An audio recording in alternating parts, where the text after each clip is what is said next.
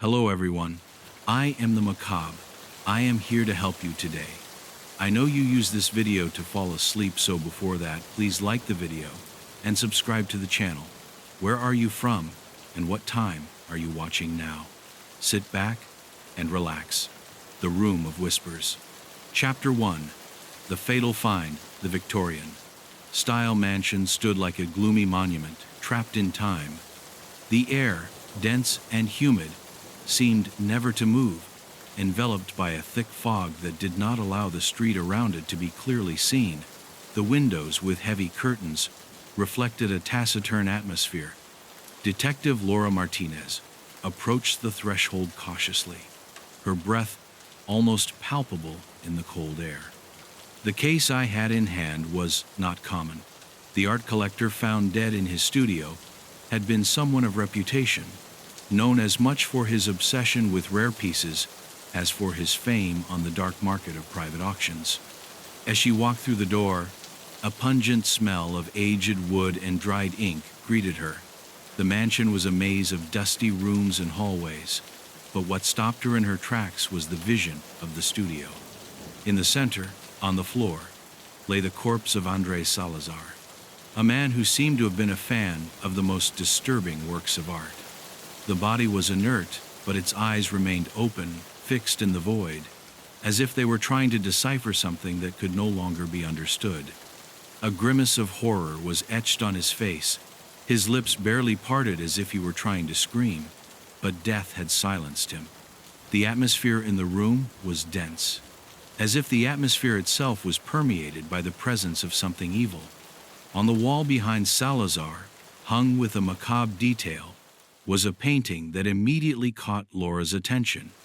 It was a work in a style she had never seen before, depicting a desolate and dark landscape, full of gray and black tones that merged into each other. But what was most disturbing was the female figure emerging from the shadows, a woman with inordinately large eyes, whose face seemed to turn slightly towards the observer, although she did not move. The intensity of his gaze made the blood run cold. The detective approached the corpse, trying to understand what had killed him, but something in that painting disturbed her deeply. It was as if the painting itself was exerting an invisible influence, an inexplicable power that ran through the room. The forensics, who had arrived shortly after her arrival at the mansion, had already begun work on the body, but Laura could not take her eyes off the painting. There was something too perfect about her, too strange, as if he was watching her rather than the other way around. Was it possible that the painting had something to do with Salazar's death? While the experts were doing their work, Laura began to explore the study further. The room was littered with books on art, old archives, and auction records, but there was something unsettling about the decor. Every corner was filled with paintings, all of them strange in some way. Some were crazed landscapes, others portraits of people whose eyes kept following her. The walls of the room seemed to be closing off the space around him, as if the mansion had a life of its own, breathing with every step he took. It was not a simple space for work or recreation. It was a sanctuary of art, and at the same time, a mausoleum. The detective took a closer look at the painting that hung over the body, unable to prevent a feeling of discomfort from running down her back. The painting seemed to contain more than just pigment on canvas. The details of the female figure were so precise, so meticulously elaborate, that she couldn't help but wonder if it was a work of great value or something darker. At the bottom of the painting, a barely visible name was signed with an elegant old letter, V. Dumas. The name was unfamiliar to him, but the aura of the painting suggested that he was no ordinary artist. As she looked at him more closely, Laura felt something strange creeping through her mind. There was a sense of attraction. Something in the play called to her, but not in a healthy way. It was a disturbing need to look more closely, to understand what was behind that gaze of the woman in the painting. But at the same time, something inside her urged her to move away, not to give in to the temptation to get closer. The feeling of being watched intensified with every second she spent in the room. Something in that painting was not right. Detective Martinez, a coroner, said, interrupting his thoughts. The corpse has strange markings. We haven't seen anything like it before. They look like burns, but not from fire. Laura approached the body and observed the marks. They were deep, as if something had torn the skin in an unnatural way. They looked like fresh scars, but the skin on the corpse showed no signs of decomposition. It was as if death had been instantaneous, but the marks were freshly made. Upon closer inspection, Laura realized that the markings followed a pattern that was repeated on the canvas of the painting, as if somehow the female figure in the painting had something to do with the man's wounds. A shiver ran down the detective's spine. This was no ordinary murder. There was no clear motive or common pattern. The victim had been an art collector, someone who had been surrounded by strange and mysterious paintings, and one of those paintings seemed to be the key to his death. Laura walked away from the scene and called her team. Something was happening in that mansion, something that went far beyond a simple crime. The elements surrounding Salazar's death seemed to be intertwined with a much deeper darkness. Before leaving the studio, Laura couldn't help but look at the painting once more, and as she did so, the woman's figure seemed to move, if only for a second. A shudder ran through his body, and he forced himself to look away, feeling a growing pressure in his chest. Somehow, I knew I couldn't ignore that painting anymore. She was trapped, and something in that place wouldn't let her escape without knowing the truth behind what happened. When he went out into the hallway, the silence was absolute. No one else seemed to have answers, only unanswered questions. As the wind hit the windows hard, Laura felt something else watching her from the gloom of the mansion. Every step she took toward the exit brought her closer to the mystery, and though her logic told her to leave it all behind, something else, something dark and tempting, it kept her there, right in front of the door of a horror far greater than she could imagine. Chapter 2. The macabre art. Laura had already walked the mansion several times, but the feeling that something was hidden within its walls was still oppressive. Each painting he found seemed more unsettling than the last, as if each one was a door to a dark abyss. The mansion was not only full of art, but of secrets. At first, the detective thought that the art collector, Andres Salazar, had been the victim of a dispute over his acquisitions, but it soon became clear that nothing in this place was so simple. Salazar's collection was unique, but so was the story behind each piece. Each painting, each canvas, seemed to carry with it an indelible mark of what was to come. Each of them seemed to be charged with a strange, dark energy, as if the souls of those who had created or possessed them could not rest. Walking through the halls of the mansion, Laura realized that art was not only on the walls of the studio, but invaded every corner. There were paintings, both large and small, hanging in the hallways, on the stairs, and in the rooms. Each painting seemed more disturbing than the last. Most of the pieces depicted gloomy landscapes and portraits of people, but they were not mere reproductions. There was something about the way the faces in those paintings looked at the viewer that made them different. Not only did his eyes seem to be made to be observed, but they seemed to be watching you back with a chilling intensity, as if they could penetrate your darkest thoughts. Laura began to examine each of these works in more detail, trying to find a pattern or some connection that could help her understand what was happening. At first, everything seemed completely normal as far as it goes, considering the origin of the collection. Many of the paintings came from private auctions, which Salazar had acquired over the years. But when reviewing the records of those auctions, Laura noticed something disturbing. The sellers of most of these pieces were unknown, or in many cases, no information about them was found. The prices of the works did not correspond to the value they would normally have on the art market, indicating that something much darker was involved in those transactions. Every time Laura passed by a painting, she felt a growing pressure in her chest. It was as if the mansion itself was watching her, as if those painted eyes were constantly following her. He decided to focus on one particular painting he had found in Salazar's studio. It was a portrait of a woman, with eyes that reflected a suffering that seemed to pierce the canvas. There was something strangely hypnotic about the work, something that caught the person looking at it in its own reflection of despair.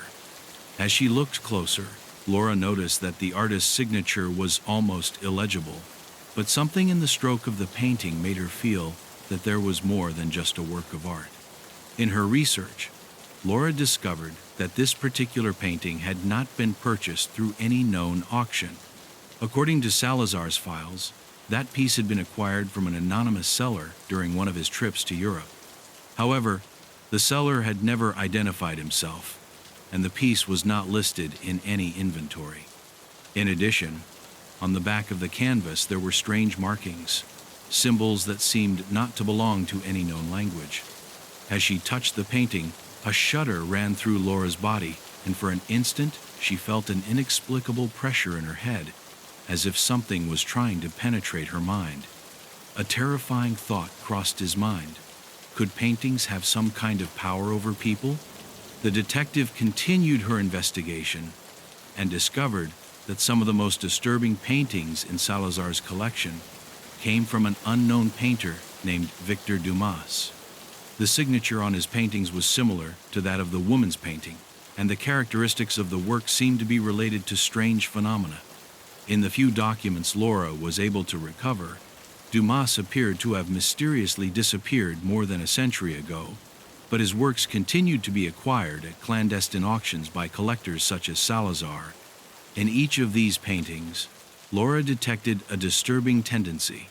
The characters depicted seemed to have an expression of anguish or terror, and their eyes were inordinately wide, as if they could see something that others could not. The mystery surrounding Dumas deepened even more when Laura found an antique item in one of the collector's archives.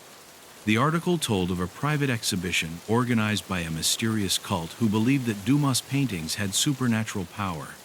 According to the article, the cult believed that people's souls could be trapped inside paintings, preserved on canvas, and that only those who stared for too long could free those souls, or worse, become trapped in the painting.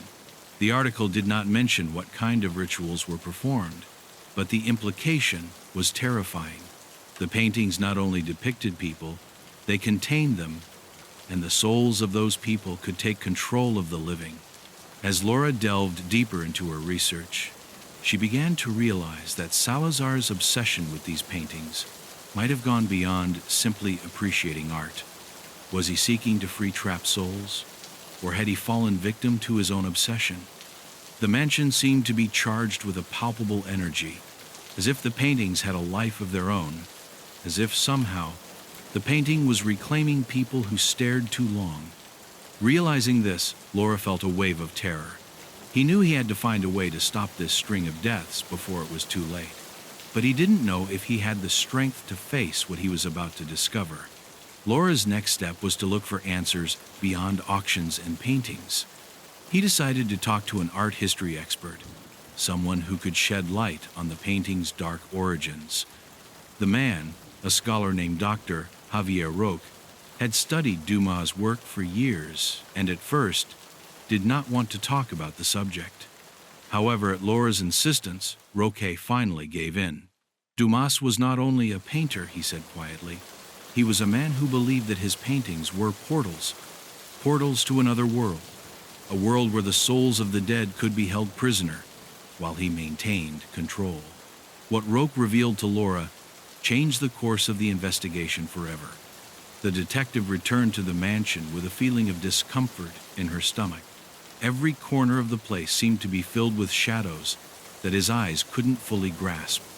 I knew there was something more to those paintings, something I couldn't fully understand. But what she did know for sure was that something very dark and ancient was awakening, and she was the only one who could stop it.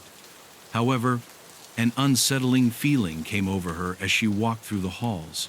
Paintings were watching her, and somewhere in the mansion, something was waiting for her to look too long. Chapter 3. The Room of Whispers. Laura couldn't help but feel that something was changing in the mansion. The presence of the paintings, which once seemed to be only a testament to Salazar's obsession, now constantly haunted her. Every portrait, every scene on those canvases, seemed to beat with a life of its own, as if the souls trapped inside were trying to communicate. With each step she took through the corridors, the walls seemed to close in, as if the mansion wanted to keep her there, to trap her in its darkness. Still, I knew I had to continue looking for answers. She couldn't afford to give in to fear, though the feeling of being watched never left her alone. It was then that, while exploring the upper floor, Laura stumbled upon something unexpected. A whisper, low and barely perceptible, reached his ears.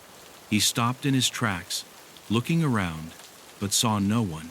The whisper came from a room down the hall. The door was ajar, and a faint light filtered in from within. Without hesitation, Laura approached, pushed the door open, and entered. The room was in complete disarray, with papers scattered all over the floor. However, what immediately caught his attention was not the papers, but a hunched figure in the darkest corner of the room.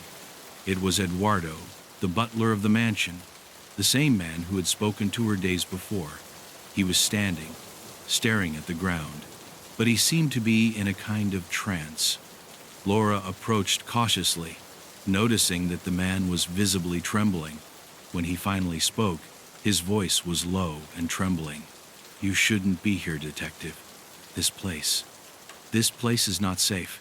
His eyes, usually filled with a distant but calm air, now reflected a palpable panic. Here is something about this mansion, something that cannot be explained. And if you go deeper, if you keep looking, he will not be able to leave. Laura tried to calm him down. "What do you know about this place, Eduardo? What are you talking about?" The man looked at her hesitantly, before stepping back and pointing toward a hidden door that Laura hadn't noticed before. "That door," he whispered, "is the Whisper Room. No one who has entered there has left the same. Some have not even come out." Eduardo's words were tangled in a trembling whisper, but Laura could understand the gravity of his warning. "The Whisper Room?" he repeated, his mind racing 1,000 miles an hour. "What's going on there?" Eduardo looked up, but his expression was one of terror. "The Whisper Room is not just a room. It is a portal, a place where paintings come to life, where the souls trapped in the paintings seek to escape, and they do so through the eyes of those who dare to look too long." Laura felt a wave of cold run through her body. She had heard about dark places, about urban legends, but nothing had prepared her for what Eduardo was describing. The mansion had begun to make sense, but at the same time, the sense of terror multiplied. Each of these paintings was not only a work of art, they were prisons for damned souls. And, according to Eduardo, the Room of Whispers was the epicenter of everything. It was the place where those souls tried to get out, seeking revenge or freedom, depending on who was looking at them. Laura couldn't stop thinking about the painting of the woman in Salazar's studio. Was his gaze just an attempt to escape, to summon someone else, someone who was willing to watch? With a mixture of caution and determination, Laura decided that she must see the Whispering Room for herself. He knew that if he didn't, he would never fully understand what was happening in that mansion. Eduardo, however, tried to stop her, stating that she should not approach that hidden door. "The paintings choose you, detective," he warned him. "And once you've been seen, here is no going back. It's already marked." Laura, her heart racing, ignored his warning. He knew he couldn't give up. He pushed the door open and went inside. The first thing he noticed was the dense air, as if the atmosphere was charged with an ancient, dark energy. The Whisper Room was not an ordinary room. The space was completely empty, except for a series of paintings that covered the walls. At first, they seemed harmless, but as they got closer, Laura began to feel a strange pressure in her chest. The eyes of the painted figures followed her, as if they were really looking inside her, looking for something. As she walked through the room, Laura noticed that the paintings didn't just show people. There were landscapes, yes, but also images of beings that seemed to have come out of the darkest nightmares. Looking closer, he noticed that each of the paintings had macabre details, small symbols or markings that he hadn't seen before, as if each work were loaded with something else, something beyond what art represented. As he passed near a portrait of a man, the air around him became inexplicably heavy, as if the painting was absorbing the energy of his surroundings. However, the most disturbing thing happened when Laura stopped in front of a particular painting, a work that had been placed in the center of the room. It was a landscape, but not an ordinary one. The painting depicted a city in ruins, with dark skies and a solitary figure walking among the ruins. But the terrifying thing was the figure in the painting. At first, Laura thought it was a simple portrait of a person wandering through a desolate city. But then she realized that this figure was not just part of the landscape. He was watching her, looking straight into her eyes with an intensity that made her feel the pressure in her head again. Suddenly, a whisper, soft but unmistakable, filled the air. "Look at me." Laura backed away, cold sweat running down her forehead. It was as if the painting was beginning to take shape, as if the souls trapped in those canvases were looking for a way out. It was a calling, a whisper desperate to escape. And when the eyes of the figure in the painting looked at her once more, Laura felt something inside her break, as if she were being absorbed by the painting itself. Before she could react, she heard a loud noise behind her, as if someone or something was moving in the shadows. He turned quickly, but saw nothing. The whisper room was silent, but the feeling of being watched had intensified. The whispers grew louder, as if the paintings wanted to talk, as if they wanted to tell him what they had been holding for so long. And Laura understood the worst of all. It wasn't just the paintings that contained souls. They also contained terrible power, something that could possess anyone who dared to watch too long. Laura was no longer sure who was looking at whom. Chapter 4. The Paintings Come to Life. As she left the room of whispers, Laura could not shake the feeling that something had touched her, something dark and palpable, something that had marked her forever. The whispers kept echoing in her mind, filling her with a sense of paranoia that she couldn't shake. Her steps around the mansion seemed heavier, as if the house itself was putting pressure on her, trying to keep her within its walls. Throughout her research, Laura had learned not to be carried away by fear, but that experience in the secret room had been different. Something had awakened in her, something she could not comprehend, but which she felt was already within her being. The sound of whispers followed her, and every time she passed by a painting, it seemed that something inside the painting moved, as if the trapped figures came to life. In his mind, Eduardo's words resonated. "Once they see you, you can't go out anymore." It was a terrifying thought, and Laura knew it for sure. She wasn't just investigating a crime. She was entering territory that even logic couldn't comprehend. However, he could not stop. The murders, the cult, the trapped souls, everything was intertwined in such a macabre way that I couldn't ignore it. Each answer seemed to lead her closer to the center of the mystery, to the heart of the darkness that inhabited the mansion. Shortly after her encounter with Eduardo, Laura was called back to Salazar's study, where the coroner had made a discovery that could change the course of the investigation. On the autopsy table, Salazar's body lay motionless, but the details of his death remained puzzling. The coroner noted strange marks on the victim's skin, especially around his neck, where unbearable pressure appeared to have occurred. At first, the marks were interpreted as superficial wounds caused by a struggle. On closer inspection, however, the coroner discovered something even more disturbing. The wounds followed a specific pattern, as if they were aligned with the figures in the paintings. Laura frowned upon hearing the analysis. The marks on Salazar's body not only corresponded to scenes from the paintings he had acquired, but also seemed to accurately reflect the positions of the characters within those canvases, as if the souls in the paintings can somehow take control of the victim's body before killing him. The coroner wasn't sure what to think, but Laura had no doubts. Something supernatural was happening, something that went far beyond simple murders, something dark, ancestral, that the paintings were revealing. Each of the deaths appeared to be linked to a particular condition, and in each case, the victims ended up with similar marks.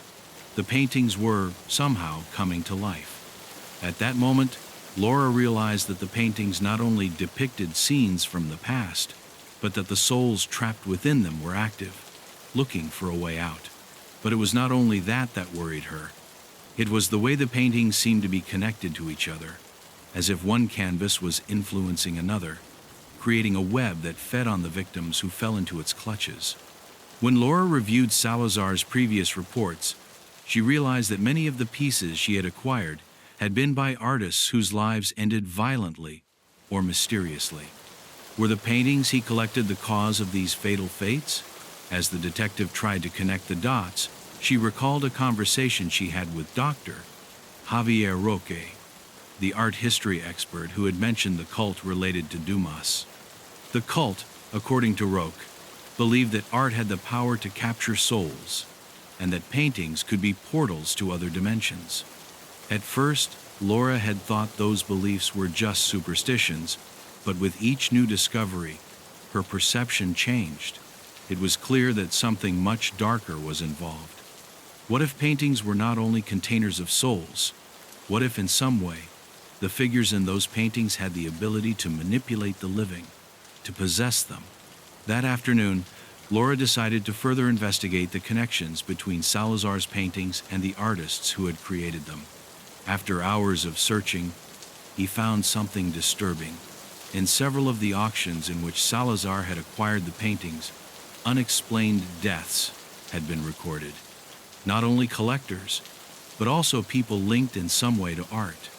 Some of them had been found dead in their homes, with expressions of terror on their faces, and the marks on their bodies matching those of Salazar's victims. All deaths followed a pattern. They had all had some kind of contact with the paintings. Something within the paintings, something beyond art, seemed to be coming to life, possessing those who dared to look. With this new information, Laura felt closer to the truth, but also more terrified.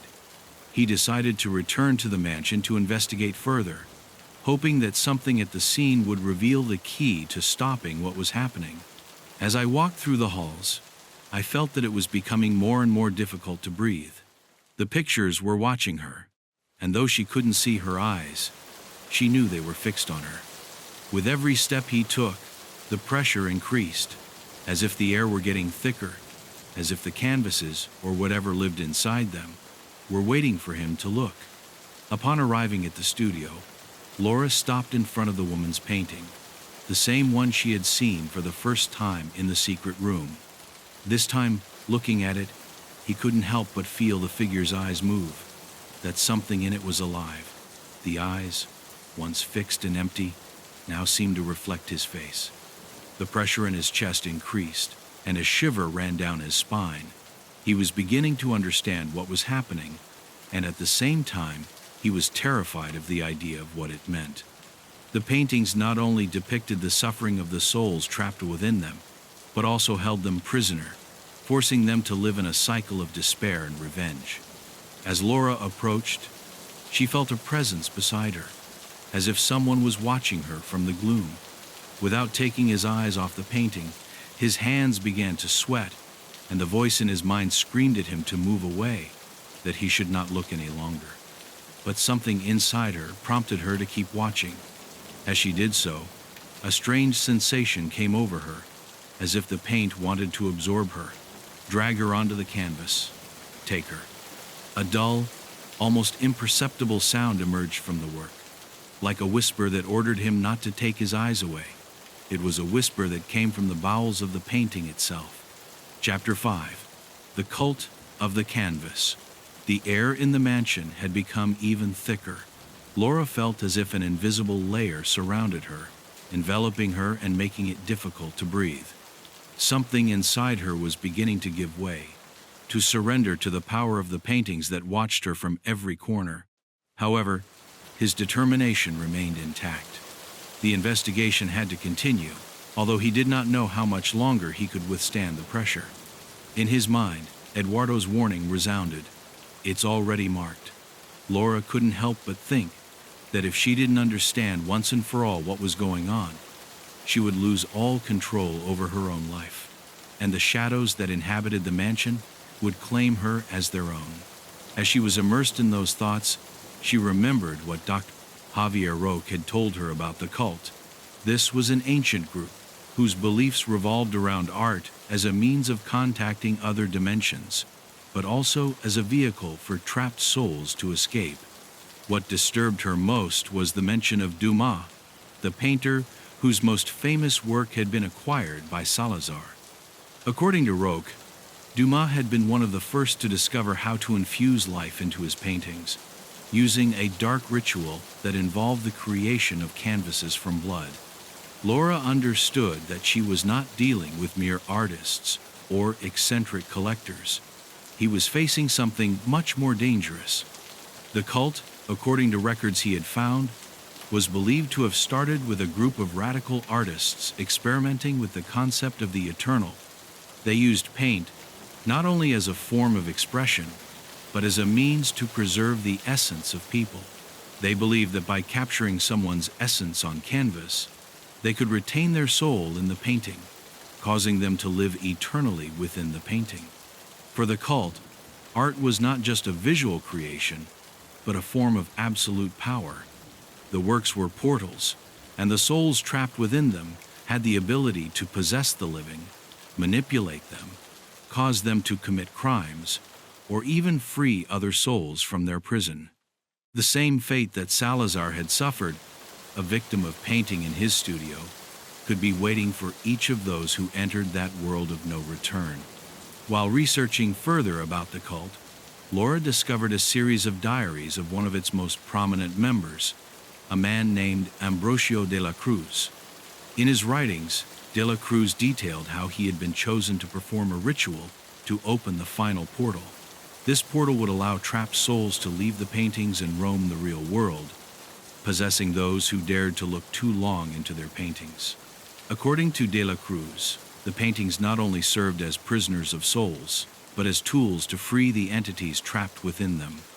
Those who looked at the paintings long enough, those who fell under its influence, were the ideal candidates to carry out this ritual of liberation. Laura felt a chill run down her spine as she read. Not only was the cult seeking to liberate the souls trapped in the paintings, but its members, through their influence, were already taking possession of people. Those unexplained deaths, those suicides and murders in the recent history of art collectors, were the result of that power. The paintings controlled people. They owned them slowly until they fulfilled their role in the liberation of souls.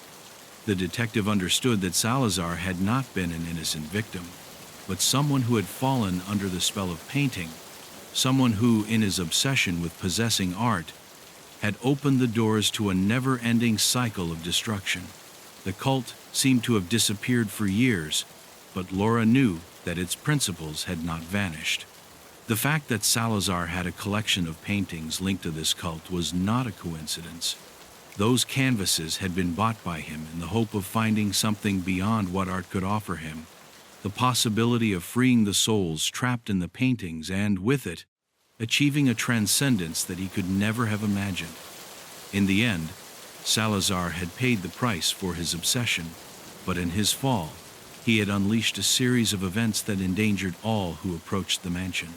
But who was behind the murders? Laura began to wonder if the cult still existed in some form, if its members were still alive, operating in the shadows. During his research, he stumbled upon something even more disturbing, a list of names, all associated with the cult, but no longer listed in official records. They were people who had disappeared without a trace, whose families never received answers.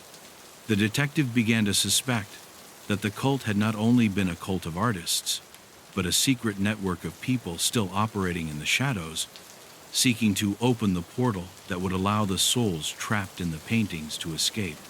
Laura was forced to investigate further the connection between the cult and the objects Salazar had collected, and soon discovered something even more disturbing. One of the oldest paintings in the collection, a painting of a man on a doorstep, seemed to be the centerpiece of the cult's ritual. Not only was this work the most powerful, but it was also linked to the disappearance of several key members of the original cult. Laura knew that if she could find that painting, she might be one step closer to understanding how to stop all of this. The problem was that no one knew where he was. The painting had disappeared from the mansion years ago. In the midst of her investigations, Laura decided to go find one of the few survivors of the cult, an old man named Manuel Escobar, who had been an important member in her youth. Escobar lived in seclusion in a small town on the outskirts of the city, and although he was already in the last stage of his life, he had maintained a strange silence about his relationship with the cult. The detective delved into her world, looking for answers. Escobar didn't say much, but in his eyes, Laura could read the fear, the same feeling that something was chasing him, something he could never escape. The paintings should not be touched, Escobar murmured, before falling into a deep sleep from which he would never wake up. Her death, although peaceful, could not prevent Laura from feeling closer to the truth. Escobar had tried to warn him, but his words were not enough. Now, everything pointed to the lost painting, the only one that could stop this nightmare. Laura knew that the final confrontation was approaching. He must find that canvas, or he would lose everything he had struggled to understand. Chapter 6. The First Whisper. The mansion seemed to have changed. Although Detective Laura Martinez still walked its corridors with the same determination, something had mutated inside her. His connection to the house had deepened, but not in the way he had hoped. The shadows were longer than usual, and the silence sometimes became deafening, as if the mansion itself was lurking, waiting for him to make a mistake, waiting for his resistance to fall. But the worst thing was the constant feeling that something was watching her, something she couldn't see or hear, but she knew was there, a presence, a whisper. One afternoon, as she scoured the second floor for additional clues, Laura stopped in front of an oversized portrait she had never noticed before. The painting showed a man in an imposing posture, with a piercing gaze that seemed to follow her wherever she moved. As his eyes fixed on the image, an inaudible whisper, low and slurred, reached his ear. The sound was so subtle that he thought it might have been a figment of his imagination. But when he listened again, he was sure someone was whispering something to him from the painting. The cold ran down his back. Confused, Laura moved closer to the painting, but the whispers died away instantly. The detective's ears filled with absolute silence, but Escobar's warning resounded in her mind. Don't look too hard. However, he had. The presence around her had intensified. It felt as if the very walls of the mansion were whispering dark secrets.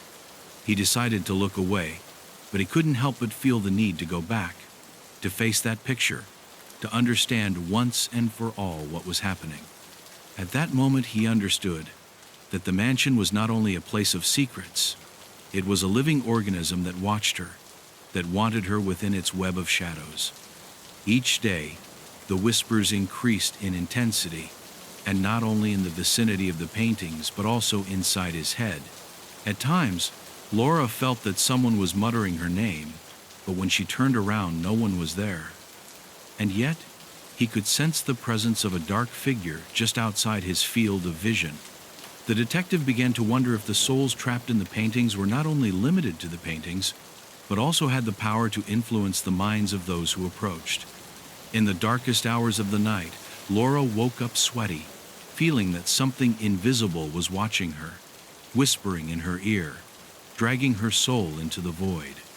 Laura decided to consult with the coroner, convinced that there was something else behind the deaths, something that could not be seen with the naked eye. During her last visit, she showed him one of the marks she had found on the corpses, one that seemed to match those she herself had seen in the paintings. The coroner, a man of great experience, was visibly upset. He had noticed the same thing. The marks were not caused by weapons or physical violence, but seemed to be impressions of something else, something supernatural. Although logic dictated that there must be a rational explanation, the weariness and anguish of research began to undermine his skepticism. As the days passed, Laura found herself more and more trapped by the whispers. He heard them even when he wasn't in the mansion. When he returned to his apartment or walked the streets of the city, he found it difficult to concentrate on his work. The voices inside his head seemed to become sharper, more urgent. They said his name over and over again, and each time he stopped to listen, the tone of the whispers grew deeper and closer. It was as if she was being surrounded by the trapped souls, as if they were trying to communicate with her, transmitting something she couldn't comprehend. One night, when Laura was sleeping in the mansion, the whispers woke her up suddenly. He opened his eyes, but there was no one in the room.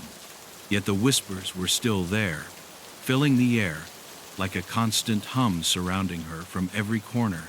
Suddenly, his vision was distorted. The walls of the room began to move, undulating as if alive. The painting on the wall became deformed, and the figure of the man who had previously observed her began to smile at her with an expression of malice. The figure's eyes seemed to be fixed on her in an almost personal way, as if she were part of some dark plan. The whisper that came from the painting called her name in a deep, guttural voice. "Laura, you have no idea what you are about to release." She woke up suddenly, sweaty and trembling, the echo of the whisper echoing in her head. Something inside her had changed. The fear I had felt before had been transformed into a mixture of despair and resignation. She was trapped in a web of darkness that she couldn't fully comprehend.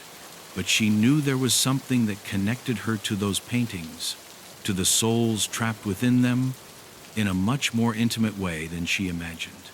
He couldn't escape the whispers.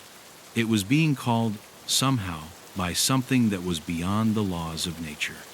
He decided that he should investigate the history of the previous victims further, looking for any clues that would help him understand how to stop the cycle. During his searches, he discovered something disturbing. All previous victims, without exception, had begun to hear whispers before they died. Reports mentioned that the victims were not only dying violently, but seemed to have been lured into their deaths by an invisible force, as if something had summoned them. As Laura analyzed these cases, she realized that the pattern was clear. All the murders were related to the paintings, but they were also related to a presence, a soul, or many. Laura began to fear that the whispers were not just a manifestation of trapped souls, but a kind of call, a call to join them, to become part of their world. I knew I was in danger, but I also knew I had to continue. There was something inside her that told her that the only way to stop it all was to confront it, understand what was happening in the mansion, and ultimately, how trapped souls could be freed before it was completely consumed. One day, while going through more records of the former cult members, he found one last mention of a secret place in the mansion, a place where the final ritual would take place, where the portal that linked the souls trapped in the paintings with the real world could be opened once and for all. That place was not only the key to understanding what was happening, but also the last chance to stop the chain of deaths and free souls before Laura herself fell under their influence. Chapter 7. The Vengeance of Souls. The mansion seemed to pulsate with a life of its own. Every corner seemed to whisper, every crack and shadow a warning. Laura didn't know if it was her mind, or if the place really had a palpable power, but every step she took within its walls brought her closer to the truth and farther from her own safety. The fear had morphed into something much deeper, something that even she couldn't understand. She knew that the souls trapped within the paintings were watching her, and with each passing day, it seemed that their influence was becoming more powerful. Laura felt her body fill with a strange uneasiness, as if an invisible weight had begun to take hold of her. Every time I looked at a painting, something changed. Not just the whispers, now the image itself seemed to move, distort, as if the eyes of the painted characters could see beyond the canvas. In the darkness, when the shadows danced in the mansion, Laura could see the faces of the previous victims. They were there, but they were not complete. His empty eyes reflected eternal suffering, a pain trapped in time that could only be released by someone willing to break the cycle. Laura was convinced that these souls wanted revenge, but not only on their murderers. They wanted to break free from their torment, and to do so, they needed someone else to take their place. While researching the ancient rituals of the cult, Laura discovered a series of writings that mentioned a terrifying phenomenon. The influence of the souls trapped in the paintings could extend beyond the walls of the mansion. The survivors of the previous rituals, those who had been marked by the paintings, were manipulated by the trapped entities. These entities, unable to achieve their freedom, began to influence the living, pushing them to commit violent acts. The detective then understood that not only the paintings were dangerous, but also the people who had already been touched by that darkness, those who, in some way, had been too close to the painting and had been possessed by its power. Laura knew that she was not safe, that souls would not leave her alone. He began to experience strange things in his daily life. As she walked around the city, she met people who stared at her, as if they recognized her. At times, she felt the pressure of being watched, as if the eyes of the dead followed her at every turn. Even in her apartment, in the loneliest hours, she felt that something was moving, that someone was stalking her in the shadows. The whispers not only came from the paintings, but also appeared in his mind, in his dreams, even in his daily life. I couldn't escape them. I was trapped. One night, after a long day of research, Laura returned to the mansion. I had a feeling that something important was about to happen, something that would change the course of the investigation forever. As she entered the hall, the mansion greeted her in complete silence. But there was something else in the air, something dense, heavy, as if the air itself is charged with dark energy. Suddenly, one of the paintings in the living room began to shake slightly. The detective approached, almost hypnotized by the movement of the canvas. It was then that she heard the clearest whisper yet, a deep, slurred voice that called her name. "Laura, you are one of us now. Come and set us free." The feeling of being watched became unbearable. Laura turned on her heels, trying to flee, but the mansion seemed to close in on her. The whisper multiplied. It no longer only came from a painting, but from everyone around him. Voices intertwined, trapped souls clamoring for their release. At that moment, Laura understood that she could not escape them.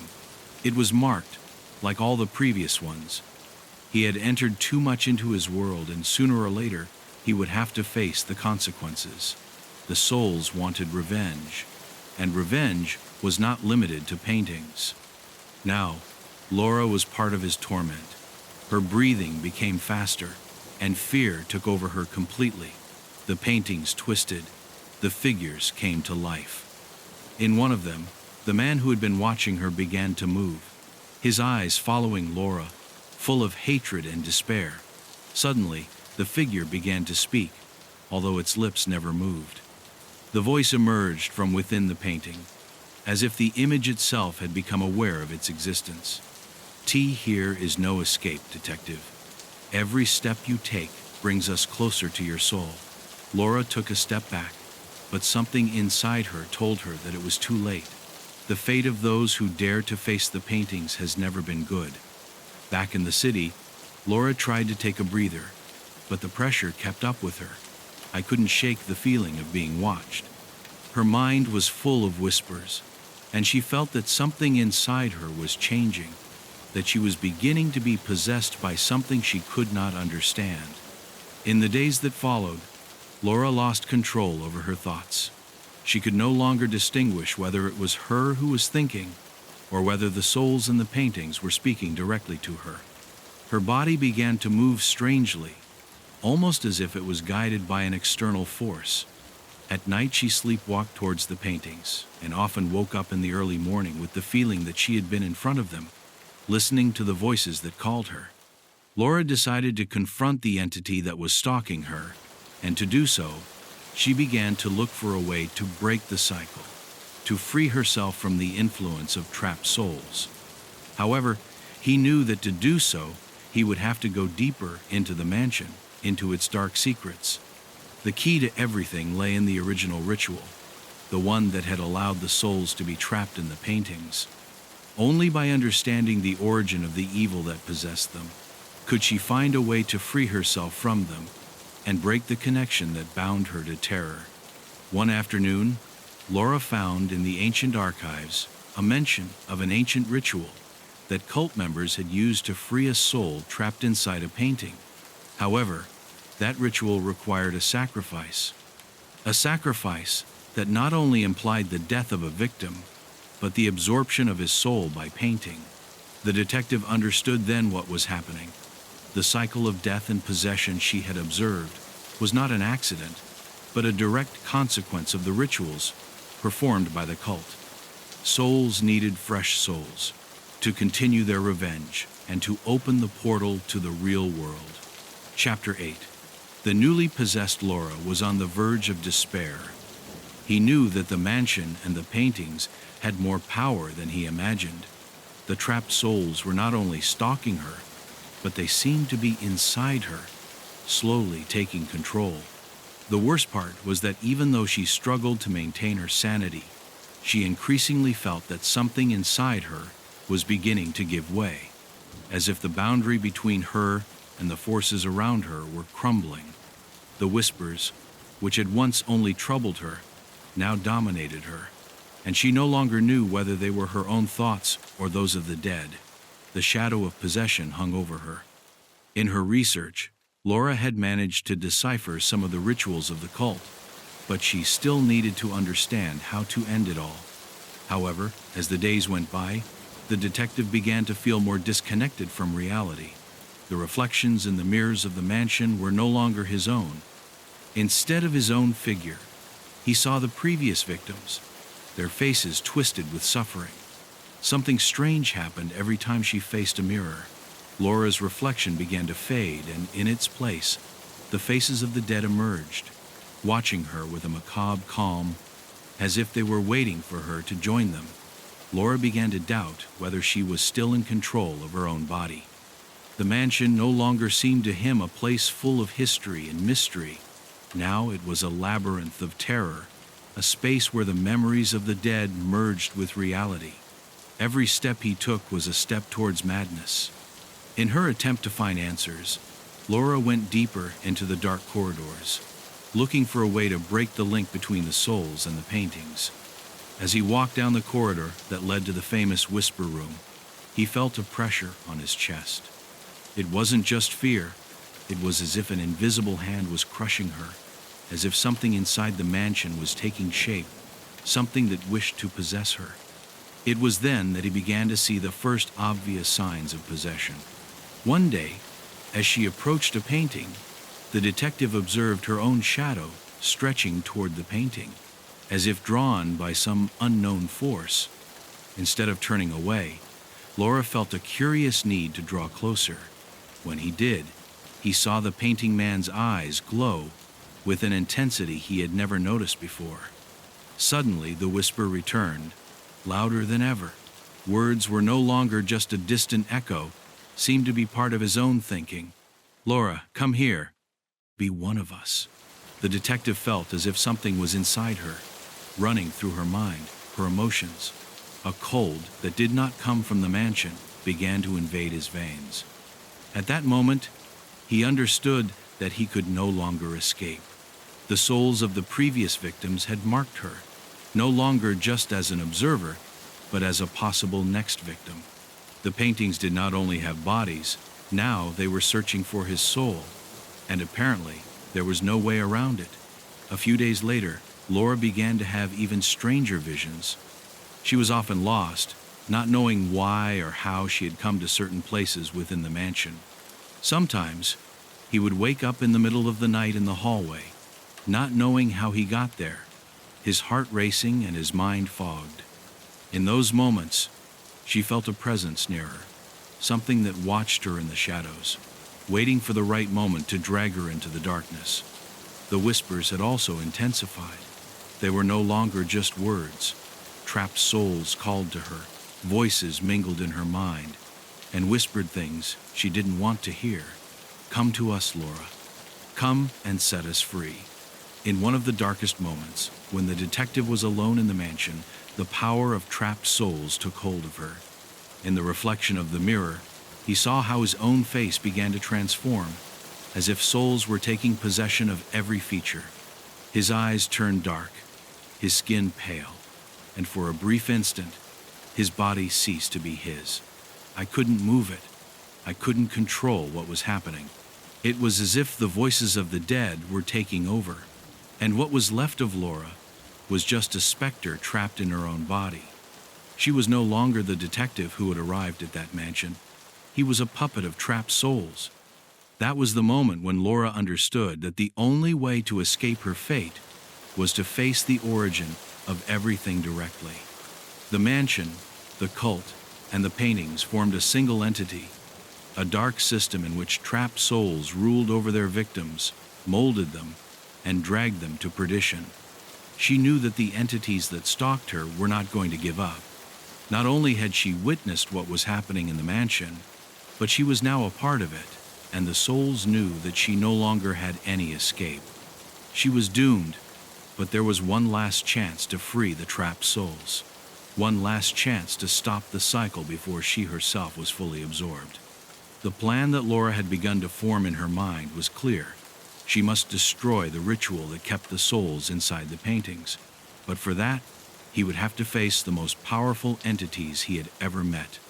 It was not enough to confront the mansion or the paintings. He needed to destroy the very essence of the cult, to sever the tie that held them together. To do so, he would have to enter the Room of Whispers, that place that the servant of the mansion had mentioned to him so many times, where the power of the cult was consolidated, where the rituals began and ended. As she moved forward, Laura felt her mind slide into deep darkness, as if she were being dragged into the abyss, but he couldn't give up. She was no longer just a researcher looking for answers. Now she saw herself as the last hope to stop the cycle of death and possession. He was not only fighting for his life, but for the souls caught in the damned cycle. If she didn't, the souls wouldn't be freed and she would be trapped as one of them, one more of the shadows that would inhabit the mansion forever. Chapter 9. The last painting. Laura no longer recognized the face she saw in the mirrors of the mansion. It was an alien reflection, a figure that belonged only half to him. Her eyes, once filled with determination, were now empty, as if she had surrendered to the darkness around her. The voices that tormented her at all hours no longer frightened her. Rather, they had become a constant presence in her mind, like a thick fog that enveloped her, controlling her thoughts. She knew that time was slipping away from her, that every minute she spent inside that mansion brought her closer to an irreversible destiny. Somewhere inside her, trapped souls were calling out to her, and she couldn't ignore them. The last painting Laura had found in the collector's studio, one she had never shown to anyone, remained at the center of her thoughts. This painting looked different from all the others.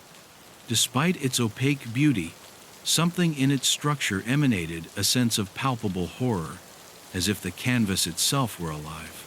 The painting showed a human figure, but it was not just any figure. The painting seemed to distort every time Laura approached, as if the lines and shadows changed subtly. Occasionally, she could see something inside the eyes of the painted figure, a flash of life that did not belong to the painting, but to someone or something much older and darker. The collector's studio had been a trap, a stage carefully set up to attract those who were too interested in the paintings. The paintings were meant to be observed, but not for long. The more Laura spent in the mansion, the more she understood what had happened. The collector had been one more victim of trapped souls, a man who had believed that the paintings were his passport to a form of immortality, without understanding that what they truly trapped was the soul itself. The collector had died, but his soul, like those of the others, was still alive inside the canvases. Every night, Laura woke up with a sense of growing despair. The whispers no longer only came from the paintings, but also from the walls, from the air itself. The mansion, like a living organism, was breathing heavily. And with each breath, the trapped souls took over more of her. But the scariest thing of all was that Laura began to feel that she was no longer alone. The voices were calling out to her not only to release their souls, but to replace her, to take your body, to use it as a vehicle into the real world.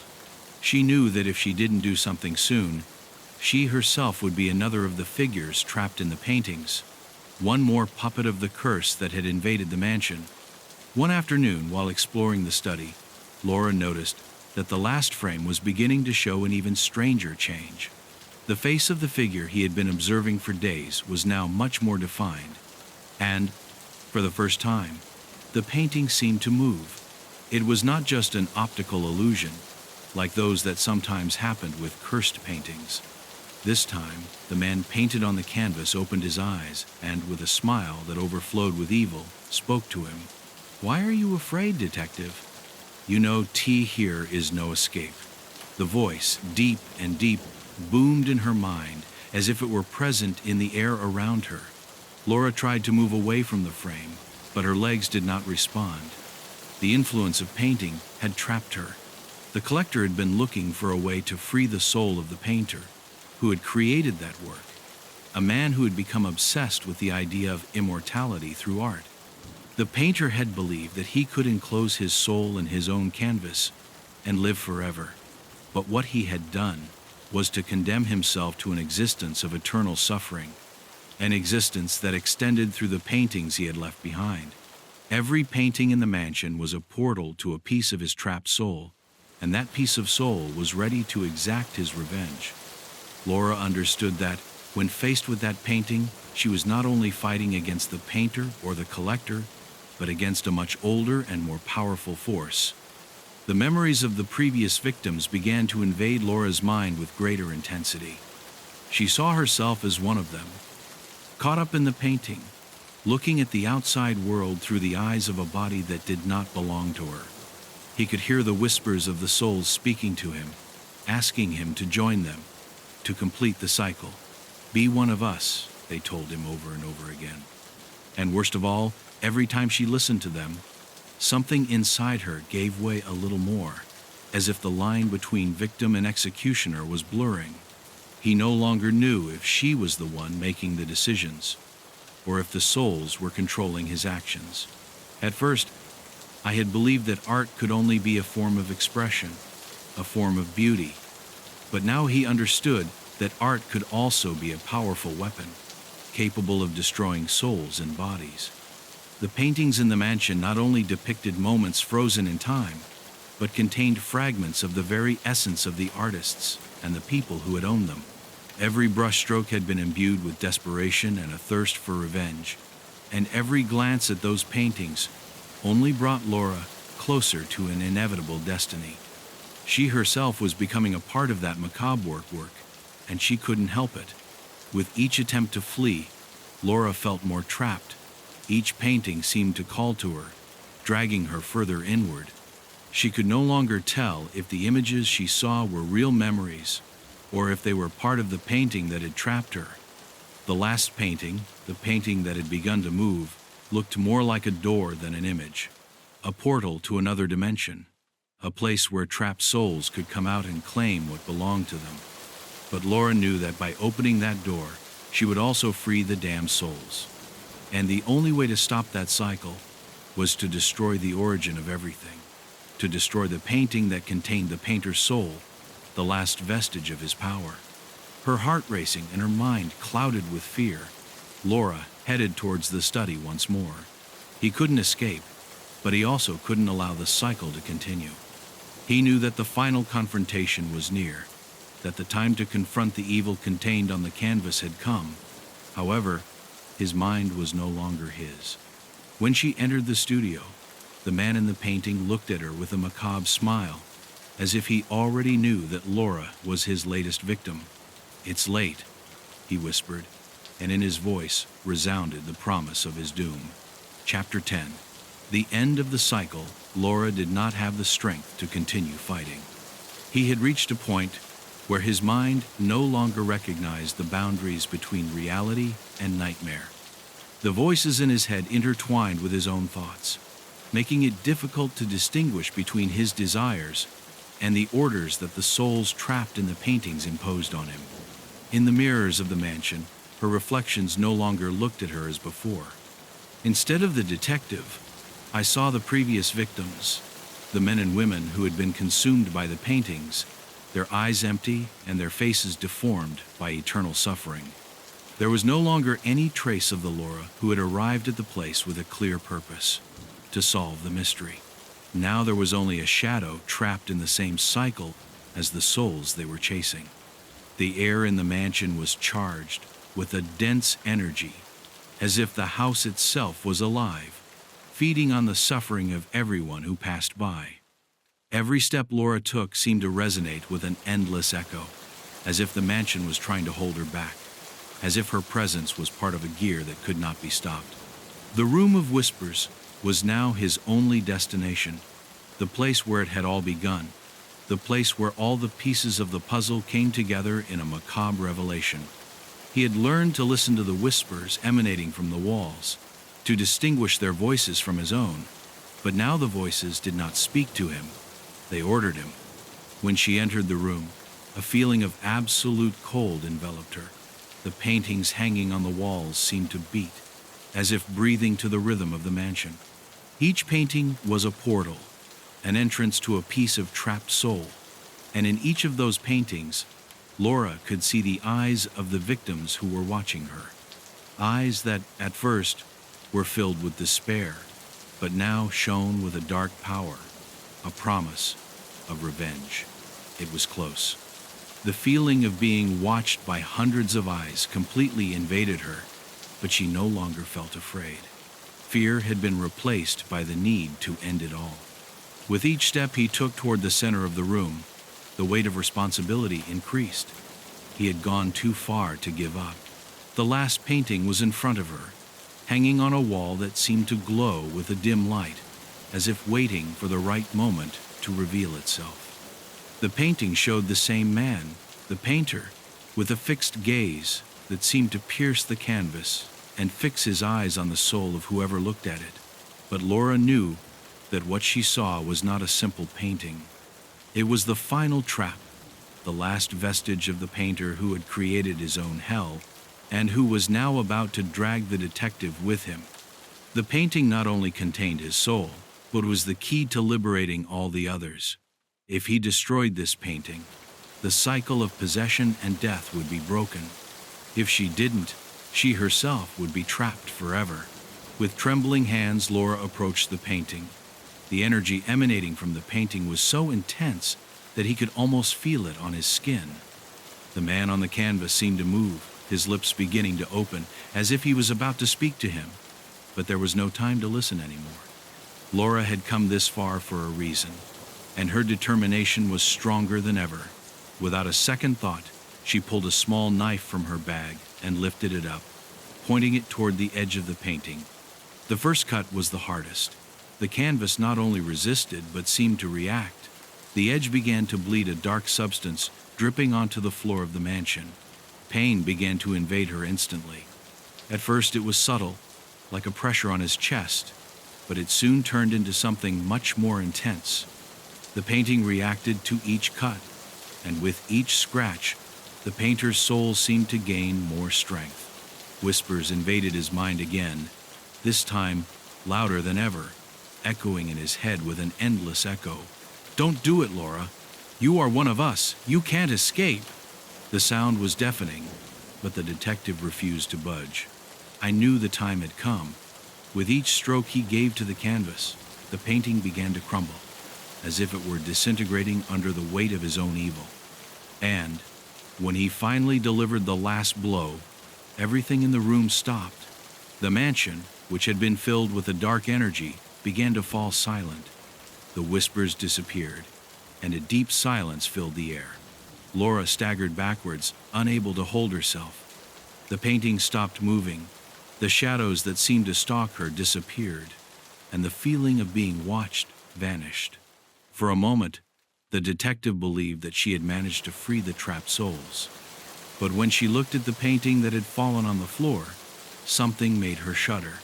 In the place where the figure of the painter used to be, there was now a void.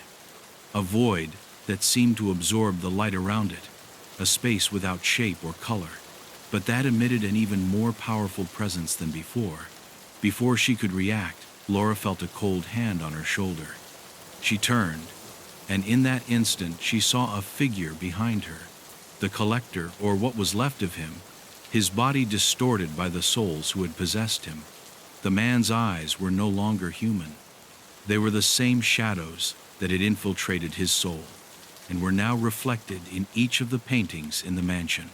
"You thought you had made it?" the collector said in a voice that seemed to echo all the victims. "But the cycle does not end with the destruction of a single painting, detective.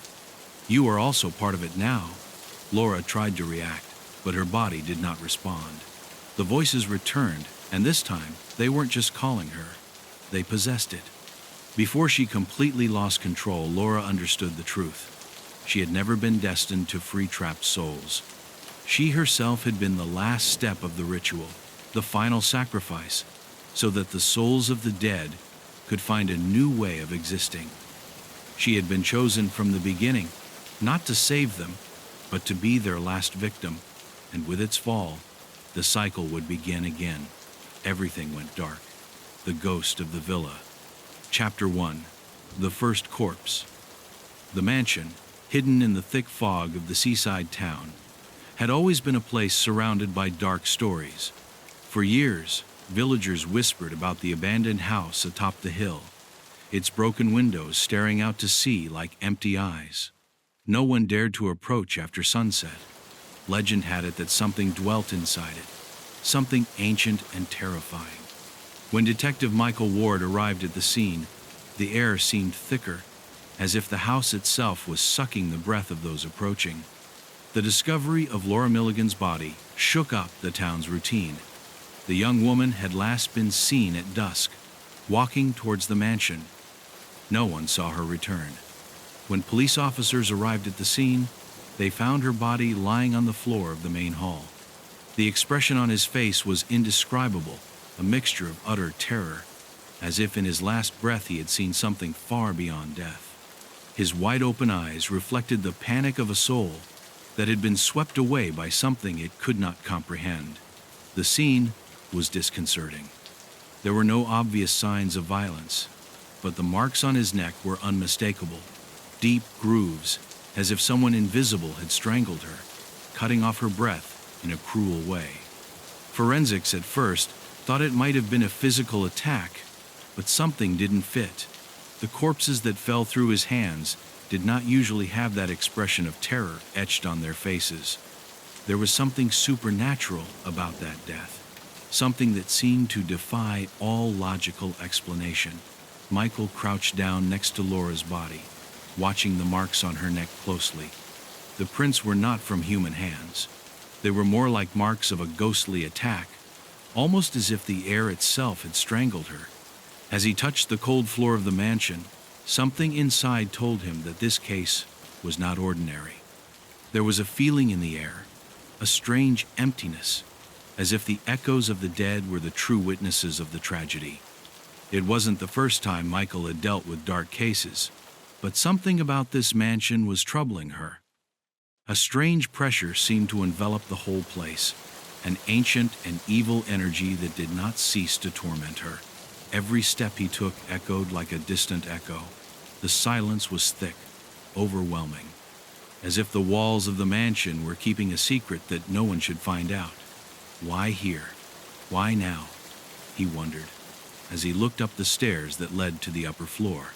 Something told him that it was not the last death. The detective took a closer look at the room, looking for any clues that might explain the scene. On one of the walls near the fireplace, he saw a strange inscription. The words didn't make sense at first glance, but the way they were written, with ink that seemed too fresh to be old, sent a shiver down his spine. As he touched the wall, he felt a subtle, almost imperceptible vibration, as if the house itself were pulsating with life. The mansion, like a being, watched her, waiting. At that moment, a member of the police approached with a folder in hand, interrupting his thoughts. "Detective, we have found something strange in the young woman's footprints. They are not common brands," he said in a nervous voice. Michael took the folder and looked at a photograph of the footprints. They were deep, but not like the footprints of an attacker.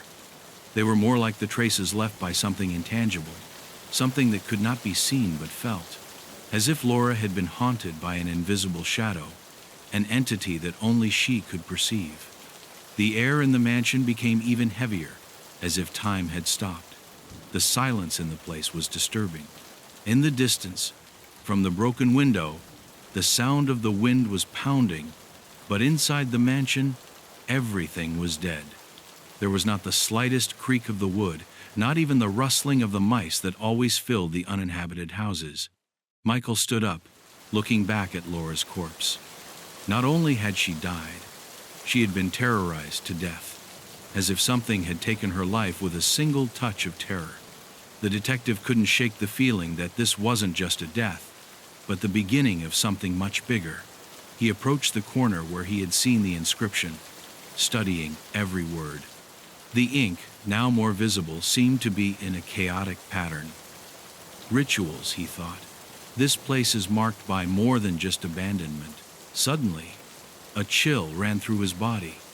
The mansion was alive, and its halls held memories of ancient summons and dark forces. A faint sound roused her from her trance, like the creaking of the wood on the upper floor. Michael looked up the stairs again. I knew I had to go up. Something was waiting for her up there. As he approached the stairs, a gust of icy air passed across his face, causing him to pause for a moment. The air seemed denser, heavier, as if something invisible was watching her. The feeling of being watched was palpable. Michael took a deep breath, determined to face whatever was lurking in the mansion. At the bottom of the staircase, the second floor was in shadow. The light from his flashlight could barely penetrate the darkness that enveloped everything, and in that absolute silence, something told him that the real horror was yet to begin. With firm determination, he climbed the steps. Upon reaching the end, the mansion seemed even more disconnected from the outside world. The corridors stretched infinitely, as if the space had no end. And somewhere, deep in the house, something was waiting, ready to reveal its terrible secret. What had happened in that mansion? Why had Laura died in such a strange way? And more importantly, who or what was behind the shadow that hung over the people? The mansion had awakened, and now Michael Ward had to find out who or what had unleashed his curse. Chapter 2: The Village Ghost. The village's past was a blurred shadow, barely remembered by the elders, but the stories of Elias Grimshaw, the man known as the village wraith, still hung in the whispers that crossed the market or the square. It was said that Elijah had come to the town generations ago, without anyone really being able to remember how or when. He was a strange, lonely man who lived in the mansion at the top of the hill, and whose name was associated with the worst legends of the place. No one wanted to talk about him, let alone out loud. The oldest in the village avoided his name as if somehow by pronouncing it, they were unleashing something dark. Michael visited the village library, where dusty and forgotten books kept stories from Elijah's time. The villagers always said that Elijah Grimshaw had been accused of witchcraft and occultism, and although his guilt was never proven, his reputation was only fueled by rumors and superstitions. According to the testimonies of the time, Elijah had begun to practice dark rituals, seeking to summon the dead and control the forces that inhabited the afterlife. For years, It was rumored that Elijah had made pacts with unseen entities, beings beyond human comprehension, in hopes of gaining power over life and death. Records of her life were sparse, but what Michael found was enough to baffle her. Elias had been born into a humble family, but he soon rose through the ranks of the village society due to his knowledge of medicine and alchemy, disciplines that were then considered almost magical. Over the years, stories about him began to take a sinister turn. He was said to spend entire nights in the mansion, drawing strange symbols and performing rituals in the dark, accompanied only by the light of red candles. Villagers who dared to approach the mansion at night swore that they had seen shadows move inside or heard whispers coming from deep within the building. One of the most persistent legends told of a ritual that Elijah had attempted to perform to bring his wife, Amelia, back from the dead. Amelia had died years earlier under mysterious circumstances, and Elias had not been able to get over the tragedy.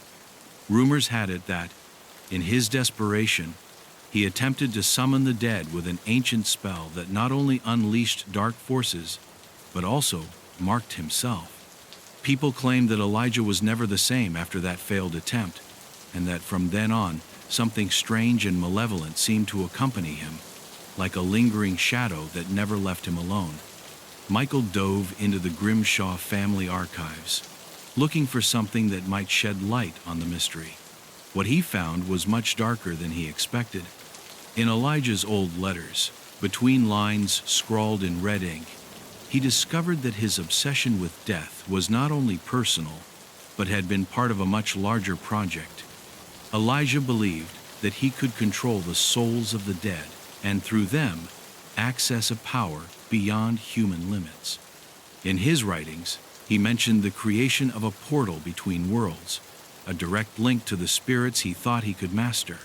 Elijah had apparently used the mansion as a center to conduct these experiments.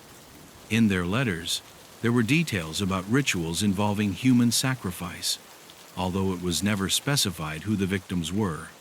However, something in his writing indicated that the people involved did not simply die. Their souls were dragged away, trapped in a limbo between life and death. Michael realized that the mansion had witnessed many more horrors than the town could imagine, and that perhaps the recent deaths were not mere accidents, but a continuation of what Elijah had begun. But most disturbing of all, as Michael traced these rituals, Michael discovered that Elijah had not only summoned the dead, he had made a pact with them. The record spoke of the other side, a dimension beyond life, where the lost souls of the dead wandered in a state of eternal torment. Elias, it seemed, had managed to open a door between those two worlds, and in his desperation to bring Amelia back, he had sealed his fate, a direct connection to those beings who were now, in some way, seeking revenge. Michael couldn't help but wonder if the mansion had been built on this very portal.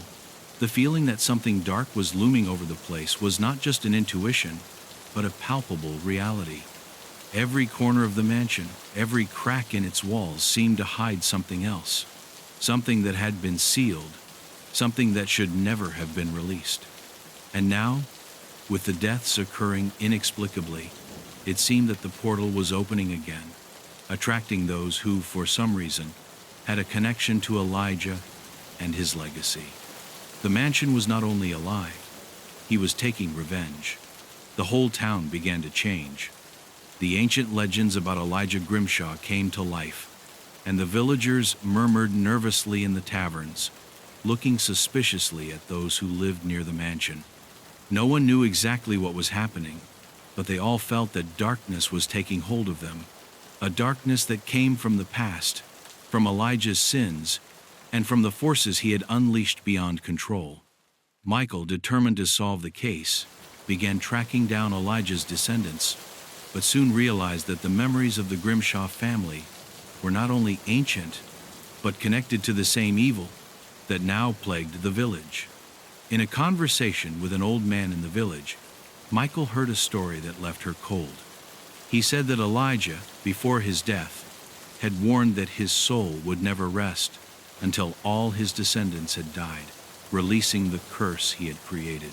This seemed impossible, but the old man swore that Elijah had left a clear message.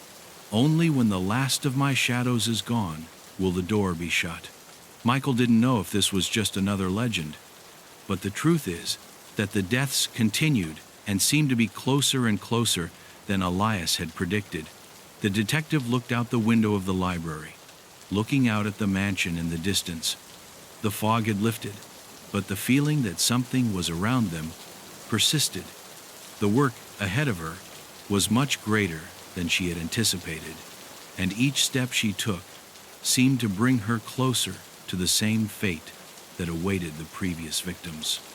As the wind blew strongly, Michael knew that the only way to stop this madness was to face what was really going on in the mansion and unravel all the dark secrets that Elias Grimshaw had left behind. Chapter 3. Shadow Rituals. The night Michael entered the mansion for the second time, the air was thick and charged with a tension that seemed palpable.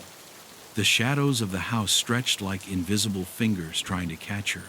The detective couldn't get the stories she'd heard, or the fragments of letters she'd read in the library, out of her head. Every corner of that mansion seemed to have a dark purpose, a purpose that he couldn't fully understand. He knew that he had to continue, that the truth was there, hidden in the corridors that time seemed to have forgotten. As he entered the main room, the same room where he had found Laura's body, Michael noticed something strange. Through the cracks in the walls, he could see subtle marks on the floor, as if someone or something had dragged something heavy across the room. At first he thought they were simple footprints, but then he realized that they didn't belong to any human being. There were no feet or shoes, just the impression of something that slid, as if the air itself had left a trace. Silence enveloped the whole place, but now she felt that the walls were watching her. Determined not to be intimidated, Michael began to inspect the mansion more closely. As he walked down the hallway, he found a door hidden behind a dusty curtain. The door was not in the plans, and its presence was not mentioned in the mansion's records. Intrigued, the detective opened it carefully. Upon entering, he found a small room that seemed to have been sealed off decades ago. In the center of the room was a table covered with strange and ancient symbols. Some looked familiar, but others were completely unknown. They were painted with something that looked like dried blood, and their vibration was unsettling, as if the very energy of the place was concentrated there. On the table, there were a number of objects that Michael could not identify. A circle of black candles was arranged around what looked like a makeshift altar. The candles, although extinguished, left a trail of ash that did not seem natural. In the center of the altar was a stone, carved with more symbols, which shone faintly in the darkness. Michael looked closely at the stone and realized that it was no ordinary stone. There was something about her, a latent energy that seemed to connect her to the very heart of the mansion. She felt a pressure in her chest, as if the house itself was stalking her, waiting for her to make a mistake. Near the stone, Michael found a series of old leather-bound texts, written in a language he had never seen before. Some of the passages were so disturbing that they gave him chills just by reading them.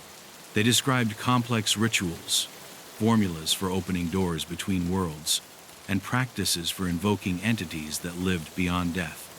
As she turned the pages, the detective began to see a recurring pattern.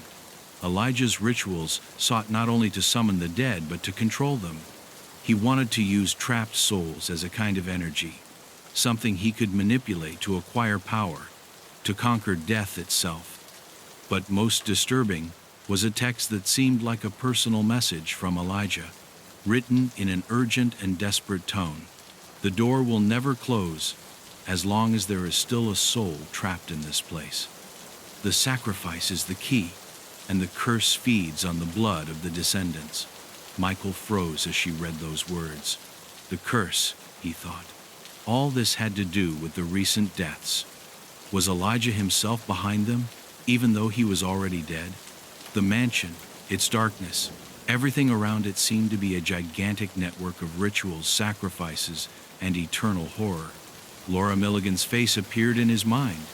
with that expression of absolute terror. The marks on his neck, the footprints on the ground, all pointed to a pattern. The deaths were connected, not just by the place, but by the curse Elijah had left behind. A sacrifice had to be fulfilled, and somehow, everyone who had a relationship with Elijah, even indirectly, was part of the same game. The detective looked at the footprints on the floor of the secret room, and a shiver ran down her spine. He knew that the final sacrifice must be about to happen, but he still didn't know who the victim would be.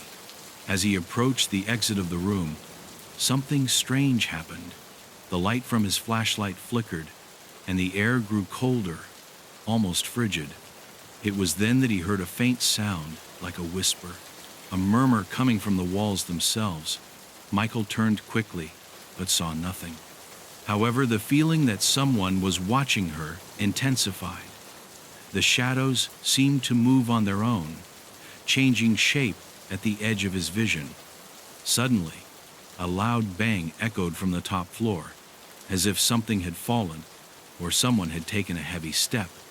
Determined not to give in to fear, Michael quickly climbed the stairs, feeling that the mansion was alive, and that everything he had done so far had only been a prelude to what was about to happen.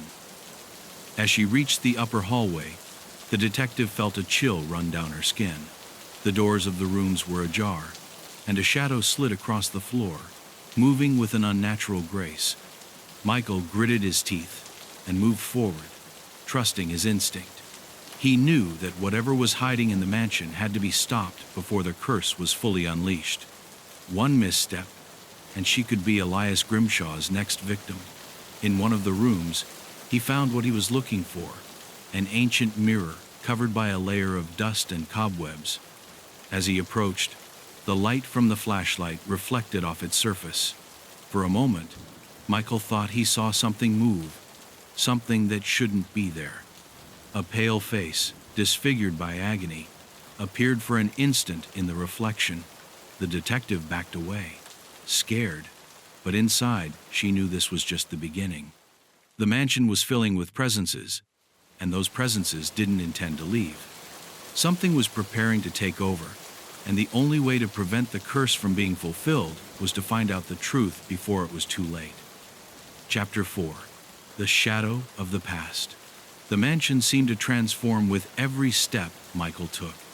Every corner, every shadow, spoke to him of buried secrets and trapped souls still whispering from the cracks of time. The detective, feeling the weight of the darkness around her, delved deeper into the story of Elias Grimshaw. There was something in her past that, although diffuse, disturbed her. Elijah had not come to the village by accident, and what he had done in life had left deep scars on the inhabitants, some of whom were still bleeding silently. Michael needed to know more.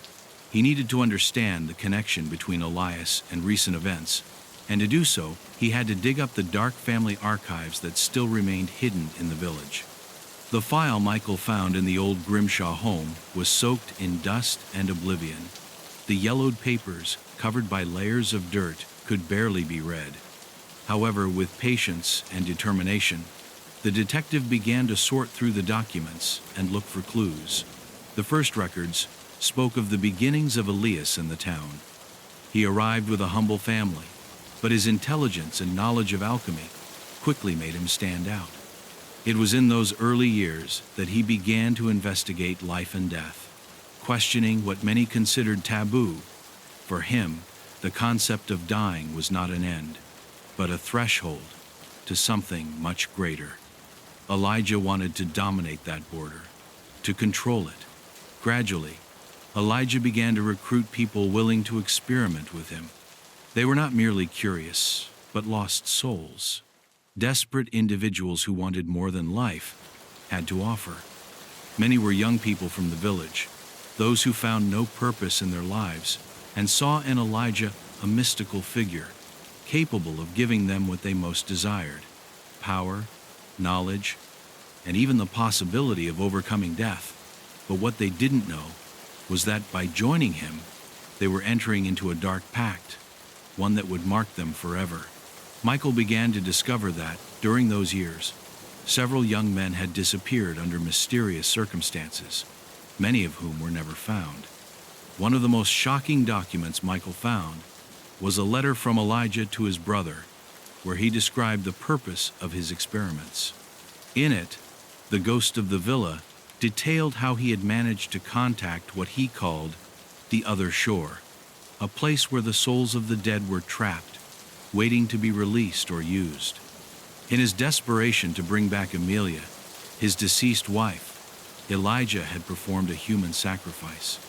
The letter indicated that the ritual had failed, but that something far more sinister had been unleashed. The connection to the world of the dead had been left open, and the forces that dwelt there began to influence the living. Elijah felt that something was coming, that death and life were more intertwined than he had ever imagined. As he read, Michael noticed that Elijah himself seemed to have belatedly grasped the magnitude of what he had unleashed. In his letters, his words went from despair to arrogance, and then to absolute resignation. He knew that he could no longer stop what he had started, and that the price for his experiments would be higher than he had calculated.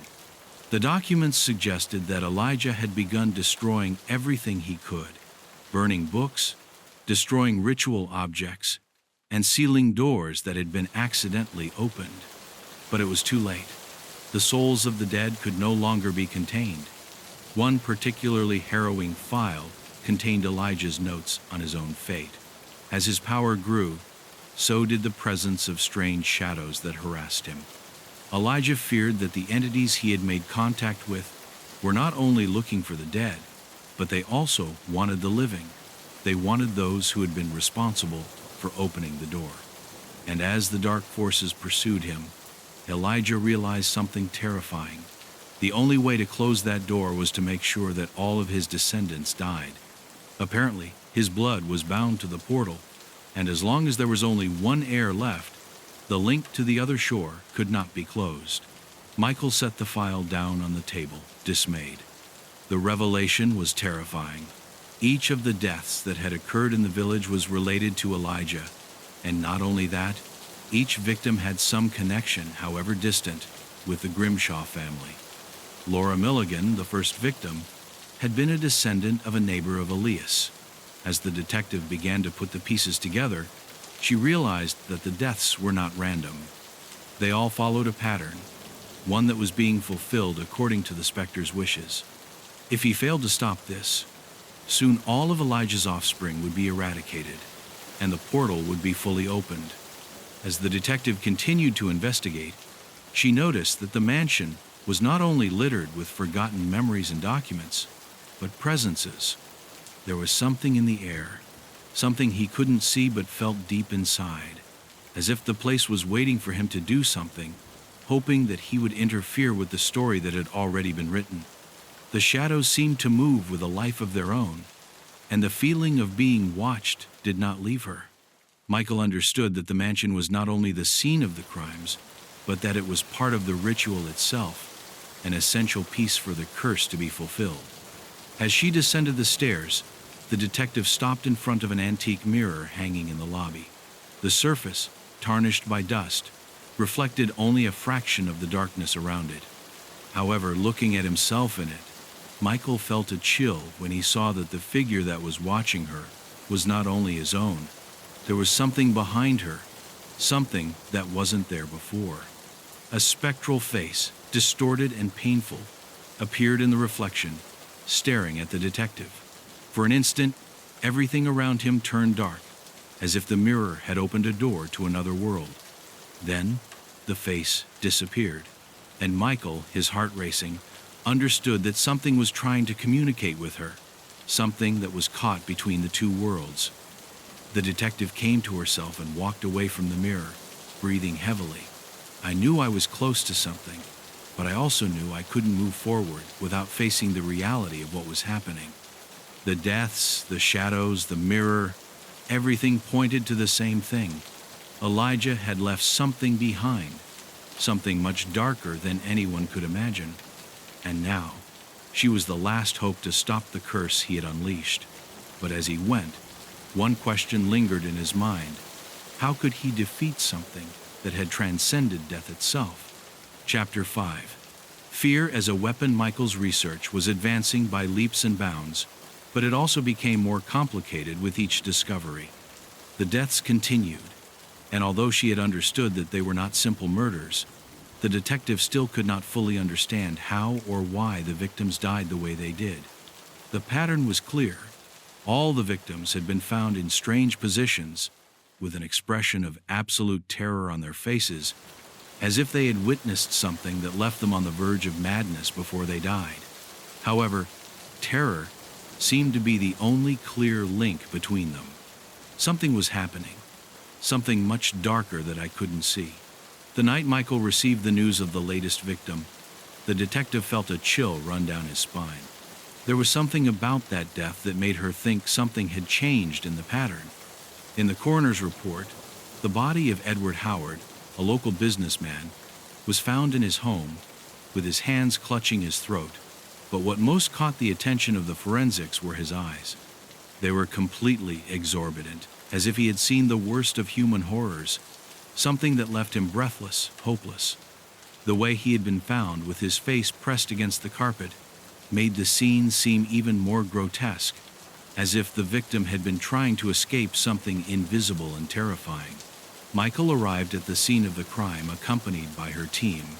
As she walked through Edward's house, an oppressive feeling came over her, as if the air was laden with more than just dust and desolation.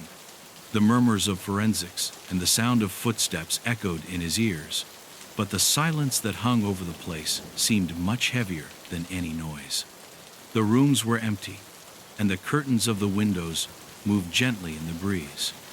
But Michael couldn't stop thinking about the position in which the body had been found, as if someone or something had forced him to such a gruesome end. The idea that fear was the cause, as if the victim had simply died of terror, haunted her. A few minutes later, one of the forensic experts approached her with a grave expression. "Detective, we have something we can't explain." In his hands he was holding a small and seemingly insignificant object. It was an old silver medal, with a symbol that Michael instantly recognized. It was one of the symbols he had seen in Elias Grimshaw's mansion. The same symbol was engraved on the altar where Elijah had performed his rituals, and the same symbol that appeared in the text Michael had found in the family archive. The medal seemed to have belonged to Edward, but how had it gotten there? Had it been a clue intentionally left by the same entity that was hunting the victims? Upon closer examination, Michael felt a twinge in his stomach. The symbol was the key, but he didn't know how it connected to deaths.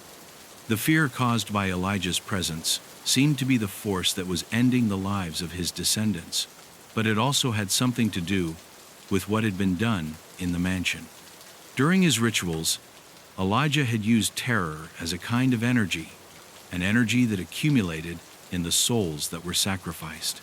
The more intense the fear, the greater the power Elijah obtained. Michael couldn't stop thinking about the expression on the victims' faces. That absolute terror, that sense of helplessness in the face of an invisible force, seemed to be the key to understanding how the curse worked. Time passed, and the pressure on Michael grew. The deaths didn't stop, and with each new victim, the detective felt as if she was getting closer and closer to an abyss from which she could not return. The shadows in the mansion grew, and the sense that something dark was stalking her haunted her both in and out of her investigation. Every time he closed his eyes, the faces of the victims appeared in his mind, all showing that same terror, that same emptiness. It was as if they were no longer dead, as if something of their souls had been trapped in the mansion, waiting to be released. However, the main question remained the same: how to stop the curse. One afternoon, while going through the files again, Michael found a crucial clue that he had missed in his early investigations. In an incomplete text, which appeared to have been torn from a book of spells, he found a mention of an artifact that Elijah had used in his rituals. It was a talisman that he had created himself, an object that had the ability to manipulate the fear of the living. The talisman, according to the records, could attract the entities on the other side, and at the same time, it could feed the shadows that fed on terror. When Elijah used it, the souls of the dead were not only invoked, but could be controlled, and death itself could be delayed. It was a source of power, a means of mastering what was not to be touched. Michael understood that fear was not just an emotional reaction, but a tangible force, an energy that Elijah had learned to manage and use for his own ends. Victims died not only because their bodies could not withstand fear, but because their souls were consumed by it. Terror not only killed them, but turned them into tools, into pieces of a puzzle that fed the power of the curse. It was an endless cycle. The more fear was felt, the stronger the curse became, and the more victims fell. It had all been designed by Elijah to feed his desire to control death, to find a way to hold souls and use them as an inexhaustible power. As the pieces began to fall into place, Michael realized that the only way to stop the curse was to eradicate the artifact that Elijah had created. But at the same time, he understood that in order to destroy him, he would have to face directly the dark forces that Elijah had unleashed, and, most terrifying of all, his own fears. Because the curse did not only haunt the victims, she persecuted all those who were related to Elijah, including herself. Michael was not only fighting a specter from the past, but an entity that had made fear its most powerful tool. He now knew that if he failed to find and destroy the talisman, his life, like everyone else's, would be doomed. With the medal in hand, Michael decided to return to the mansion. He knew that the solution was there, in that dark place that had been the cradle of the curse, the trapped souls, the fears that fed on the darkness. Everything was interconnected. And she, the detective who had unraveled the mystery, was about to face horror in its purest form, where fear was not just a weapon, but a prison. The battle for salvation had begun, but who would be the last to survive? The answer could only be found by facing the deepest darkness, the one that had been waiting, silent, patient, for so long. Chapter 6. The Mark of the Curse. The mansion seemed to have stood still in time, motionless in Michael's presence, but its insides beat with the force of a clock ticking toward its inevitable end. Returning to that dark place, the detective could feel the oppression of the walls, as if the house itself was alive and aware of its presence. The wind, blowing furiously through the broken windows, carried with it incomprehensible whispers, as if the voices of the victims still roamed those corridors. Michael didn't need to look back to know that the curse had already marked her. That shadow, that feeling of being watched, became more and more inescapable of being observed. As she entered the mansion, the detective felt a gust of cold run through her body. The atmosphere was permeated with something that went beyond the simple deterioration of the years. There was something in the air that made her feel trapped, as if each breath was heavier than the last. However, Michael could not afford to give in to panic. He knew that if he didn't find a way to stop the curse, all would be lost, including his own life. With determination, he moved through the dark corridors, his footsteps echoing in the stillness of the house. He knew that the artifact Elijah had created was near, and with it, the possibility of freeing those trapped on the other side.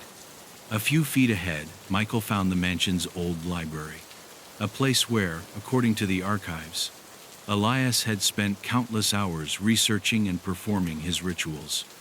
As she entered, the sight of shelves full of dusty books and torn scrolls greeted her. However, what really caught his attention was the altar in the center of the room.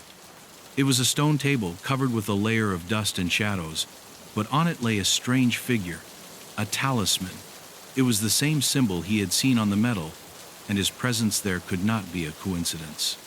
Elijah, somehow, had left this artifact in the place where it had all begun. Now, it was his duty to destroy it. Michael walked over to the altar cautiously, scanning every corner for anything that might indicate he was making a mistake. However, everything was too still, too quiet. The talisman seemed to be waiting, like a trap about to be activated. As the detective reached out to the object, a burst of energy struck her like lightning. It was as if the air became thicker, as if each of his muscles contracted under the weight of an invisible force. Fear, that terrifying feeling that had haunted the victims, invaded her completely. Michael saw visions of shadows moving around him, and a voice whispered in his ear, "Do you think you can stop what's already underway?" But the detective resisted, clinging to her purpose. He knew he could not surrender, not as long as there was still a chance to save those who were left alive. With one last effort, he grabbed the talisman and lifted it from the altar. In that instant, the air around him erupted into a deafening roar, and a dark shadow emerged from the walls, as if the house itself was reacting to the threat posed by its presence. Michael couldn't help but tremble at the power of that entity, which stared at her with a look full of hatred and despair. The curse was more alive than ever, and she had been marked by darkness. As the shadow approached, Michael felt the talisman begin to vibrate in his hands, emitting an energy that seemed to fill the room. Suddenly, a flurry of images appeared in his mind, a series of dark rituals, trapped souls, the figure of Elijah watching from a corner, his eyes shining with malevolence. The curse, it seemed, had not only been a punishment for Elijah's descendants, but also a trap for all those who dared to confront it. Michael was playing with fire, and although his instinct told him that he must destroy the talisman, fear was beginning to take over. Suddenly, a figure appeared on the threshold of the door, a translucent specter in the form of Elijah Grimshaw. Her eyes, now empty and full of pain, stared at her. "You don't know what you've unleashed," he said in a raspy voice, as if words were dragging from deep within the earth. Michael, feeling a knot in his stomach, tried to stand his ground, but the weight of the curse crushed her. "You can't release them. They are destined to be trapped. We all are. We have all, always been." Elijah's shadow moved forward, getting dangerously closer, and the detective understood with horror that the man was no longer simply a human being, but an entity caught between two worlds, existing to keep the curse alive. Elias's voice echoed through the room. "Fear is the key, Michael. You can't destroy what feeds this house. As long as you are still alive, you'll be scarred. You can't run away from what we've done. You can't run away from me." Every word seemed to pierce her soul, dragging her into despair. But Michael, with the last spark of his will, raised the talisman in front of him. "I'll destroy it," he muttered, and before he could think twice, he threw it to the ground. The talisman exploded into a spark of dark light, sending out waves of energy that shook the foundations of the mansion. The explosion echoed throughout the house, but something was not right. Instead of being destroyed, the talisman began to shine more brightly, and Elijah's shadow enlarged, feeding on the energy released. In that instant, Michael understood that the curse was not just a spell that could be broken by a physical act. Fear, that feeling that had tormented the victims, was part of her. Every time someone died in terror, that energy would build up, and the curse would be reinforced. The mark could not be removed with the destruction of an object. It was much deeper, much older. The talisman began to disintegrate, but with it did the barrier between the two worlds. The trapped souls, the entities that had been summoned, began to come out of the shadows. They were figures that did not belong to this world, specters that had been dragged from the other side, and whose wrath seemed to have no end. Michael, seeing that the situation had worsened, tried to turn back, but darkness was quickly enveloping her. Fear was not only a weapon, but the very essence of that curse. And now, she was part of that cycle too. Chapter 7. The portal of the dead Elijah Grimshaw's mansion was no longer just an abandoned place, but a space where the rules of life and death began to blur. The explosion of the talisman had triggered something much bigger than Michael had anticipated. The air was dense, charged with a dark energy that seemed to come from everywhere and nowhere. Every corner of the mansion echoed with an ancient echo, as if the walls themselves murmured the souls that had been trapped by fear. The ghosts of the victims, the shadows that were once human, slithered through the place, their presence palpable in every dark corner. It was as if death itself had infiltrated every corner of the house.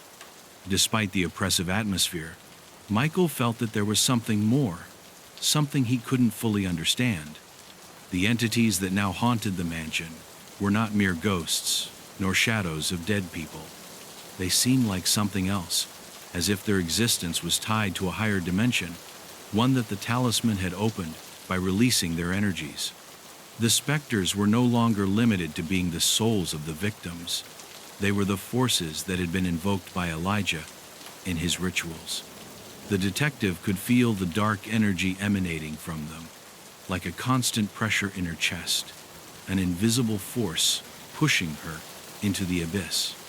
The mansion began to vibrate, and the shadows seemed to take on a life of their own, enveloping Michael in a thick fog. She turned quickly, looking for something to guide her, and that's when she saw him. At the back of the main room, an opening in the wall was beginning to form, a dark portal that seemed to absorb the light itself. It was a hole in reality, a space where time and space were distorted. Michael realized with horror what he was witnessing. Elijah had not only summoned the dead, but had opened a door to another world, a world where the rules of terror were absolute. The portal not only linked the two worlds, but blended them, blurring the boundaries of life and death. The detective tried to back away, but the shadows around her held her in place. At that moment, the figure of Elijah appeared again, floating in the air, his face a mask of anguish and power. "This is the end, Michael," he whispered in a voice that echoed through the walls of the mansion. "The door is open, and now everyone who has crossed my path must pay the price. There is no escape. Fear has become eternal." His presence was more oppressive than ever, as if his very soul was trapped in the darkness he had released. Michael, though trembling, did not let herself be defeated. She knew she had to destroy the portal, but she also understood that in order to do so, she had to face not only the forces Elijah had unleashed, but the darkness within herself. With his heart pounding, Michael walked over to the portal. The door seemed to beat like a heart, and with each pulse he felt his body fill with unbearable pressure. In his mind, the visions began to become clearer. The trapped souls, the screams of the victims, the despair of those who had fallen under Elijah's control. And at the center of it all, the face of the same person who had begun this cycle, Elias Grimshaw. He knew that the portal was the core of the curse, but also that destroying it would require something much greater than a simple physical act. It was necessary to destroy the root of the terror that kept it open. As he got closer, the pressure on his chest increased, as if the portal itself was absorbing his life. It was as if the entire mansion was breathing, taking in its energy. But inside, Michael felt a renewed strength, a need to put an end to all this. It was his only chance to free the trapped souls and destroy the curse once and for all. With determination, he reached out towards the portal, looking for a way to close it. Darkness began to surround her, but the detective did not waver. The key to closing that door was within herself: fear. The fear that Elijah had used to gain power, and that now needed to be released once and for all. Suddenly, a vision invaded her. He saw all of Elijah's descendants who had died, their souls trapped in the portal, waiting to be released. The fear that had been sown in them had not only given the wraiths power, but had also created a prison. The victims were not just objects of sacrifice, but part of a cycle that had to be broken. Michael understood that he could not fight with strength alone. She needed to face the darkness within herself.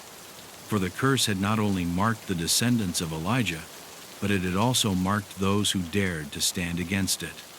The image of Elijah appeared in front of her again, this time as a fully formed specter, a shadow of the past staring at her. "You are just like everyone else," he said in a somber voice. "You think you can break the cycle, but you never will. Fear is eternal, Michael. You will never escape it." Elijah's words echoed in his mind, and for a moment, he almost believed he was right. Fear was always there, always lurking.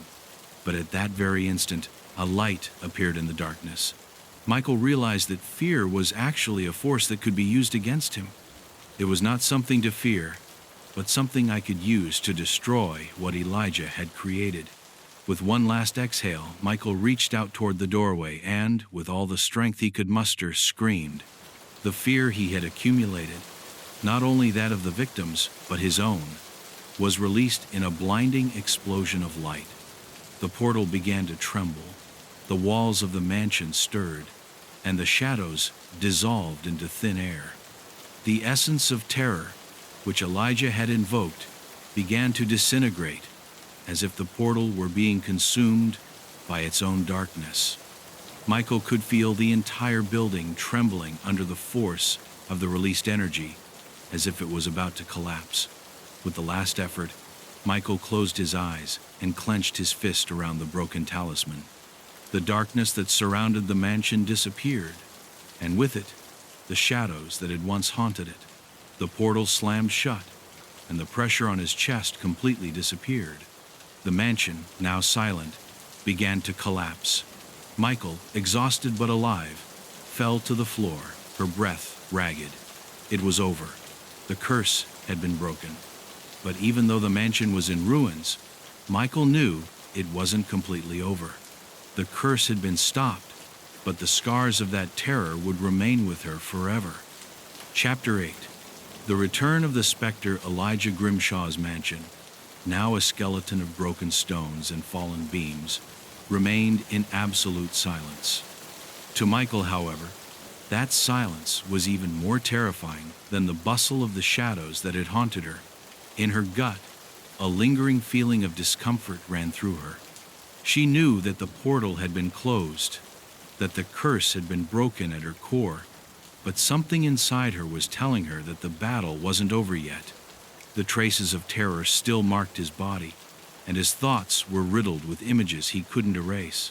The village wraith, Elias Grimshaw, had not been completely destroyed.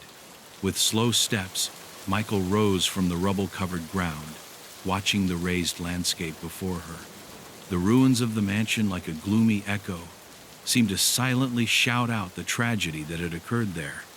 The wind, which was now blowing strongly, kicked up dust and debris, but it also brought with it something else, a presence. It was a cold, heavy feeling, as if the house itself had left a piece of its essence in the air. A shiver ran down his spine, and fear, that primal feeling, returned to his being. She was not alone. Suddenly, a sound broke the stillness, a deep crunch, as if something was moving through the rubble. Michael turned quickly, his hand instinctively reaching for his gun. Although the shadows no longer surrounded her, she could feel their presence, like an invisible figure watching her every move. Then, a shadow appeared among the remains of the mansion, emerging from what appeared to be a crack in time. The figure of Elijah, still partially transparent, appeared before her.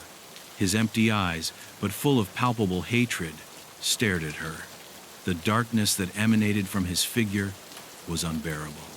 "You thought you could destroy me," Elijah said, his voice raspy, as if coming from darkness itself. "The curse is not broken, Michael. It is only postponed.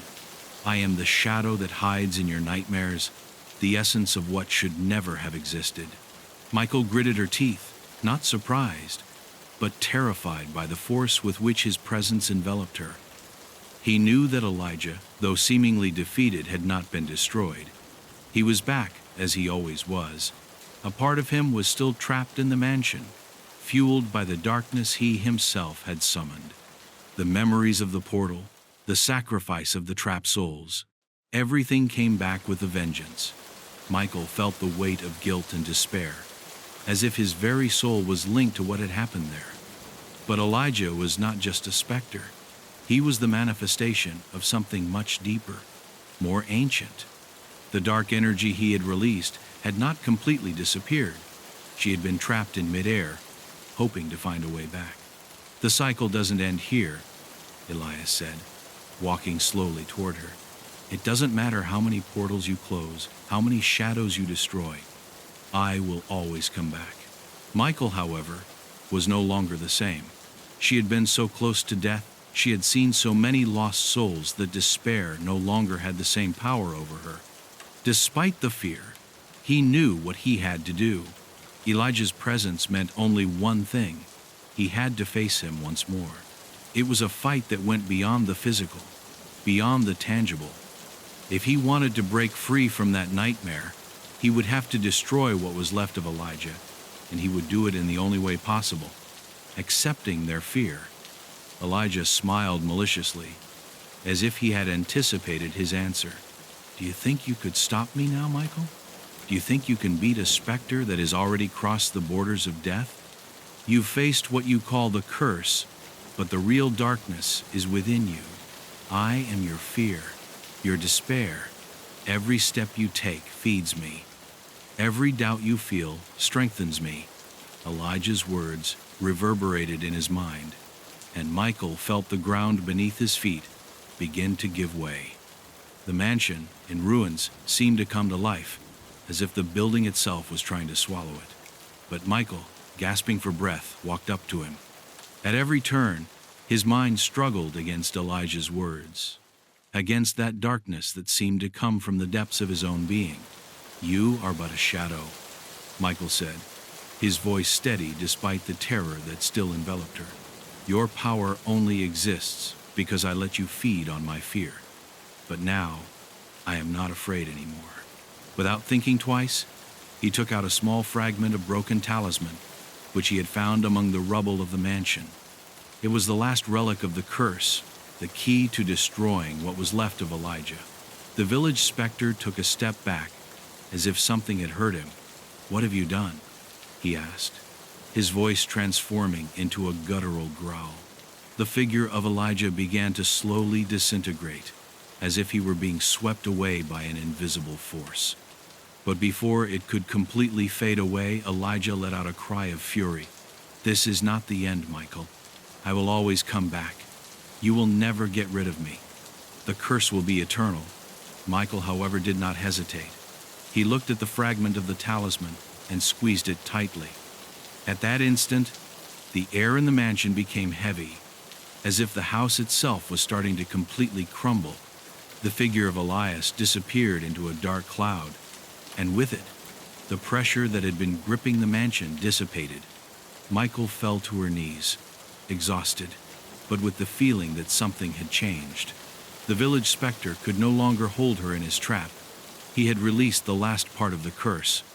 However, as he looked at the ruins of the mansion, Michael knew that although Elijah had been destroyed in his most tangible form, something of him still resided in that place, in those ruins. The house, though destroyed, was still a vestige of what was once a portal between two worlds. The echo of trapped souls still hung in the air. The battle might be over, but Michael knew there was a price for everything that had happened there. Chapter 9. Revenge of the Spectre. The light of dawn was just beginning to filter through the rubble of Elias Grimshaw's mansion, but Michael felt no comfort.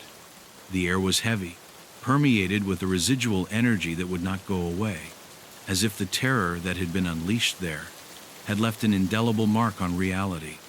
He had destroyed the portal, he had finished off Elias, but he couldn't shake the feeling that something was still lurking, waiting for the right moment to return. The mansion, in its ruins, seemed to be alive, breathing with an unsettling breath that pulsed in the bowels of the earth itself. Michael walked through the ruins, his mind reliving every moment of the struggle. The curse had been destroyed, but its effects had not. The shadows kept hovering, sliding across the floor as if they had a life of their own. The detective felt that the trapped souls, the dead that Elias had summoned, were still there, intertwined with the darkness of the mansion.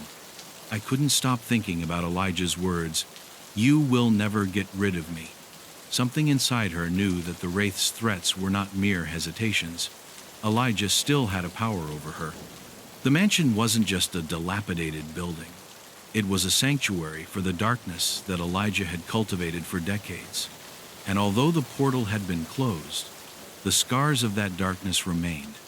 Michael, as he walked through the shattered halls, felt something watching him.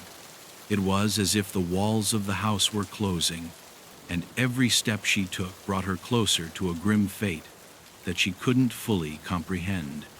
The shadows seemed to move around her, whispering in languages she couldn't understand, but which filled her with a sense of overwhelming anxiety. In his mind, the figure of Elijah still remained vivid. Although it had been destroyed, its power seemed to have left an indelible mark. The souls who had been sacrificed in his name now seemed to cry out for justice, a justice that could only be achieved through vengeance. The mansion, or what was left of it, was not just a resting place for the dead. It was a place where souls deprived of their eternal rest began to take on a life of their own, seeking revenge. Revenge against those who had been responsible for her suffering. And at the time, Michael was the closest to that guilt. Suddenly, a heart-rending screech cut through the air. It was a sound that seemed to emanate from the walls themselves, a cry of agony and despair that ran through the entire building. Michael stopped in his tracks. The sound came from the depths of the mansion, where the shadows seemed denser. Without thinking, he began to run towards the source of the scream, his footsteps echoing in the empty corridors. As he moved forward, the lights on his flashlight began to flicker, as if the energy of the place was interfering with the light. Darkness seemed to take hold of her, as if she were being sucked into an invisible vortex. When he reached the great main room, he saw him, Elijah, or what was left of him. His figure floated in the air, completely distorted, as if his body was being torn apart by forces that did not belong to this world. His face, although partially transparent, still maintained an expression of hatred. The shadows around him stirred, as if they were trying to rip his physical form out of nowhere. "I told you, you would never get rid of me," Elijah whispered, his voice now deeper, more visceral, as if coming from the depths of the abyss. "Your fate is not sealed, Michael. Now, I belong to you." Michael tried to back away, but the shadows quickly surrounded her, trapping her in an impenetrable circle of darkness. Each shadow seemed to have a life of its own, as if the souls trapped in the mansion had begun to materialize, to take shape on the walls and in the air. A pair of bright eyes emerged from the darkness, followed by more and more. "No, no more!" shouted Michael, his voice cracking with terror. But the shadows did not stop. Its form became denser and more oppressive. The screams of lost souls multiplied, filling the room with a deafening cacophony. Michael began to feel that his body was weakening. The shadows, which had once dissolved, now enveloped her tightly. The air seemed to become thicker, as if he were breathing in a viscous liquid. The bright eyes of the shadows watched her furiously, and the presence of Elijah, though no longer visible, was felt stronger than ever. Not only had the wraith returned, but it had found a new way to attack. It wasn't just a physical return, but something much deeper. Elijah did not need a body to be powerful. He had learned to be part of the shadows, to manipulate them to serve him. The detective tried to resist, struggling to maintain her sanity, but the sense of despair was overwhelming. The shadows began to devour her, swallowing her little by little, plunging her into a void where time and space no longer existed. The figure of Elijah appeared again, this time in an even more spectral form. "You are mine, Michael," he said, his words echoing in his mind like an eternal curse. "The curse cannot be broken. You can only be a part of it." The shadows thickened even more, and Michael felt his own soul begin to give way to their pressure. Darkness was winning. But, at the last moment, something inside her awoke. Michael remembered the words of the victims, the voices of those he had helped to free. He remembered the fragment of the talisman, the symbol of resistance he had used to close the portal. He knew he couldn't give up. Elias might be part of the shadows, but Michael still had his will, his desire to save what was left of his humanity. At that instant, his hand moved towards the pocket, looking for the broken fragment of the talisman, and when he found it, he squeezed it tightly. Light began to emanate from the talisman, illuminating the darkness around it, disintegrating the shadows as if they were dust. Elijah's spirit, for a moment, hesitated, and the shadow around him began to dissipate. The terror, though present, was beginning to fade. Elijah, with an expression of fury and frustration, melted into thin air, his presence weakened by the force of the light. "This isn't over," he said, his voice fading like a whisper in the wind. "I will always come back. Always." With a last-ditch effort, Michael tossed the fragment into the air, and a burst of light and energy filled the room. The shadows dissolved, and the mansion finally stopped breathing. The village specter had been defeated once again, but Michael knew that the darkness would never fully surrender. Chapter 10: The Last Key. The sun was beginning to fall over the horizon, dyeing the sky a deep red, as if the sky itself were wounded by the tragedies that had unfolded in the mansion of Elias Grimshaw. Michael, still covered in dust and her mind clouded by the terror she had just experienced, stared at the ruins of what had once been the portal. Although she had defeated the specter, the feeling that something wasn't over haunted her. The echo of the shadows still echoed in his ears, and the feeling that the curse was more alive than ever grew louder with each breath. In his pocket, the talisman fragment was now cold to the touch. Even though he had managed to disintegrate the shadows and force Elijah's temporary disappearance, Michael knew that the curse was not something that could be destroyed with just an object or a spell. The village specter had managed to transcend death, and though the shadows had been scattered for now, darkness still lurked in the depths of the world. Something else had to be done. I could not live with the uncertainty that Elijah, or what was left of him, would return at any moment. At that very moment, Michael remembered something: the legend of the last key, an ancient artifact mentioned in the darkest tales of the townspeople. According to the stories, the key had the power to seal the darkness forever, not just temporarily, as the talisman had done, but permanently. The key not only closed physical doors, but also the dimensions that allowed wraiths and shadows to cross between worlds. It was the only way to ensure that the curse of Elijah would be destroyed forever. But no one knew where he was, and Michael knew he had to find it before it was too late. He decided to head towards the old village library, a place forgotten by most of the inhabitants, where the darkest secrets were kept on dusty shelves and books that no one dared to read. The library was the last vestige of ancient knowledge, of past generations who had been aware of the dark forces that once dominated the region. Michael didn't have much hope of finding anything in this place, but he felt he had no choice. If the key existed, it must be there, somewhere among the old tomes and manuscripts. The air inside the library was dense, as if the books themselves were full of secrets. The corridors were full of dust, and the silence was almost absolute, broken only by the sound of their own footsteps. He made his way to the oldest section, where books on the occult and legends sat on shelves that creaked with the passage of time. As he flipped through book after book, finding nothing to give him a clue, something strange happened. A draft of cold air passed through the room, and a shadow, almost imperceptible, crept over the edge of his vision. Fear, that instinctive sensation she had felt so many times in the ruins of the mansion, took hold of her again. Suddenly, a book fell to the ground out of nowhere, opening with a dull sound.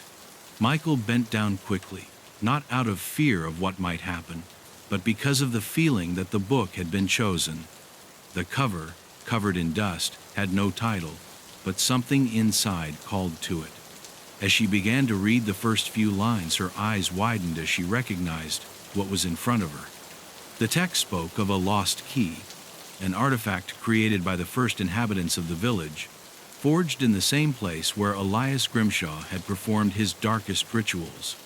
The key, according to the book, could only be activated by a descendant of Elijah's family, someone who had in his blood the same cursed lineage. As he read those words, Michael felt as if the ground beneath his feet was vanishing. The book went on, describing the location of the key in cryptic language, but most terrifying of all was the fact that only those bound to the curse could find it. Elias, the ghost of the village, had left his mark not only on the people, but on all who were part of his descendants. Michael, though he had wanted to deny it, now understood the terrifying truth. His own blood was bound to the curse. The research she had conducted, her connection to the victims, the strange fate she had followed, all pointed to her. The key was not only the key to sealing the darkness, but also his own condemnation. He felt a knot in his stomach as he took in that revelation. Elijah's darkness would not only haunt her to the end, but was now a part of her. Every sacrifice, every death, had been a direct consequence of that connection. If he wished to destroy the curse, if he wanted to free himself from its influence, he must find the key. But the price for doing so would be higher than I imagined. It would not only be a victory over the specter, but also over herself, over her own destiny. I couldn't escape what I was. She could not escape the bond that bound her to the specter. After hours of research, Michael managed to decipher the last fragment of the book. The key was found in a forgotten grave, in a corner of the oldest cemetery in the town. That cemetery, shrouded in mist and oblivion, was considered a cursed place, and no one dared to approach it. Michael realized he had no choice. He could not allow Elijah to return once more, nor could he live with the constant threat of the curse lurking in his every step. If the key was there, he had to find it. But he knew that what lay ahead would be far more dangerous than any confrontation he had had so far. Night had fallen flat when Michael arrived at the cemetery. The tombstones, worn by the passage of time, seemed to whisper dark secrets, and the fog covered the ground like a ghostly blanket. As he advanced, a sense of tightness increased around him, as if the air itself was charged with an unknown energy. The cemetery was dead in life. The graves seemed to hide more than just bodies. Something ancestral, something as old as the darkness itself that had ruled the region in ancient times. In the center of the cemetery, where the graves were older and the names barely legible, he found the grave he was looking for. The tombstone was covered with a thick layer of moss, and the inscription was barely visible. Michael knelt in front of her, his heart pounding as he read the words that marked his family's fate. Here lies Elias Grimshaw, the immortal specter. But what the tombstone hid wasn't just the name of the damn ancestor, but the entrance to what appeared to be a hidden crypt. Michael lifted the lid of the tomb with effort, revealing a staircase descending into the depths of the earth. She knew the key was down there, but she also knew that the shadows were waiting for her, as they always did. However, there was no turning back. The last key was at her fingertips, and she had to take it, not only to free the trapped souls, but to end the cycle of darkness that had marked her destiny. The final fight was about to begin. The Pain Factory, Chapter 1, The Sealed Corpses. The factory, located in a remote industrial sector of the city, had been closed for more than 20 years, but the past is never forgotten. An old urban legend spoke of missing people, of people who had entered there in search of work and never left. No one dared to approach that place, as its appearance was as desolate and disturbing as a forgotten tomb. However, everything changed one rainy morning, when workers at a nearby construction site found a secret entrance to the building. Inside, what they expected to find as abandoned ruins turned into a nightmare. The discovery was macabre. Several sealed chambers deep within the factory. Inside, corpses arranged in such a way that they could not be considered simple victims of homicide. These bodies were preserved in such an unsettling state that even the most experienced of forensics couldn't help but get a knot in their stomachs. These were not simple deaths, but something far more sinister, as if the souls of the victims had been trapped in eternal torment. The scene was too grotesque to be real, and yet there it was, a corpse with its eyes open, its skin stretched in a grimace of permanent horror, and a body that seemed to defy the laws of death itself. Detective Julio Mendez, who had been the first to arrive, observed the scene with a mixture of amazement and revulsion. "This is not normal," he said quietly, not taking his eyes off the main corpse, which appeared to be the oldest. The other bodies, though equally hideous, were not as preserved as the first. There was something strange about the victims' posture. They were hanging, tied at unusual angles, as if they had not only been killed, but forced to relive their worst nightmares. The wounds were deep, but what stood out most were his expressions, a terrifying mixture of anguish and psychological suffering. Sylvia Vega arrived shortly after, walking through the front door with firm steps and a determined look. She was a detective with years of experience in difficult crimes, but she had never faced anything like this. When she saw the sealed corpses in the chambers, a sense of discomfort came over her, but it didn't let her completely distract. His mind began to quickly analyze what he saw, looking for clues in the midst of the horror. The physical wounds were deep, but what struck him most was the way the bodies were preserved. It did not seem to be a simple embalming process. It was as if death itself had been stopped in time. "Any witnesses?" asked Sylvia as she began to observe the place in detail. Mendez replied that no, that the entrance had been found by chance, and that no one knew exactly what had happened in that factory. At first, the authorities thought it was a case of illegal labor, but when forensics began analyzing the bodies, they understood that something much more macabre was at play. Sylvia approached the main corpse, the one that seemed older and was in the center of the chamber. His body was practically intact, something that defied any logical explanation. When she touched it, the cold of the dead flesh made her shiver. It was as if the body still had life in it. Soon after, the coroner in charge of the case, Dr. Gutierrez, joined the team. She, like Sylvia, had seen their share of horrors, but what was in front of them seemed to surpass any previous experience. Looking at the corpse, he began to explain that the victim's tissues were in a state of preservation that indicated that the body had undergone a strange process, something that even forensic science could not easily explain. This is not just a natural preservation. This is something that defies any known embalming process, the doctor said, staring at the corpse as she ran her hands over her face, trying to hide her bewilderment. The initial analysis showed that the cause of death of these people seemed to be multiple: asphyxiation, deep wounds, burns, among others. But what was most disturbing was what was in his eyes. In each of the bodies, the expression was the same: absolute dread, as if they had seen the worst of the worst before they died. Sylvia felt a shudder run down her spine. Something was not right. Not only had they been killed, there was an intention behind their deaths, an intention so terrifying that she herself did not want to imagine what it could be. Upon further inspection, Sylvia noticed something peculiar: an inscription on the wall of the chamber, written in what appeared to be dried blood. "Fear is the soul of man." The words were etched in his mind like a burning mark. What did that mean? The detective had no answers, but she knew there was something much darker behind this crime. Who could have done something so monstrous?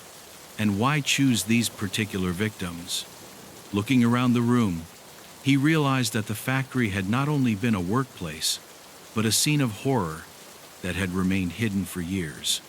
Each body in the chamber seemed to have a purpose, like pieces in a macabre experiment. But most disturbing of all was the feeling that they had not been killed by a common criminal. This was not just any massacre. Here, someone had perfected the art of psychological and physical torture, taking it to the extreme. The human mind had been a testing ground for something far more sinister. While the police took evidence and photos, Sylvia began to make connections. Something told him that this story went far beyond simple murders. While the victims had suffered indescribably, there was a clear pattern to their suffering, something that was repeated over and over again in each corpse. How had anyone come to this level of cruelty? And more importantly, who was behind all this? At that moment, Sylvia understood that this case would be much more than a murder.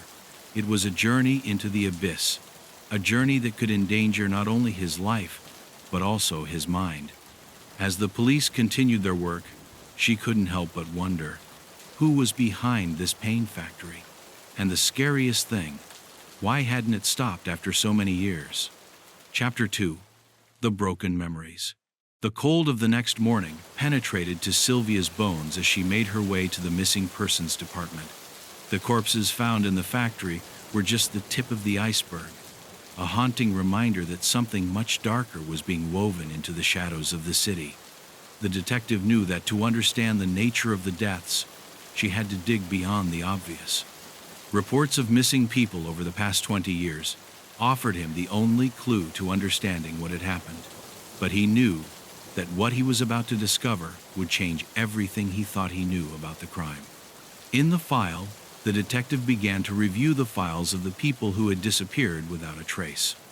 Most of the names didn't say anything, but when he reached a specific group, something caught his attention.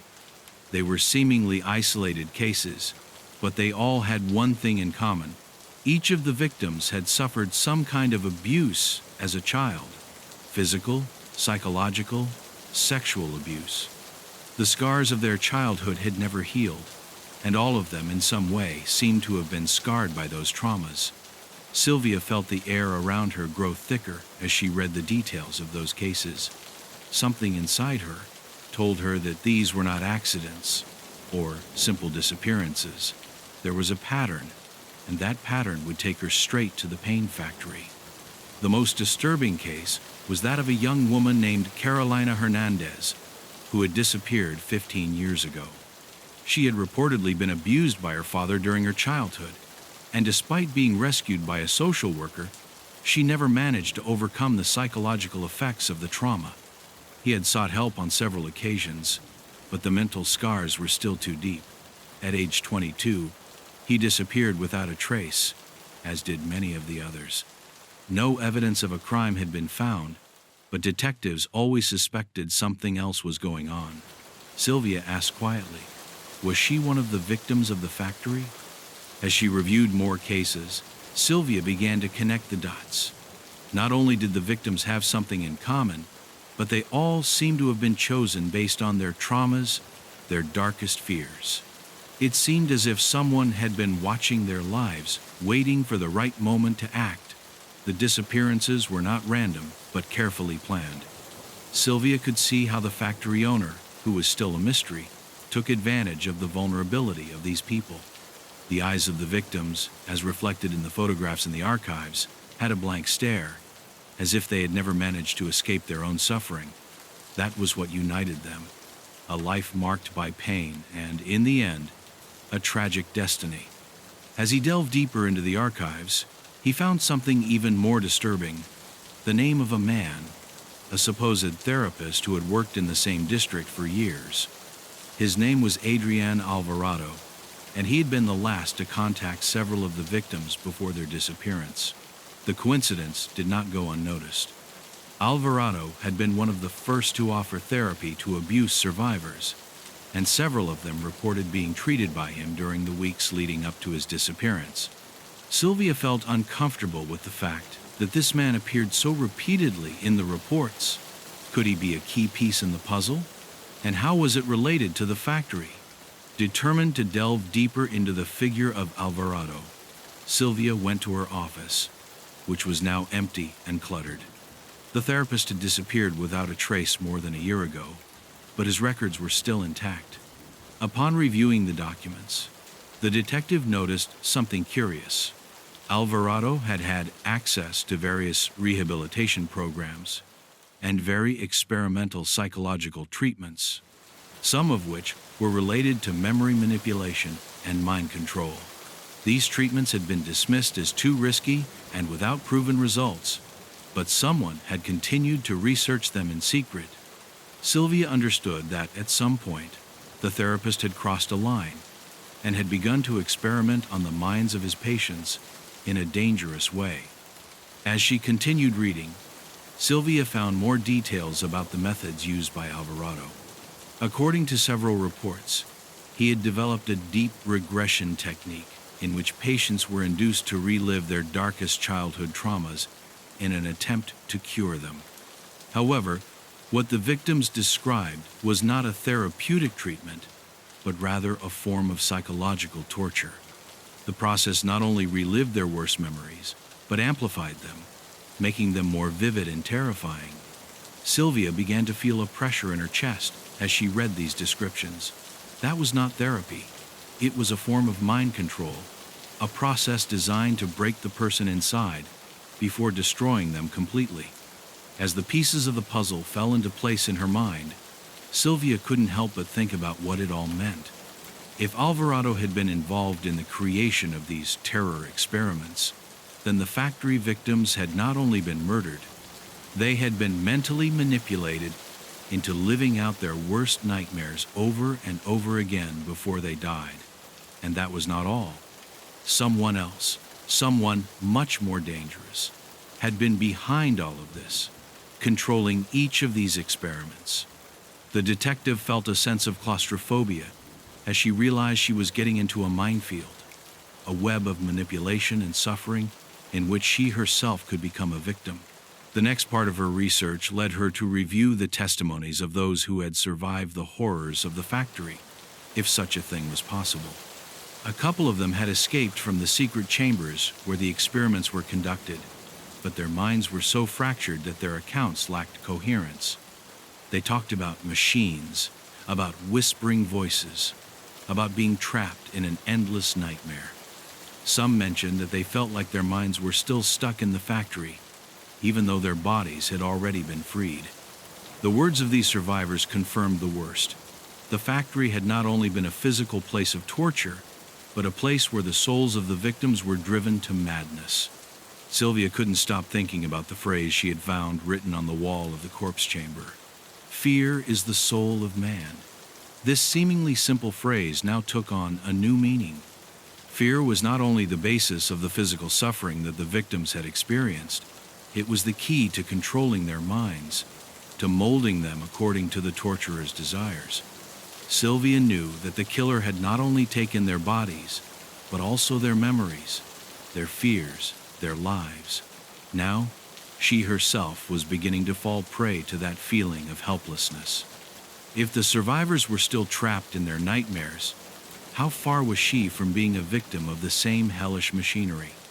The clock struck 3 o'clock in the morning when Sylvia closed the last file and got up from the table.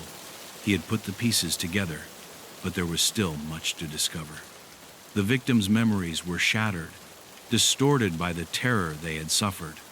The real challenge would be to recompose those memories and confront the very source of the evil that had given life to the factory of pain. Sylvia knew she was approaching something much bigger, but the truth that awaited her might be darker than she could even imagine. Chapter 3. The mystery of the factory. Sylvia couldn't take her mind off the image of the factory, of those bodies sealed in their chambers like pieces of a macabre puzzle. Every time he closed his eyes, the phrase written on the wall of the chamber resonated in his mind. Fear is the soul of man. She felt as if the walls of that factory were living inside her, pressing her, oppressing her. He knew he had to go back there, that he had to face what lurked inside. But there was still something else he needed to understand: how the factory had really worked, how these well-preserved corpses were kept. He decided that he should delve deeper into the history of the factory, into its past. That place must have a much darker secret than simply being a warehouse of victims.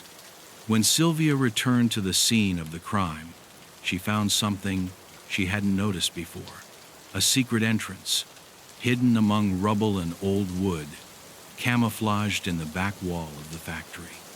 No one had noticed it until forensic technicians began to inspect the place further.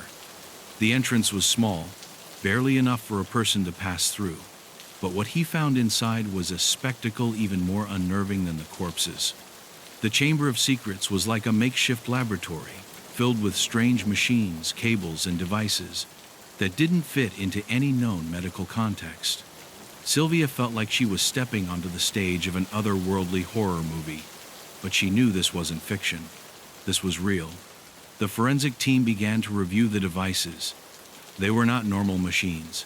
They were designed for something much more sinister. Each of them seemed to be connected to a metal structure that could hold a person. Some of the machines had compartments where you could see through broken glass. Sylvia watched in horror as she saw through a window what looked like a cryogenic capsule, but it was empty. What kind of experiments had been carried out here? The detective began to ask more questions, but still had no answers. All I did know was that those devices were connected to the victims, to the souls that had been broken and then sealed in that factory. In the center of the room, a desk seemed to be the workplace of someone who had meticulously planned each of those experiments. Among the papers scattered on the table, Sylvia found reports describing the procedures being performed there. The documents were almost illegible, full of complicated scientific terms, but one of them caught his attention. He spoke of an advanced neuropsychological intervention, a process that consisted of manipulating the memories and emotions of the victims through a complex apparatus that altered their perceptions of reality.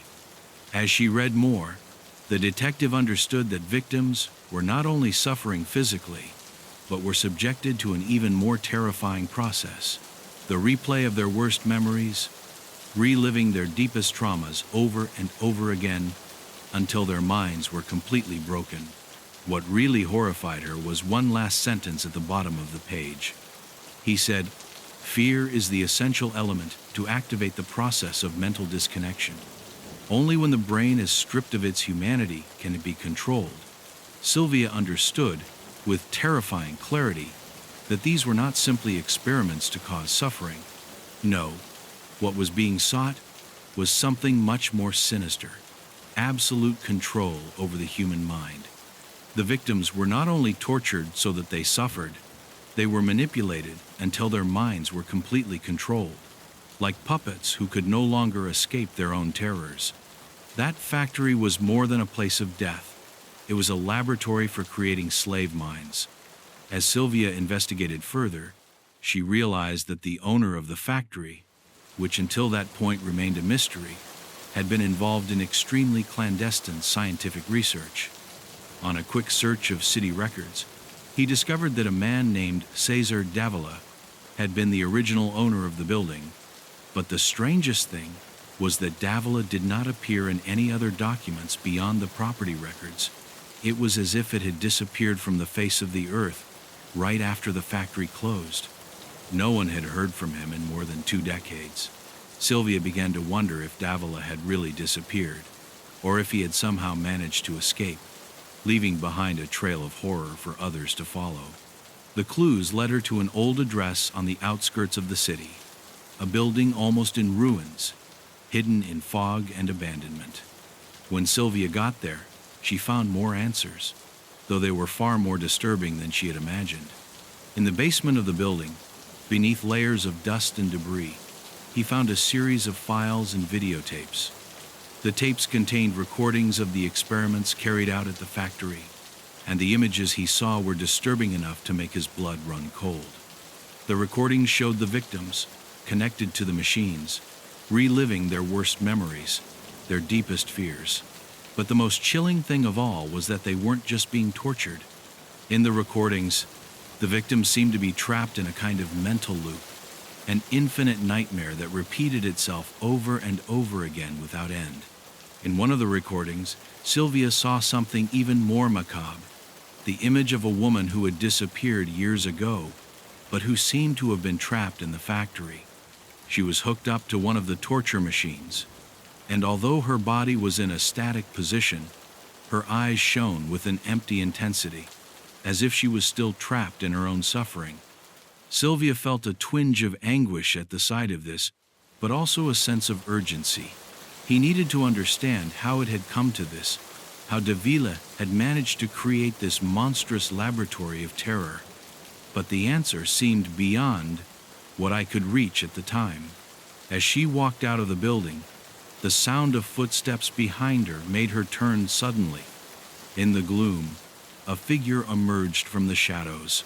Sylvia drew her weapon, but as the figure approached, her face lit up with a light that only intensified the fear in the air.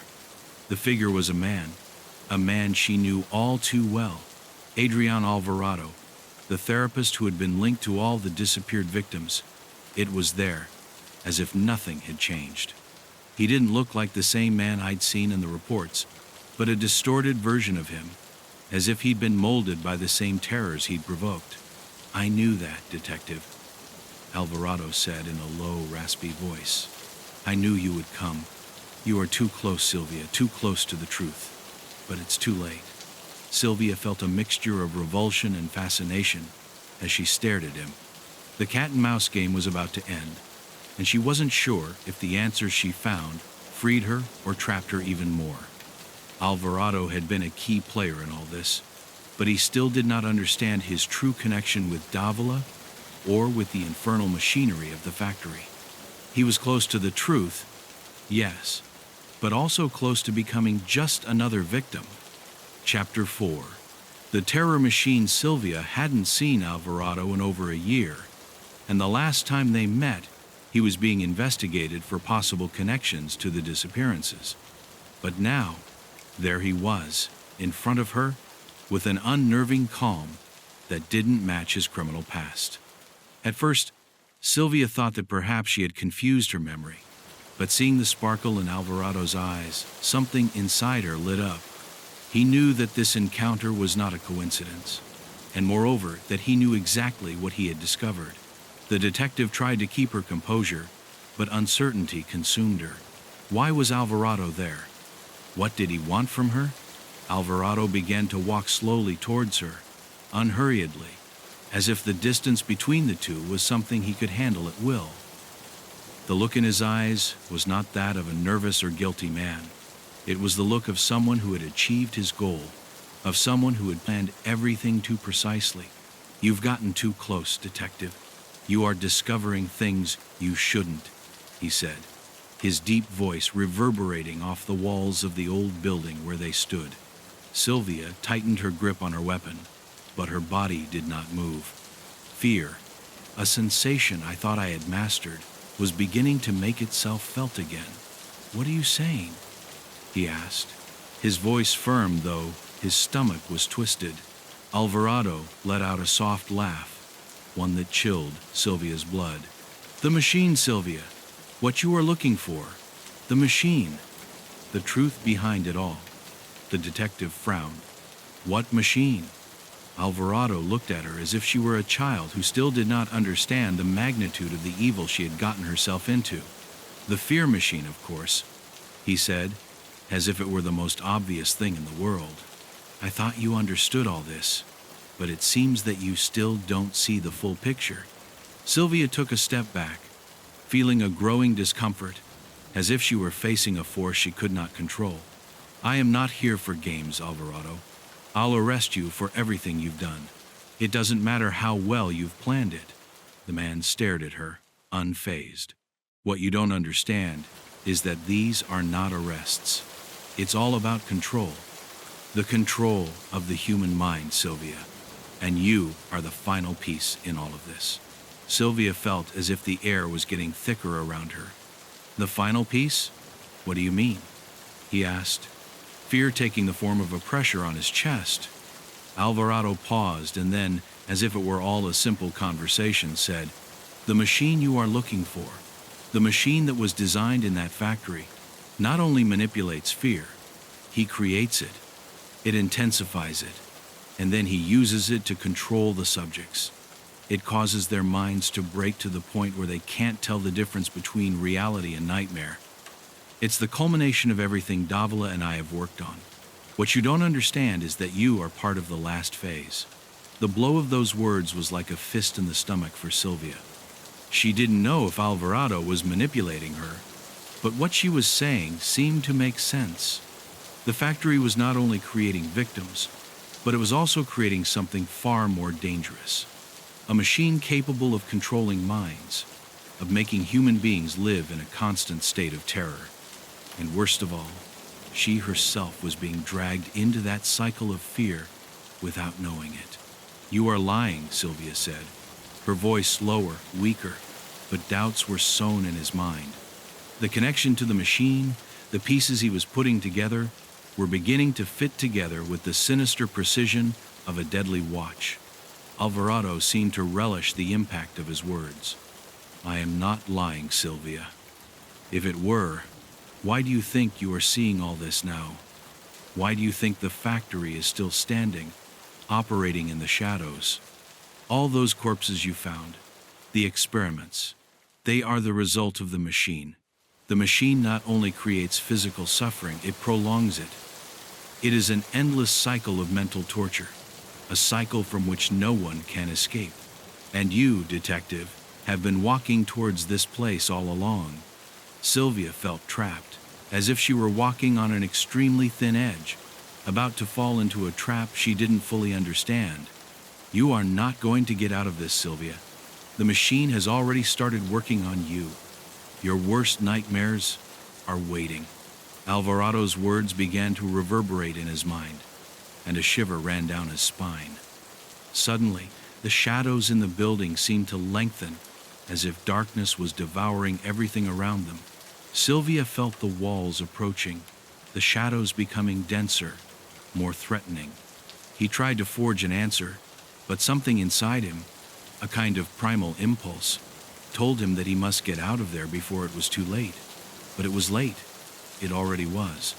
Sylvia tried to move, but realized that her feet were unresponsive. "I was trapped in the same cycle of terror that Alvarado spoke of." Alvarado watched, impassive. "It doesn't matter what you do, Sylvia. You've become part of the machine. It's only a matter of time until your own fears take over. The human mind is fragile, and when pushed too far, it collapses. And you, detective, have been pushed." Suddenly, the lights in the building flickered, and the darkness increased. Sylvia felt her memories, her deepest fears, begin to crumble in her mind. The images of the corpses in the factory, the screams, the distorted laughter of the victims, everything began to mix. The machine, the apparatus designed to break the human mind, was already operating inside it.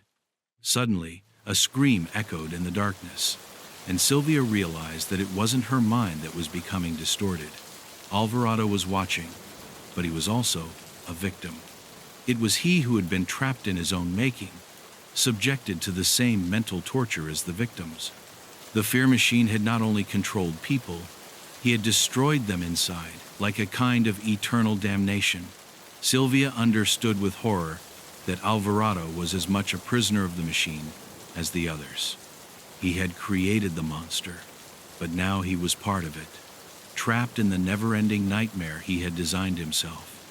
The darkness in the building closed in around him.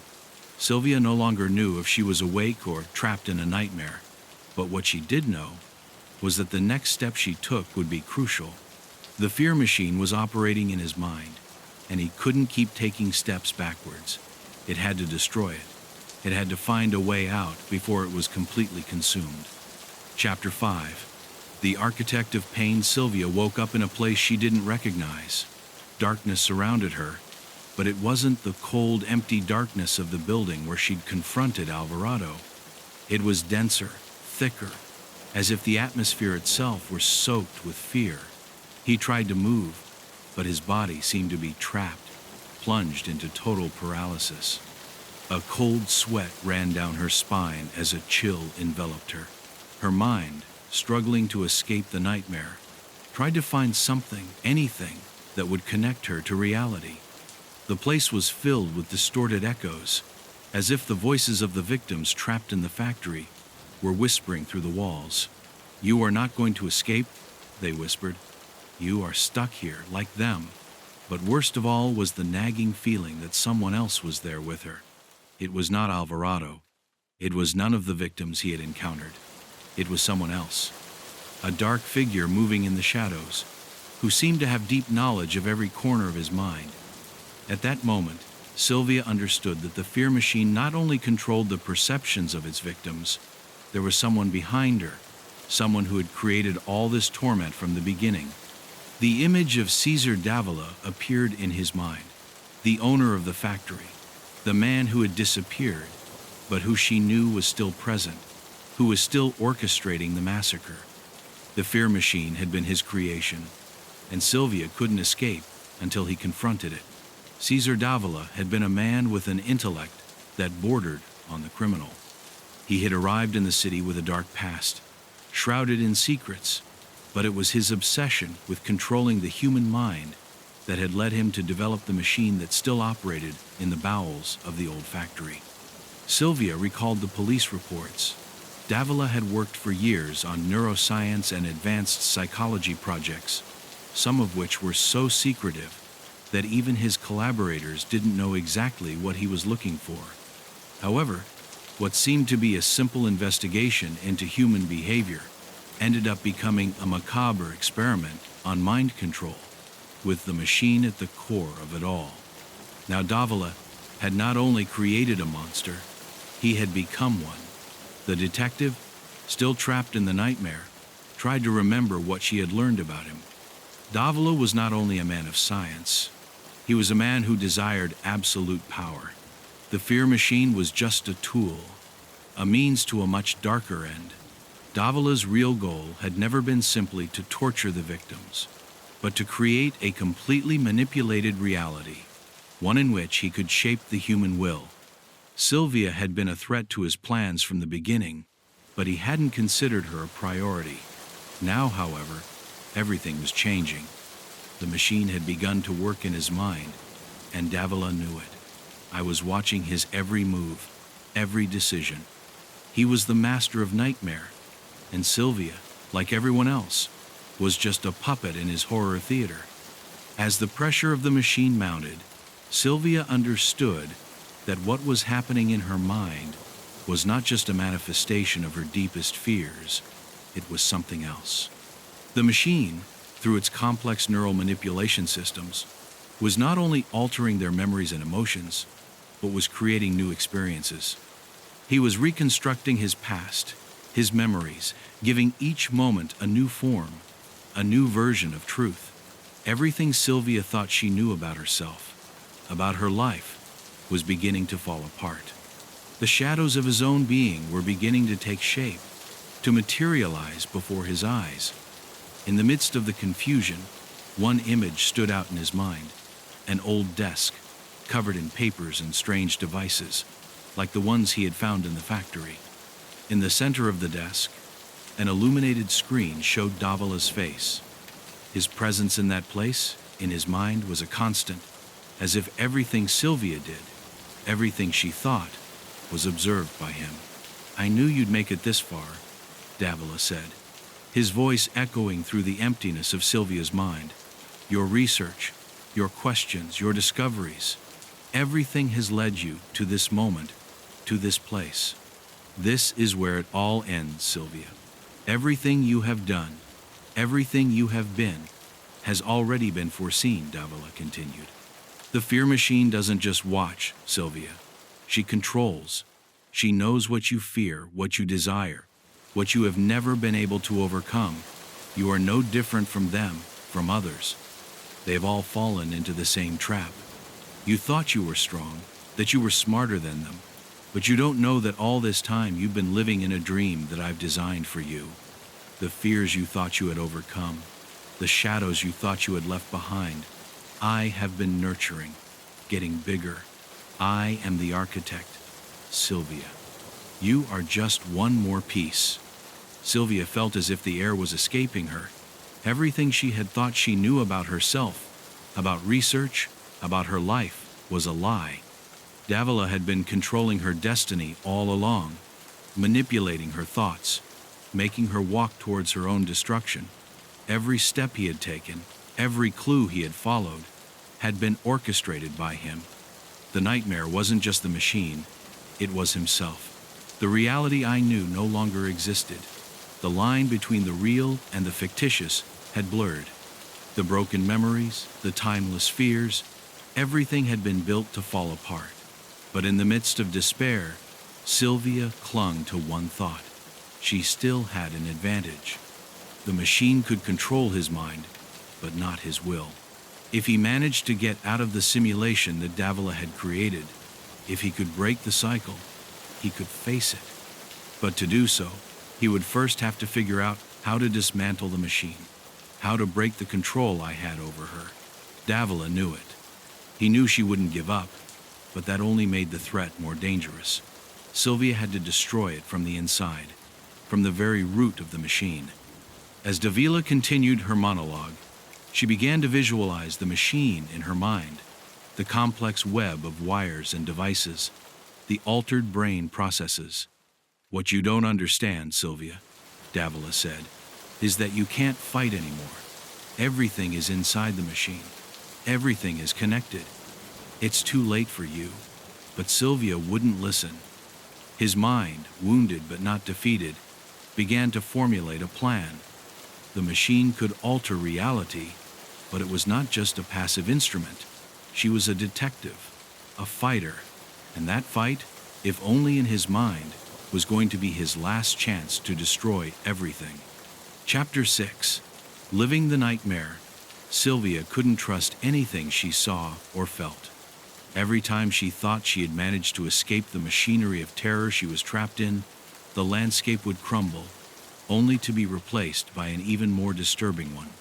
The shadows took shape, and the voices he heard mingled with his own fears, distorted by the machine.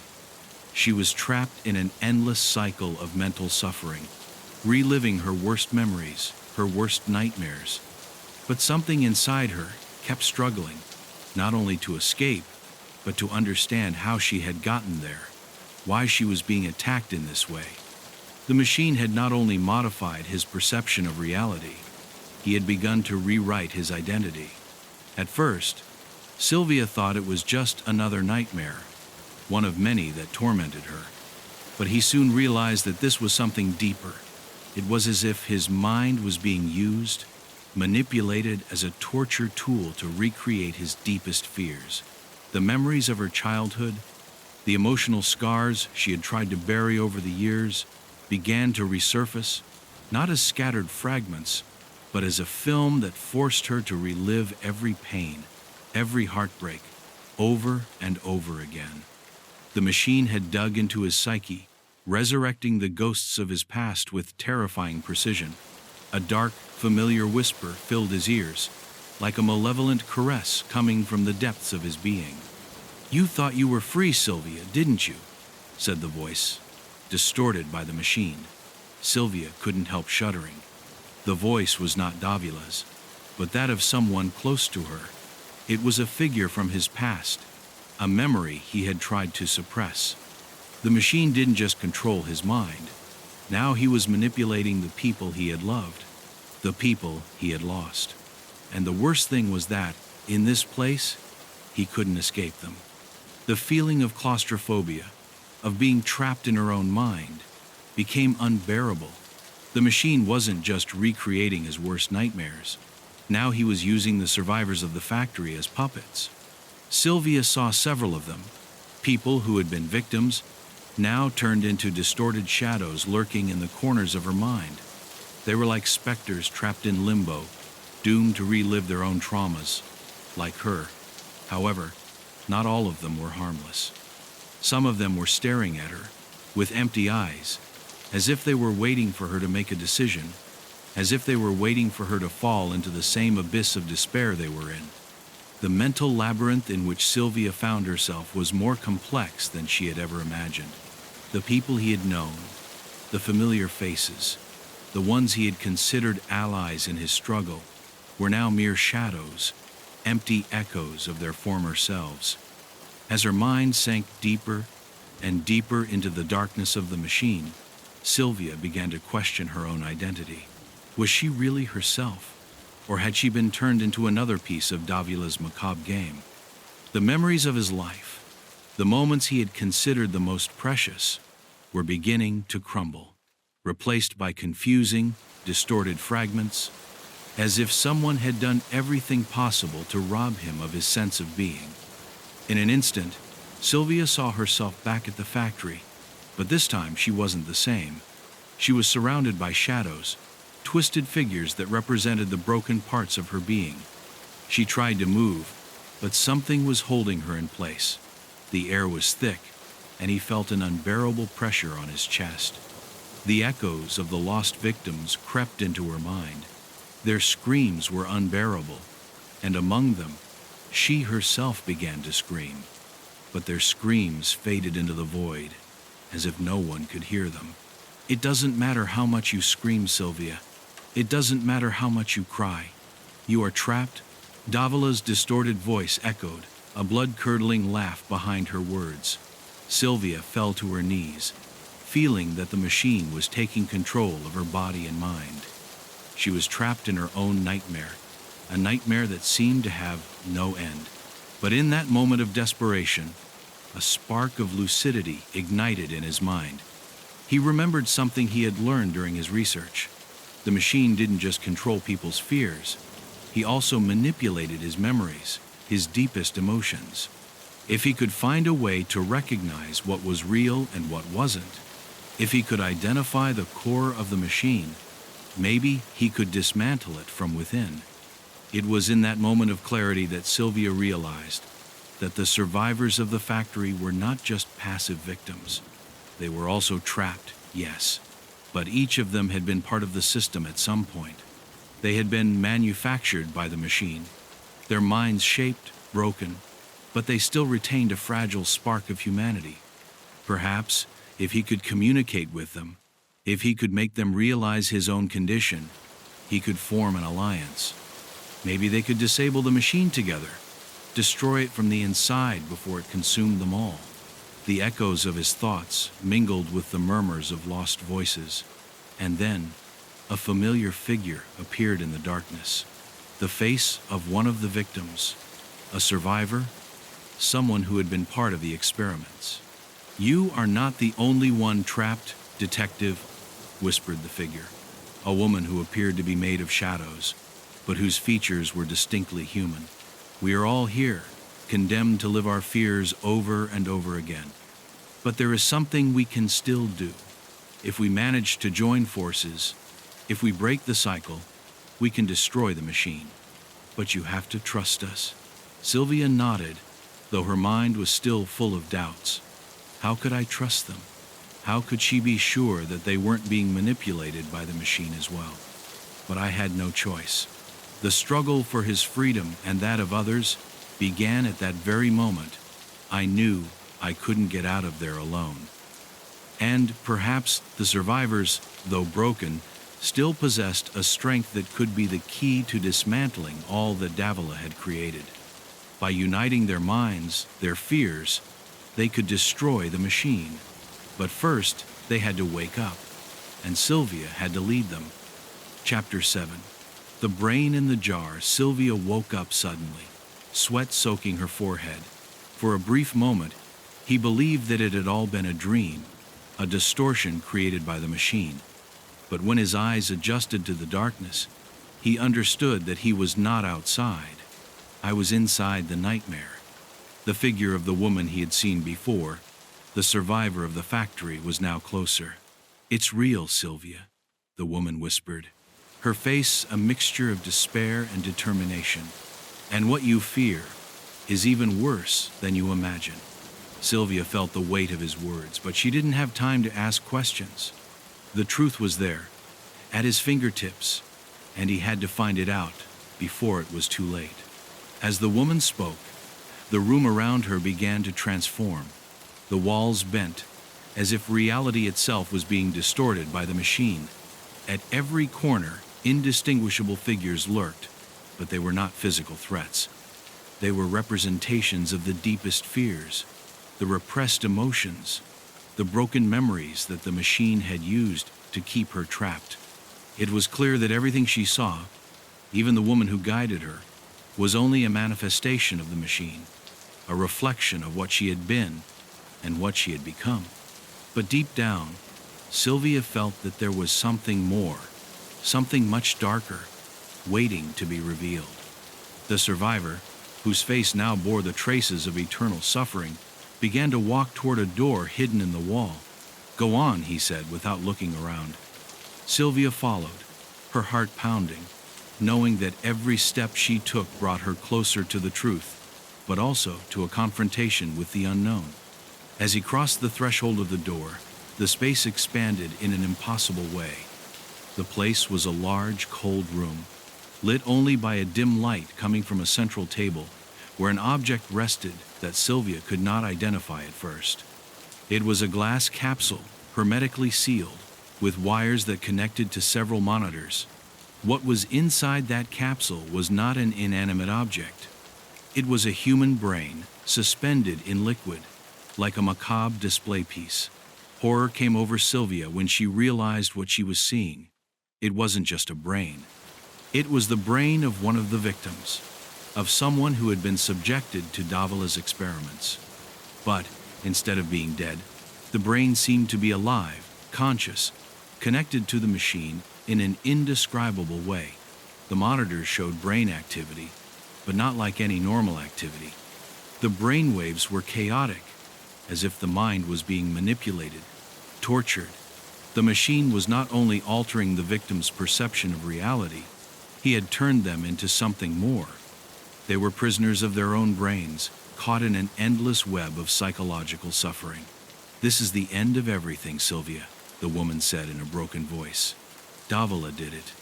It doesn't just control minds, it keeps them alive, conscious even after death." Sylvia took a step back, horror enveloping her. He knew that Davila had been working on mental manipulation, but he never imagined that his experiments would be so extreme. Not only had he destroyed the identities of his victims, but he had turned them into helpless beings, their minds held captive in a cycle of endless torment. "Those who have been subjected to this machine are no longer human," the woman continued. "They are mere extensions of Davila's will, bodies that live but are empty inside." The woman began to walk towards the capsule. This was the last step in their investigation. He found a way to keep the victims alive, aware of their suffering, but with no hope of escape. They're trapped here, in this place. And, what is worse, Davila has managed to store their minds. He has preserved them in a state of constant anguish. Bodies don't matter. The brains, the thoughts, the souls are what really controls. They're like pieces in his horror collection. A shiver ran down Sylvia's spine as she watched the floating brain. She felt an unbearable pressure on her chest, as if the terror and pain of all the victims were collapsing on her, demanding answers, demanding justice. "You can't save them, Sylvia," the woman said, as if she had read her thoughts. "No one can. There is no cure for what Davila has done. The machine has consumed everything. It has infected everything. We are no longer alive in the traditional sense. We have been turned into instruments of his will." Sylvia looked at the woman, anguish reflected on her face. "I knew that what I was saying made sense. No one could save those trapped in the machine, but there was something inside her that refused to give up. If there was a way to destroy the machine, perhaps it could free their minds, even if it could not give them back what had been taken from them." The room seemed to close in on her, the walls approaching, as if the machine was taking control, as if everything she had learned up to that point was about to be completely destroyed. The woman, now transformed into an empty shadow, vanished before Sylvia's eyes, leaving her alone in front of the capsule. A faint beep began to sound from the monitors. The brain waves inside the capsule went haywire, as if the mind trapped inside was screaming, crying out for help. Sylvia could feel the despair in the air, the feeling of a million trapped souls, of lives that would never find rest. At that moment, an idea began to form in Sylvia's mind. If the brain could be kept alive inside the machine, perhaps it could also be destroyed. But to do so, he would have to disable the source of power, the same machine that had fueled the horror for years. She knew that she could not do it alone, but now she understood that the real enemy was not only Davila, it was the machine, the technology that he had created. A machine that not only controlled the human mind, but had achieved something far more terrifying. It had managed to make the minds of its victims eternal, condemned to live in a state of infinite suffering. And if she wanted to stop all this, Sylvia would have to destroy her, no matter the price. With a newfound determination, Sylvia stepped away from the capsule and began to look for a way to disable the machine. The clock was ticking, and with each passing second, more victims fell under Davila's control. He couldn't allow the machine to keep operating. He had gone too far, had seen too much, and the only way to stop all this was to destroy the very core of terror. He couldn't fail.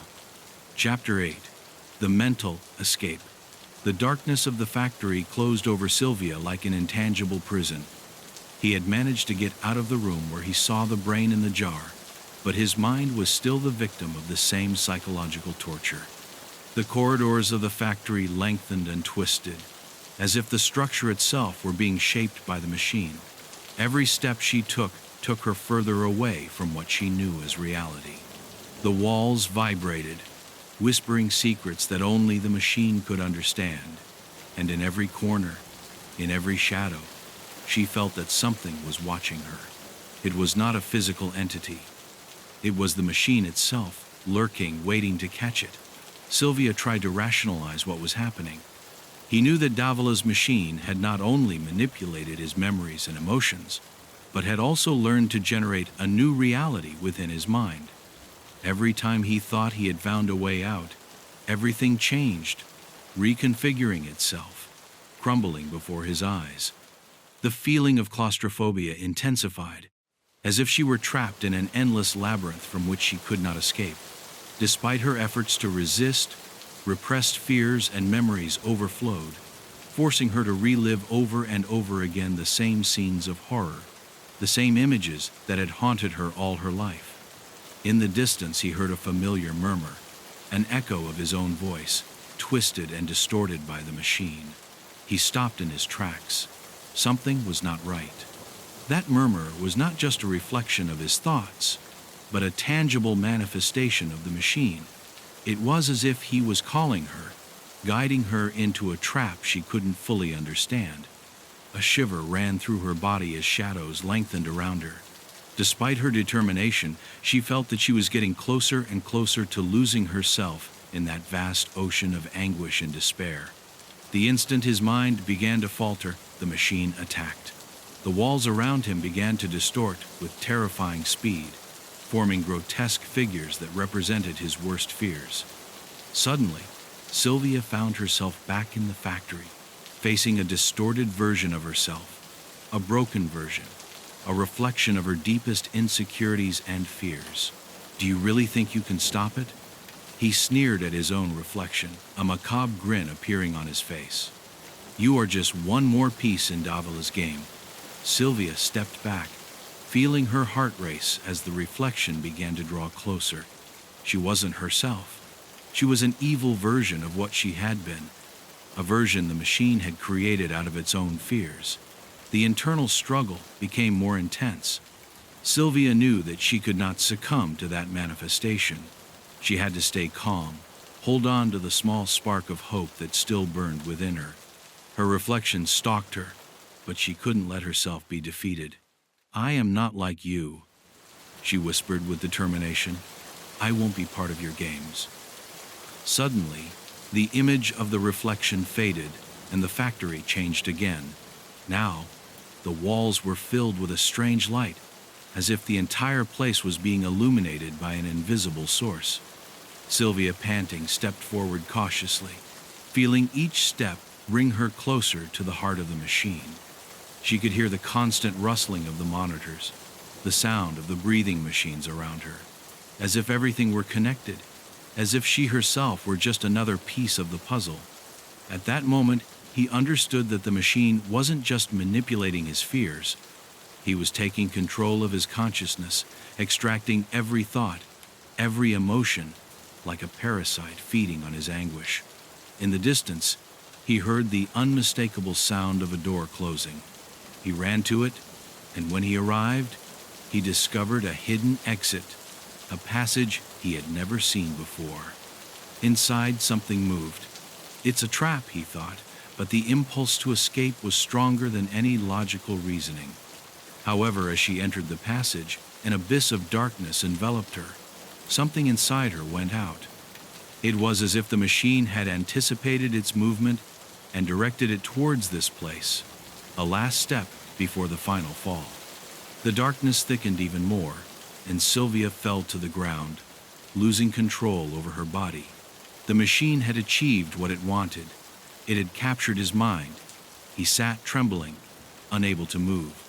The anguish he felt was not only because of the physical pain, but because of the feeling that his mind was being sucked into an unknown dimension, a place where there would be no escape. The machine was no longer just manipulating his memories and emotions. Now it controlled her perception of time and space, forcing her to live a perpetual nightmare, a blink. In that second, Sylvia felt something strange, a fissure, a crack in the machine system. He could feel it, as if the connections between his mind and the machine were beginning to crumble. The machine couldn't keep control forever. He had begun to fail. At that moment, Sylvia struggled one last time to take control of her mind. He used all that was left of his being, of his humanity, to resist the influence of the machine. The shadows around her began to dissipate, and although her body was still on the ground, her mind began to break free. It was then that he heard a voice, soft but firm, piercing through the chaos of his mind. "You are close, Sylvia," the voice whispered. "You have to continue. You can't let the machine win." The woman she had seen earlier in the factory appeared before her, her face lit up by a dim light. "The machine is closer than you think. If you want to break free, you must destroy the core. It's the only way to stop all this." Sylvia nodded slowly, understanding that the battle was not only for her survival, but for the salvation of all the victims trapped in the same nightmare. The exit was near, but the machine was still stalking her. With one last look of determination, Sylvia stood up. The machine could have controlled his mind, but not his will. "I wasn't going to let him win. There was a light at the end of this tunnel, and I was ready to reach for it. The truth, though hidden in the depths of his mind, was waiting to be revealed." And in that moment, Sylvia was closer than ever to banishing the darkness that had held her captive. Chapter 9. The last experiment. Sylvia was moving forward cautiously, her footsteps echoing through the factory halls like a distant echo. The pressure in his chest increased with every turn, every creak of the walls. I knew I was close, too close. The voices whispered, mocked her, but something inside her mind told her that she could resist. She was not willing to succumb. The machine, that nightmare turned into technology, had managed to break it, but it had not destroyed it. She was more alive than ever.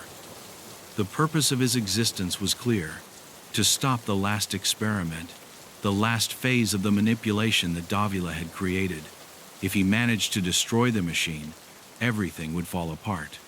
But the reality that surrounded her was unraveling at every moment. In his memories, he saw fragments of the victims he had encountered, their empty eyes, their collapsed bodies, and he understood what was really at stake. It was not just about revenge or justice. Every soul trapped in the machine was a life that could have been saved. Each mind that had been destroyed by the psychological and physical torture of the machine represented a small part of humanity that Davila had stolen. Sylvia knew she had to free them, but to do so she needed to find the core of this monstrous creation, the heart of the horror machine. The question was, where was it? As I walked through the halls of the factory itself seemed to be alive, adapting, molding itself around it. Every door, every room I encountered seemed more surreal than the last. The technology surrounding every corner was so advanced that it seemed otherworldly. Somewhere deep within the structure, Davila's latest experiment was taking place. Sylvia knew. I could feel it in the air, in the constant hum of monitors and machines that never rested. Death and suffering existed not only in the bodies, but in the very essence of the place. Suddenly, a door opened before her. It wasn't the same door he'd passed through before, nor any of the ones he'd found so far.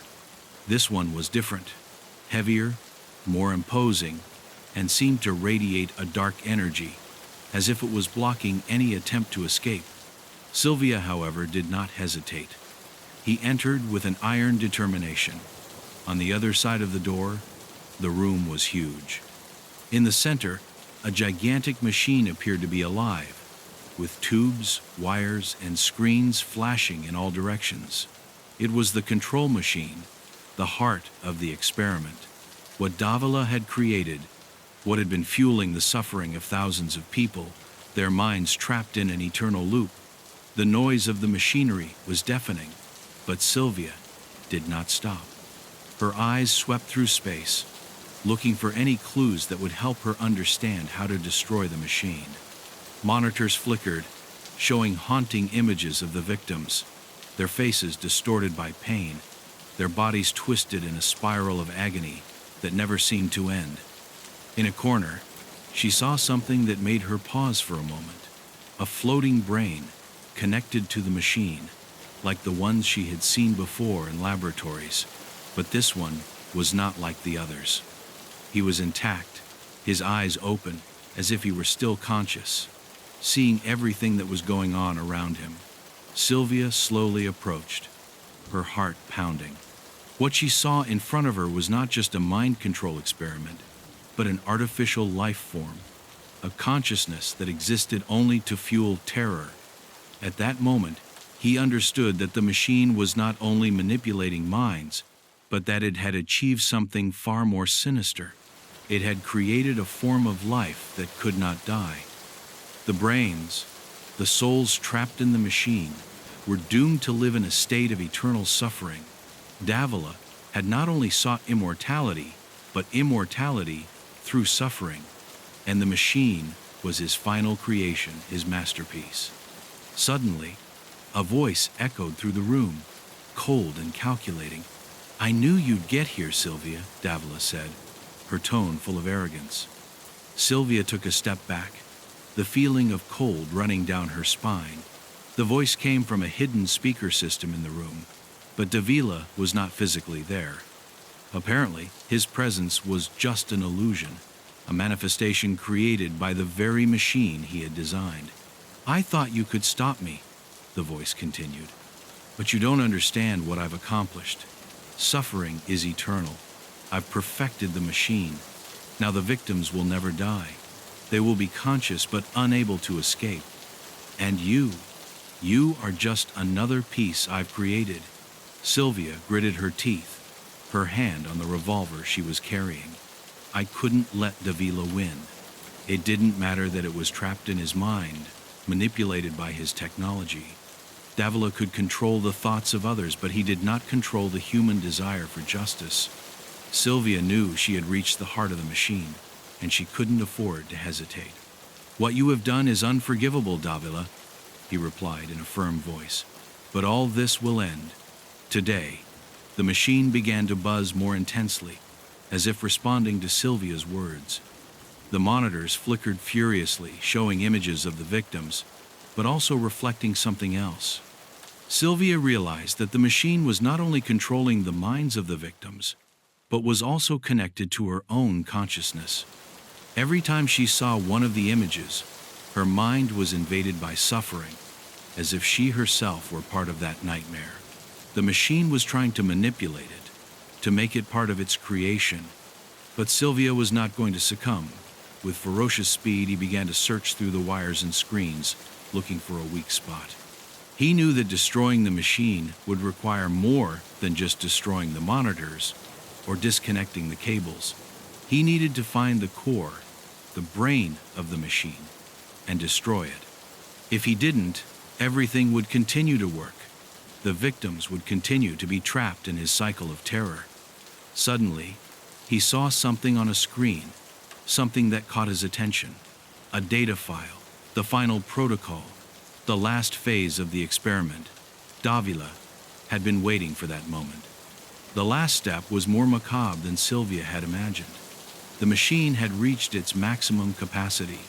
Now, he was not only controlling minds, but he was storing them up to use as a bank of energy, an inexhaustible source of suffering. And Sylvia, without knowing it, had been his last experiment. In a moment of lucidity, Sylvia understood that what she needed to destroy was not only the core of the machine, but the entire storage system. If he didn't, the victims would never cease to exist inside the machine, condemned to live the same nightmare over and over again. With renewed determination, Sylvia approached the monitors and began writing code, knowing that only a proper command could disable the storage system and free trapped minds.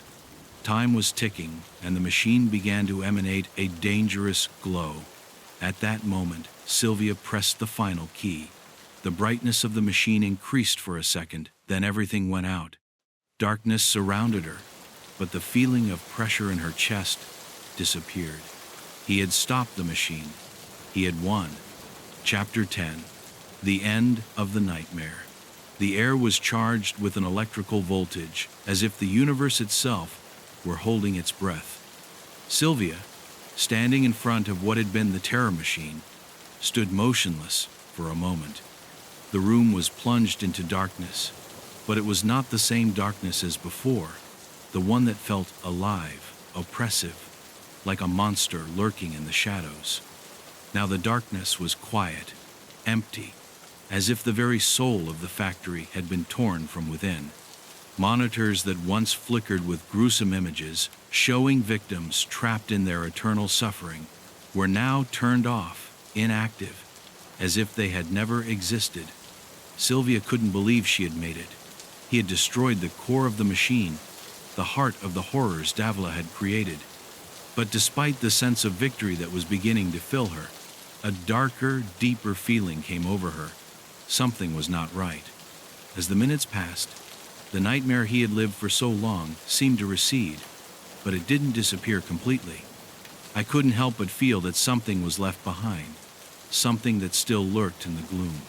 The shadows of the factory were still there, but now they were harmless. However, the feeling of not being alone continued to haunt her. He turned slowly, looking at the empty corridors that were once filled with noise and suffering. The machine was gone, but who or what was left in its place? The victims released, or maybe something much worse. Sylvia's mind struggled to comprehend what had just happened. Davila had been defeated, the factory had shut down, and the souls trapped in the machine should have been freed.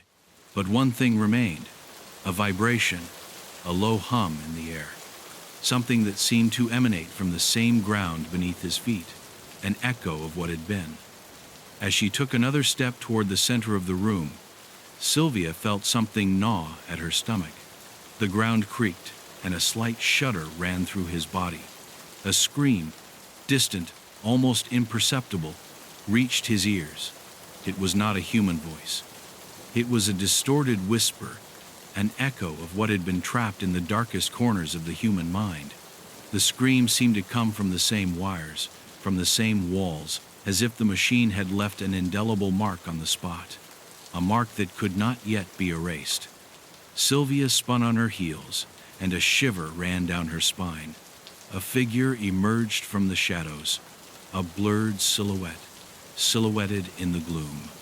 At first, he thought it was a hallucination, one of the many mental manifestations of the machine that still clung to his consciousness. But as the figure advanced, he realized that it was not an illusion. It was real.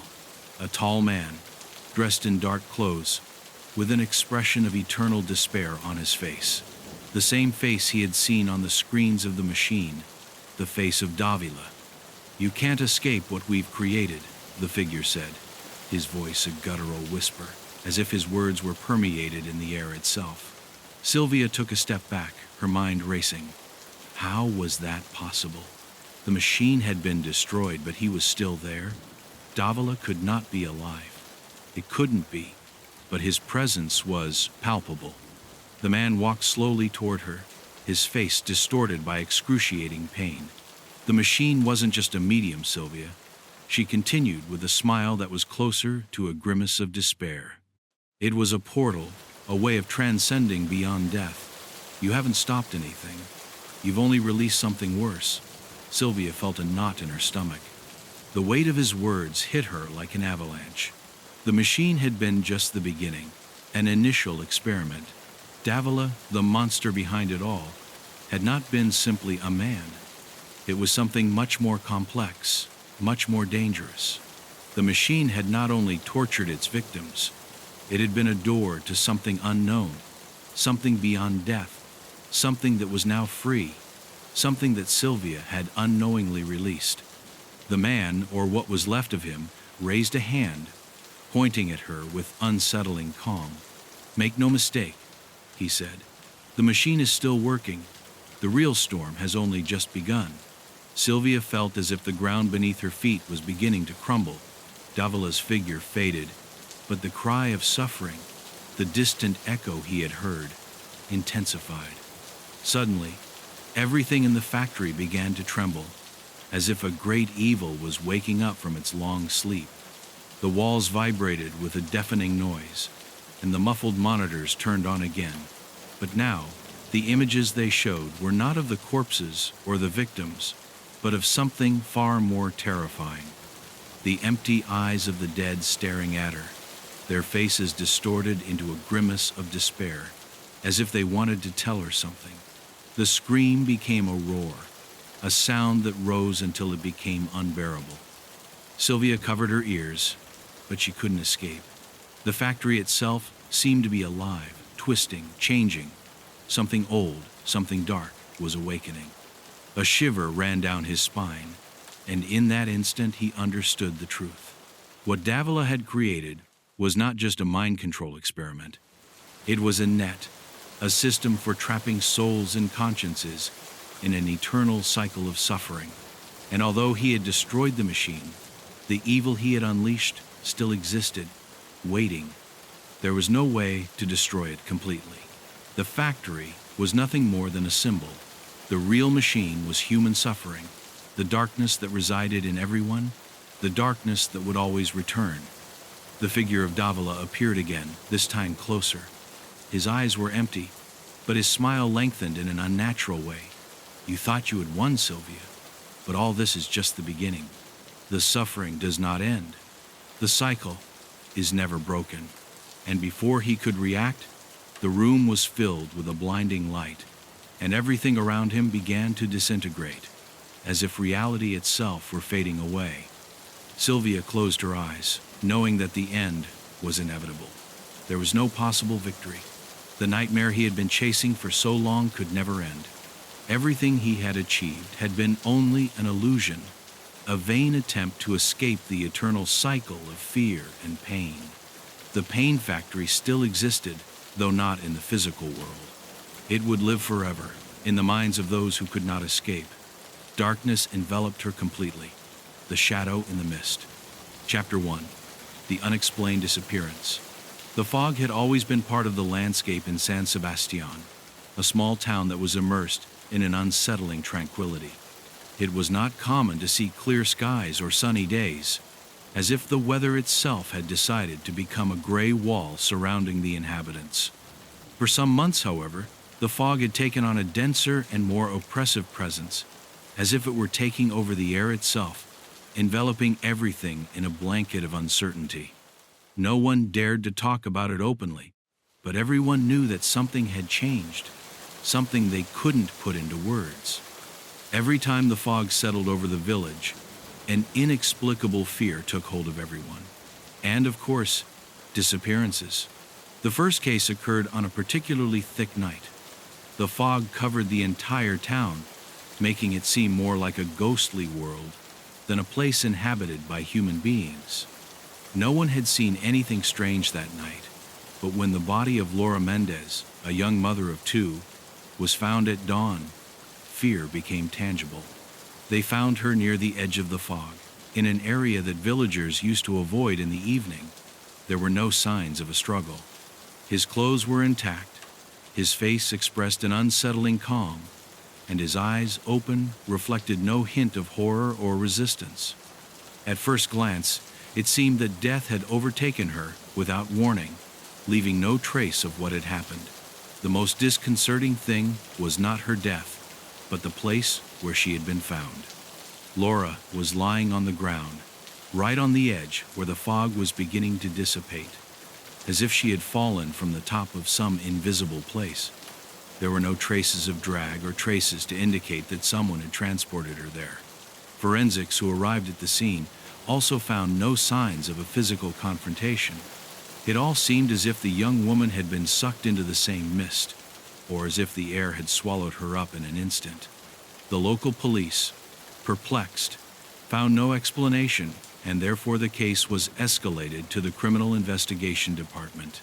Javier Ruiz, an experienced detective with years of service in cases that overflowed logic, was sent to town to investigate the mysterious event. Ruiz was no stranger to the concept of the inexplicable. He had solved cases of disappearances and murders that defied any kind of reasoning. But something in this case seemed different, something that made his skin crawl in a way he couldn't describe. When he arrived at the village, a strange sensation invaded him.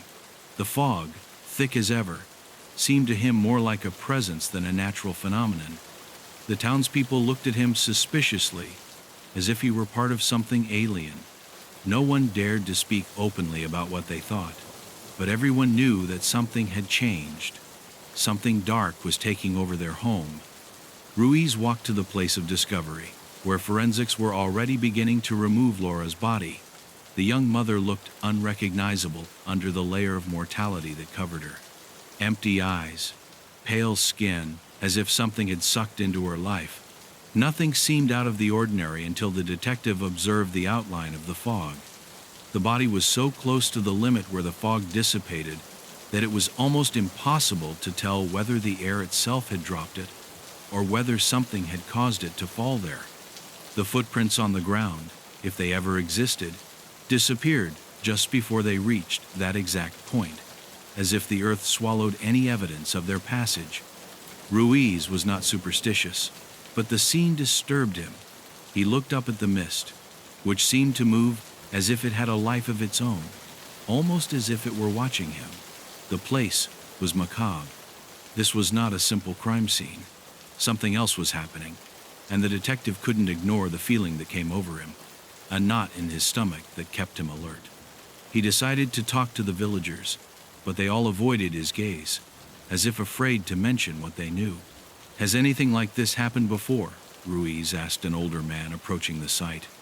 The old man shook his head, but his eyes showed a fear that he could not hide. "It's the fog. The fog is different now," he muttered without saying more.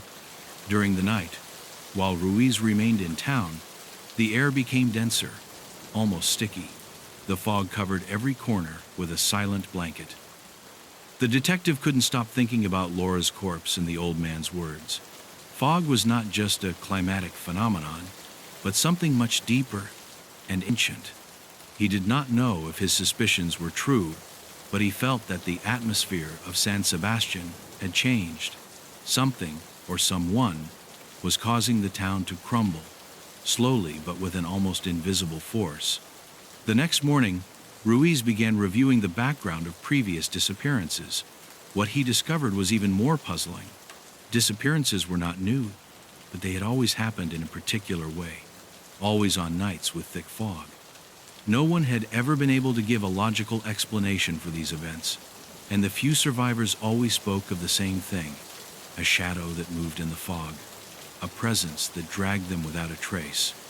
The footprints of the victims, if they existed, always disappeared into thin air, right in the same place where the fog seemed to engulf everything in its path. The pattern was undeniable. However, no one in the village seemed willing to talk about the subject anymore, as if there was a pact of silence imposed by fear. Ruiz felt that there was something more at play, something much darker than what his eyes could see, something supernatural. He didn't want to believe in the impossible, but the tests on the ground overwhelmed him. As the fog shrouded the village, it seemed that logic and common sense faded away, leaving them trapped in an enigma they could not comprehend. As he progressed in his research, a thought stuck in his mind with increasing force. The fog was not simply a weather phenomenon, and the disappearances were not a mere coincidence. Something was lurking in the darkness, waiting to devour those who fell under its influence. And Ruiz was about to find out what. Chapter 2. The Traces of Nowhere. Javier Ruiz spent long hours reviewing the reports, looking for any kind of pattern in the disappearances, but he could not find anything that would bring him closer to a solution. The fog was no longer just an atmospheric phenomenon. It had become something with a presence of its own, with a story that escaped human logic. Each time the fog enveloped the village, the same cycle repeated. A person disappeared, and the traces of his passage vanished into thin air, as if someone or something had erased all evidence of his existence. No one could understand how, let alone why. The next day, Ruiz went to the scene of another recent event. This time, a young woman named Elisa Soto had disappeared, and, as usual, the fog had been thick that night. The strange thing was that, as in Laura's case, there were no signs of struggle, no screams, no disturbances in Elisa's house. Everything seemed in order, as if it had been taken voluntarily. But the air was charged with something else, a palpable terror that spread throughout the village. When he arrived at the place where the villagers had found his belongings, the fog seemed thicker than ever, as if everything was permeated by the same suffering. Ruiz pored over the ground around the house, looking for something to guide him. It didn't take long for him to find what he was looking for. Between the damp earth and the undergrowth, a series of footprints appeared clearly marked in the mud. They were strange, more like distorted shapes, as if something heavy had passed by, but without leaving a definite impression. The footprints did not appear to belong to any known animal, much less a person. They were jagged, blurry, and faded abruptly as they moved into the fog. It was as if, when they reached a certain point, the traces dissolved in the air, as if someone had erased them on purpose. "This doesn't make sense," Ruiz muttered, looking at the footprints closely. The fog, even thicker at this hour, seemed to move around him as if responding to his thoughts. He felt a pressure in his chest, as if the air was denser than normal. How could it be explained that the traces vanished in such a way? It was not a simple phenomenon of fading due to humidity. Something, or someone, was deliberately erasing them. At first, he thought that maybe it was some kind of trick, some lie to mislead the investigators. But the deeper he got into the mystery, the more convinced he was that what was happening there was beyond his comprehension. He decided to follow in his footsteps, convinced that he would find something that would lead him to the solution. But as he moved through the foggy terrain, the footprints kept disappearing. Each step took him to a place where the marks simply faded away. At first he thought that perhaps the terrain was altered by the weather, but the more he thought about it, the more he became convinced that he was witnessing something that was beyond all logical explanation. How could something disappear like that, in the air? Unanswered questions began to weigh on his mind, and the feeling of being watched intensified. In an attempt to find a more direct answer, Ruiz made his way to the local police station, where he spoke with forensics and officers who had worked on the previous cases. No one seemed to have a concrete answer. The forensics were equally puzzled, but they mentioned something that caught the detectives' attention. The footprints of the disappeared, both Elisa's and other previous victims, were reportedly disappearing, but appeared to be heading into the fog. The fading pattern was so precise that it seemed intentional.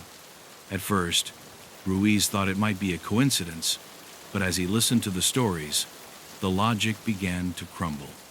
As he investigated further, Ruiz came across an old local police file that mentioned something about a similar phenomenon in the past, decades ago. The town, at that time, had suffered a series of unexplained disappearances, all on nights of thick fog.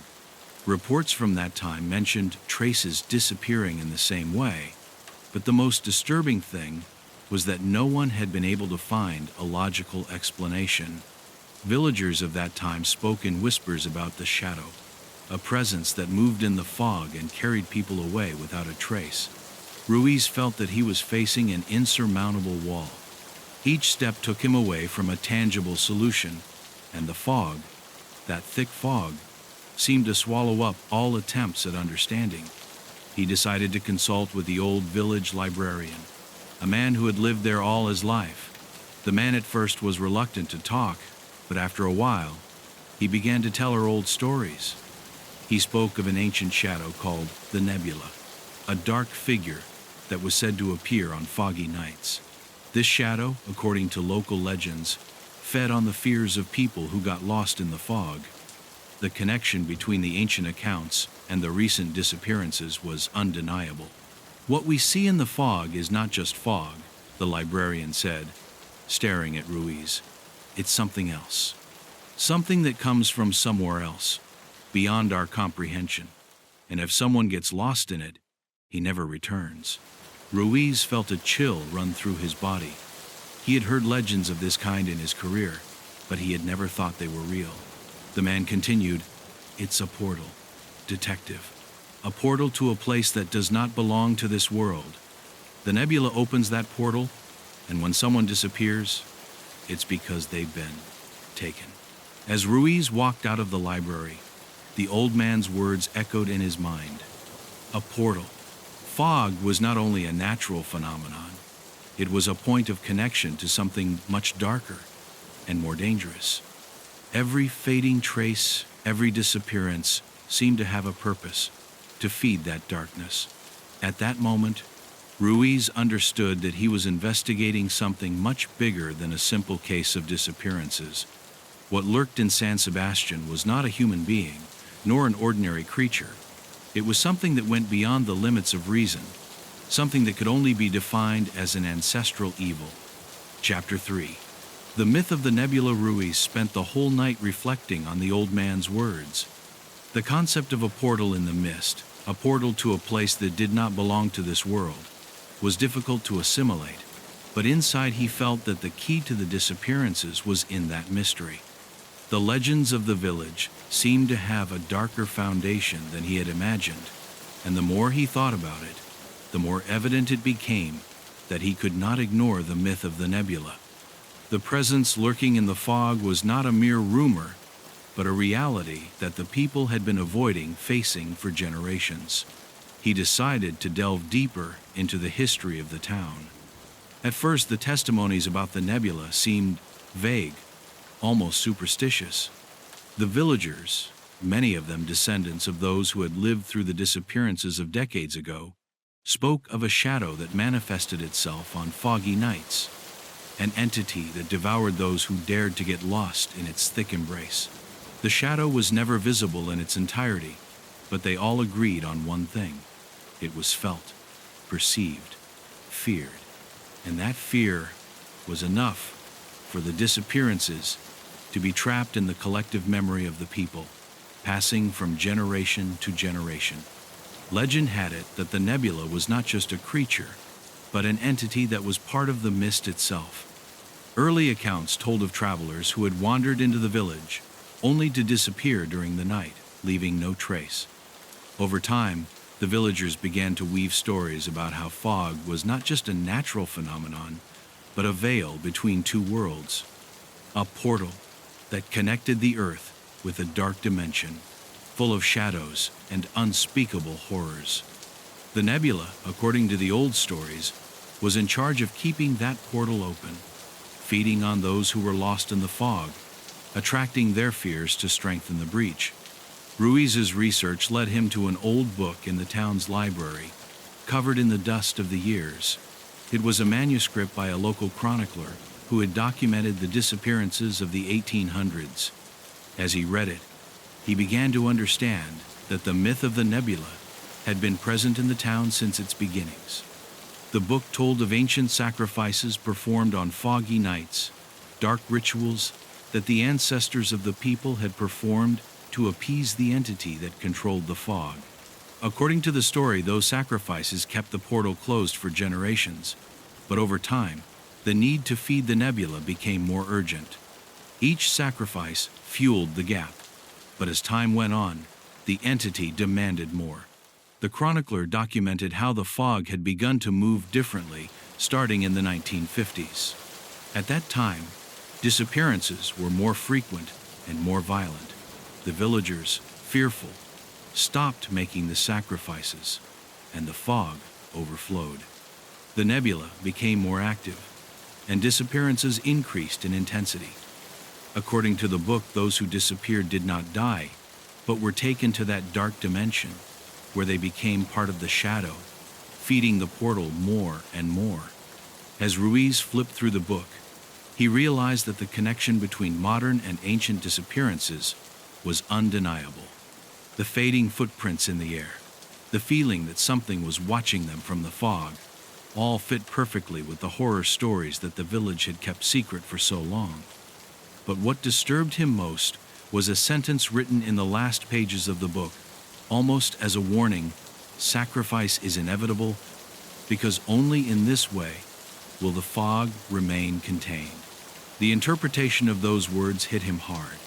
If the disappearances were not an accident, but a sacrifice, who or what was behind those acts? Was it the people who in some way were contributing to opening the portal? Ruiz decided to interview more villagers, looking for more direct answers. During their conversations, several of them confirmed what the librarian had implied. The shadow lurking in the fog was not a physical being, but a presence that took shape according to the fears of those who saw it. The nebula, as they called it, fed on those fears. Some described her as an amorphous shadow, others as a hooded silhouette that faded as she approached. None of the descriptions exactly matched the other, but they all agreed on the same thing. The shadow was the cause of the disappearances, and it was linked to the fog, to that phenomenon that enveloped the town and that no one dared to challenge. The stories, though varying in detail, agreed on one crucial point: the nebula only appeared when the fog was denser, more alive. The older villagers spoke of nights where the fog seemed to move, flow like an invisible river, and how the shadow stalked them, closer and closer. Some, caught up in terror, had tried to flee during those moments, but always found that the footprints disappeared before they reached safety. The fear was so deep that the people themselves had learned to live with it, accepting the fog as part of their destiny, as something immutable, inevitable. As Ruiz delved deeper into his research, something else began to take shape in his mind. The shadow was not an isolated being, or even a specter from the past. The nebula seemed to have a purpose, one that transcended the simple need to feed. Ruiz began to theorize that the nebula was not only taking people as sacrifices, but was attempting to open the portal permanently, bringing with it a darkness that would consume the village completely. The villagers' fear, their acceptance of the mist, seemed to be a kind of bond that kept that portal closed. But what if that connection was failing? What if the nebula was looking for something else? That night, Ruiz felt a growing pressure in his chest, a discomfort that kept him awake. As the fog shrouded the village, something inside him told him that time was running out.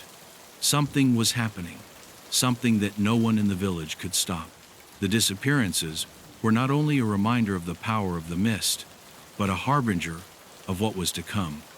Something much darker, deeper was approaching, and Ruiz didn't know if he was ready to face it. Chapter 4. The Poisonous Fog. The dawn arrived with a thick fog that covered the town of San Sebastian like a layer of terror. Ruiz couldn't help but feel the atmosphere become even denser every time the fog settled. The feeling that something was lurking, something slipping through the shadows, kept him uneasy. The detective could no longer rely on his senses alone. The fog not only faded away the traces, but also seemed to affect the mind, distorting the perception of reality. It was as if the entire village was caught in a collective nightmare, in which shadows were slowly slipping through the inhabitants, ready to drag them into the abyss. That night, Ruiz was called to a new incident. One man, Jose Gutierrez, had been found wandering along the edge of the fog, with a blank expression on his face and incoherent words on his lips. He was visibly disturbed, but the most disconcerting thing was what he muttered. "It's inside me. I can't go out." Paramedics rushed him to the local hospital, but the symptoms were alarming. Not only did Gutierrez seem to have lost his sanity, but something in his body was changing. His skin, before a healthy tone, had acquired a grayish color, and his eyes showed a fever that had no explanation. Ruiz decided to visit the man in the hospital. When he entered the room, the atmosphere was oppressive. Jose Gutierrez lay in bed, his eyes wide open, as if he were completely aware of his surroundings, but unable to react normally. Around him, the air seemed thicker, heavier. The fog, which crept through the windows of the hospital, seemed to seep through every crack, as if it were penetrating the room. Ruiz approached the man's bed, but Jose paid no attention to him. Instead, his lips moved slowly, emitting a barely audible whisper. But when Ruiz leaned over, he managed to understand what it was saying. "It's in the fog. It's inside me. It controls me." What happened next was even more terrifying. As Ruiz approached to listen better, the figure of Gutierrez began to tremble in a spasmodic way. His hands went up, as if something invisible was manipulating him. In an instant, a horrible scream escaped his lips. But it wasn't a human scream. The voice that came out of him was distorted, something that did not belong to a human being. "The nebula is taking me," he shouted, before falling into a state of unconsciousness. The detective quickly walked away, but something inside him knew it wasn't just a case of insanity. There was something in the fog, something that was altering people's minds, getting into their thoughts, into their bodies. At that moment, Ruiz understood that the fog was not only a portal to another dimension, but that it had a direct effect on those who were exposed to it for too long. He was not just a specter of the past, nor a shadow that fed on fears. The fog itself was controlling the inhabitants of San Sebastian, distorting their thoughts and driving them to despair. The nebula didn't just need to feed on people, but it was also transforming them, turning them into something that even the villagers themselves couldn't recognize. Something far more sinister than a simple disappearance was at stake. Upon leaving the hospital, Ruiz headed toward the area where Gutierrez had been found. The air was thick, with fog covering everything around him. As he walked, he could feel the mist surrounding him, how it seemed to caress his skin, slip under his clothes, as if she were alive. The wind rose, carrying with it the characteristic cold of fog.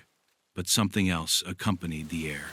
A whisper, an almost imperceptible murmur that seemed to emerge from the fog itself.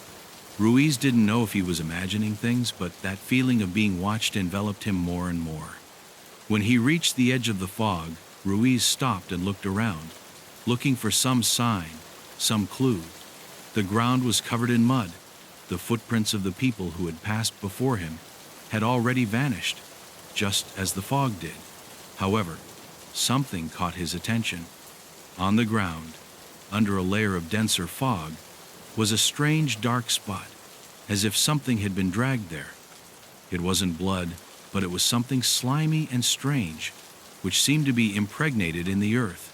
Ruiz touched the stain cautiously, feeling a chill on contact. It was as if the earth itself was decomposing under his fingers. Soon after, Ruiz heard a whisper again, but this time it wasn't just the wind. The voices were clearer, more defined. They seemed to come from the fog itself, as if thousands of people were speaking at the same time, but their words were incomprehensible, a mixture of anguish and despair.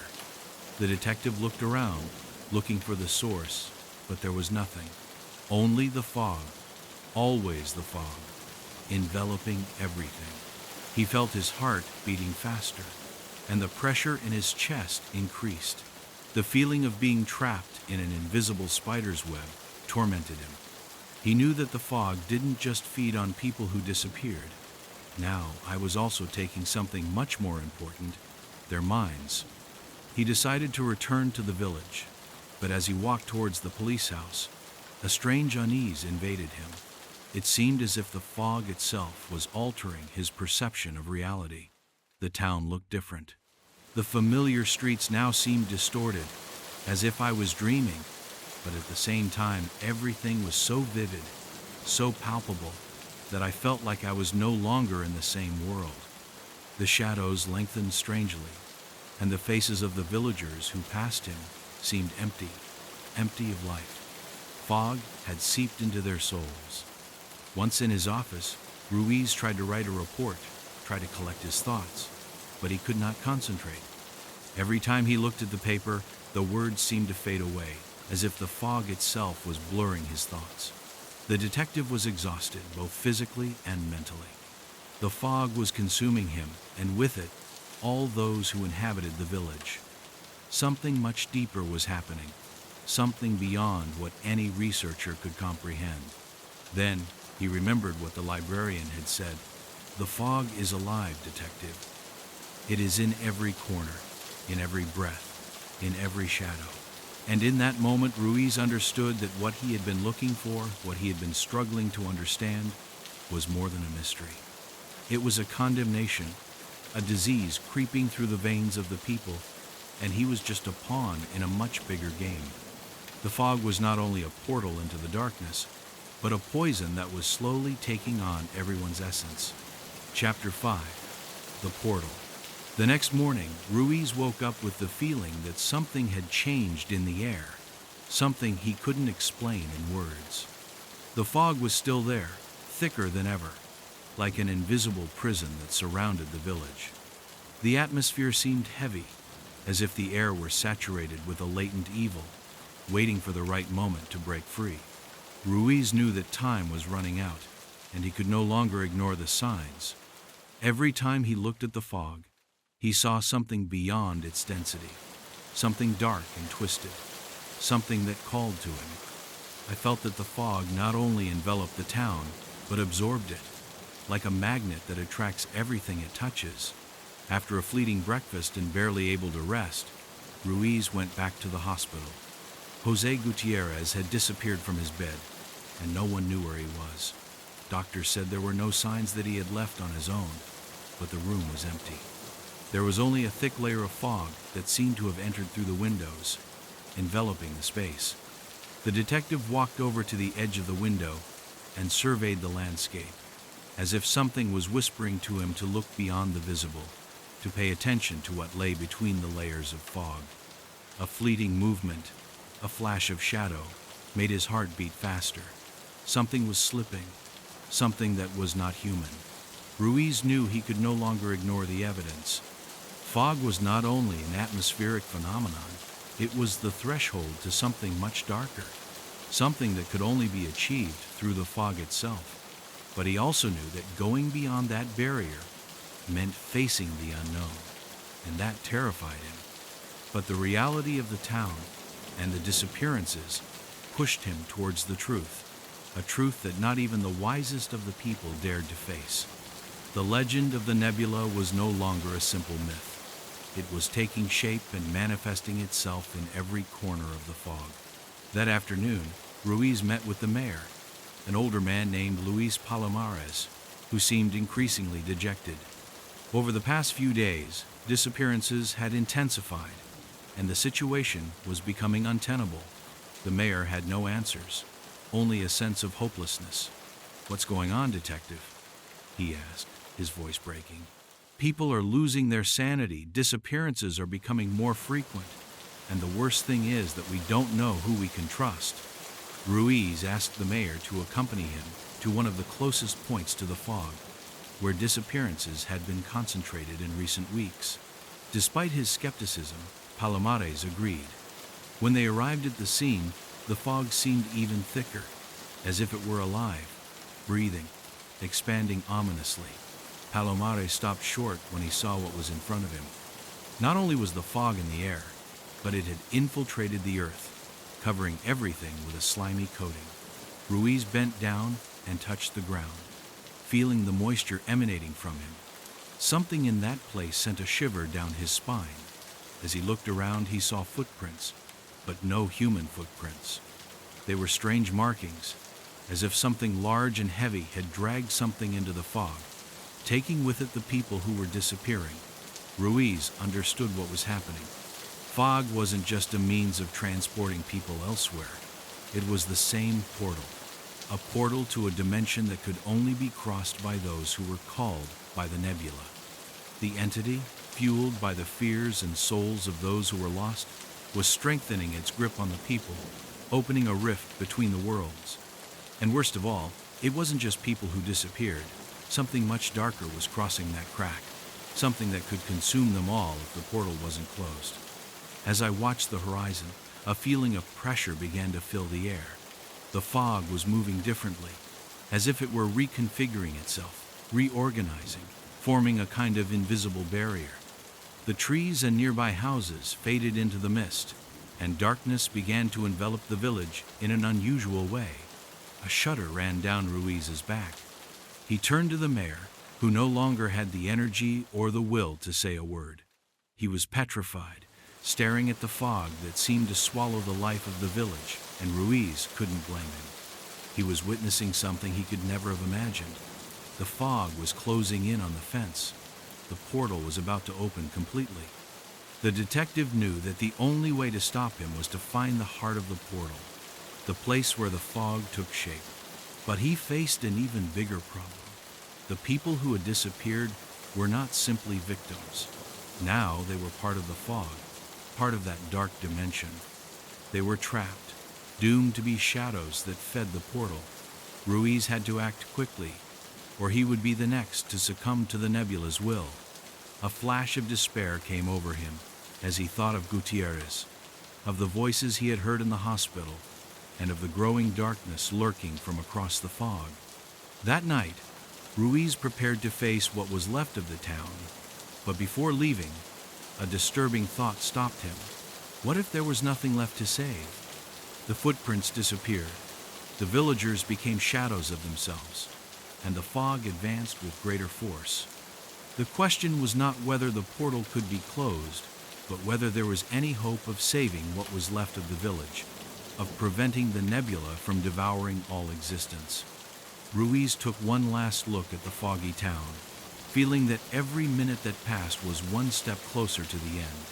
The key to the mystery, the origin of the fog, was ahead of him, but so was the danger. He had to decide, go deeper into the fog and confront the entity, or surrender to the despair of a doomed people. The answer was clear, but the cost would be high, not only of his life, but of the lives of those who still remained. As the sun set and the fog thickened even more, Ruiz took a step into the heart of the fog. And when he did, the air began to vibrate, as if the portal was opening before him. Something was waiting for him. Chapter 6. Sacrifices in the Fog. The fog enveloped the detective like a palpable, heavy, oppressive condemnation, covering him with a layer of coldness and despair. Every step he took toward the center of the village seemed to make the air thicker, more impenetrable. The fog not only distorted vision, but also affected the senses, as if it was infiltrating his mind. Ruiz could no longer distinguish the sound of the wind from the murmur of distant voices that seemed to rise from everywhere, voices that faded as soon as he tried to locate them. The village, which had once seemed familiar to him, was now a labyrinth of shadows and whispers. Every corner seemed to be haunted by an inhuman presence. Suddenly, the fog opened before him, as if allowing him to move forward, and at that moment, Ruiz felt something, or someone, watching him. There was something in the atmosphere, something that made him feel small, insignificant, in the face of the magnitude of what was happening. The nebula was not only consuming the village, but it was also feeding on the lives of its inhabitants. and the detective understood that this mist was not just a portal, but a living entity that fed on sacrifices. The air was permeated with an ancient evil, an evil that had existed long before the town was founded. As he made his way through the deserted streets, Ruiz remembered the old legends he had heard in town. Stories that the elders told the children, stories about rituals and sacrifices to calm the nebula. According to what he had heard, whenever the fog overflowed, someone had to offer himself as a sacrifice to prevent the darkness from completely taking over the world. The sacrifice had to be of someone pure, someone whose life was connected to the very essence of the people, and only in this way could the advance of the nebula be stopped. Ruiz stopped in his tracks. The legend spoke not only of physical sacrifices, but of an ancestral bond, a blood pact sealed between the inhabitants and the mist. The idea that these legends could be real made his blood run cold, but the facts left no room for doubt. The disappearances, the transformations of people, the ominous presence that slipped through the shadows, all indicated that the sacrifice was real, and that the fog was not only a threat, but a price to be paid every time the darkness threatened to devour the village. Ruiz realized that at some point, the entire village had been involved in an ancestral pact, one that involved not only surrendering to the fog, but offering lives, sacrifices meant to keep the nebula contained. As he went, he found an old church in ruins, half hidden in the fog. The building looked more like a tomb than a place of worship.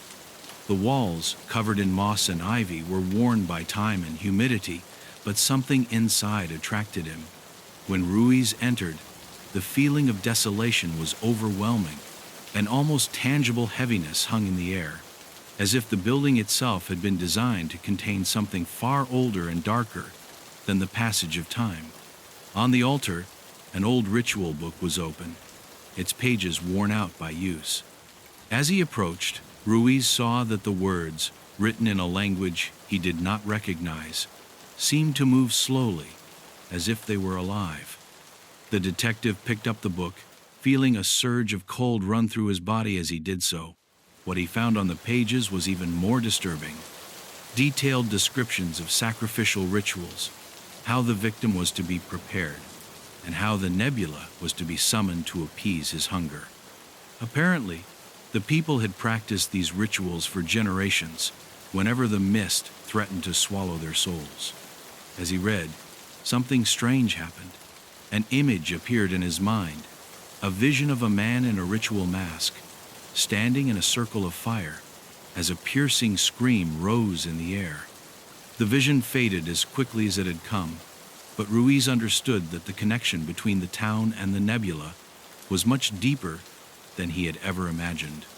With the book in his hands, Ruiz felt the fog closing even more around him, as if the portal was about to open completely. The detective knew he could no longer ignore the truth. The nebula was feeding on the sacrifices of the inhabitants, and the only way to stop it was to sever that ancestral bond. But to do so, he would have to face the entity itself, enter the fog, and go through the portal. And worst of all, in order to close the portal, he would have to offer a sacrifice. Someone had to die to break the cycle. Ruiz looked at the book once more, noting the instructions for summoning the nebula. Every word on the pages was a reminder of what was at stake: the life of the people or eternal damnation at the hands of the fog. The detective didn't know if he was willing to do what was needed to close the portal, but at that moment, something inside him ignited. He knew that he couldn't allow more people to disappear. He couldn't let the nebula take away any more souls. His sense of justice, his desire to protect the innocent, pushed him to a final resolution. If that meant sacrificing himself, he would do it. As he left the church, Ruiz faced the mist that crept toward him as if waiting for his decision. The fog was now denser, darker, as if it were taking the form of a towering shadow rising above him. A whisper passed through the air, his words clear, if somber. "You've come too far, detective." The detective turned around, but no one was there. Only the fog, surrounding him, suffocating him. The sacrifice was already marked. The link between the town and the nebula was about to be fulfilled. And Ruiz, not knowing if he would make it out alive, had to do the impossible to prevent that sentence from being carried out. Suddenly, the fog seemed to rise around him, opening up an empty space, like a portal in the air. Ruiz knew that sacrifice was imminent, and that the only way to avoid it was to confront the nebula on its own turf, passing through the portal before it dragged him into its dimension. The voices of those who had been lost in the mist echoed in his mind, as shadows seemed to move around him, watching, waiting. Ruiz was about to do the unthinkable, come face to face with the nebula. Chapter 7. The shadow is approaching. The air was dense, charged with an unsettling silence that crept into Ruiz's mind, like a constant presence stalking him. Each step he took into the heart of the mist brought him closer to the inevitable. As he went, he felt the mist closing in tighter around him, narrowing his field of vision, until all he could see was that dense, opaque mass. Each breath he took seemed to cost him more work, as if the air was being sucked into some invisible black hole. Despite the oppressive feeling that something was watching him, Ruiz did not stop. I couldn't. Suddenly, a sound tore through the air, like a distant whisper creeping through the fog. Ruiz stopped his step, looking around, but there was nothing. However, that feeling, that presence, enveloped him. The nebula wasn't just waiting on the other side of the fog. It was there, in the same fog that surrounded it.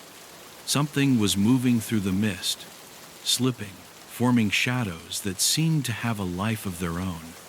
Each time he tried to look closely, the shadows faded and the whispers increased, becoming distorted voices, as if lost souls were crying out for their freedom. Ruiz knew that he was close to the portal, to the core of the fog, and as he advanced, the atmosphere became heavier, more difficult to bear. The shadows seemed to draw closer to him, taking on grotesque forms, human forms that faded away as quickly as they appeared. The voices emerging from the fog mingled with his own, confusing his mind, blurring the line between the real and the unreal.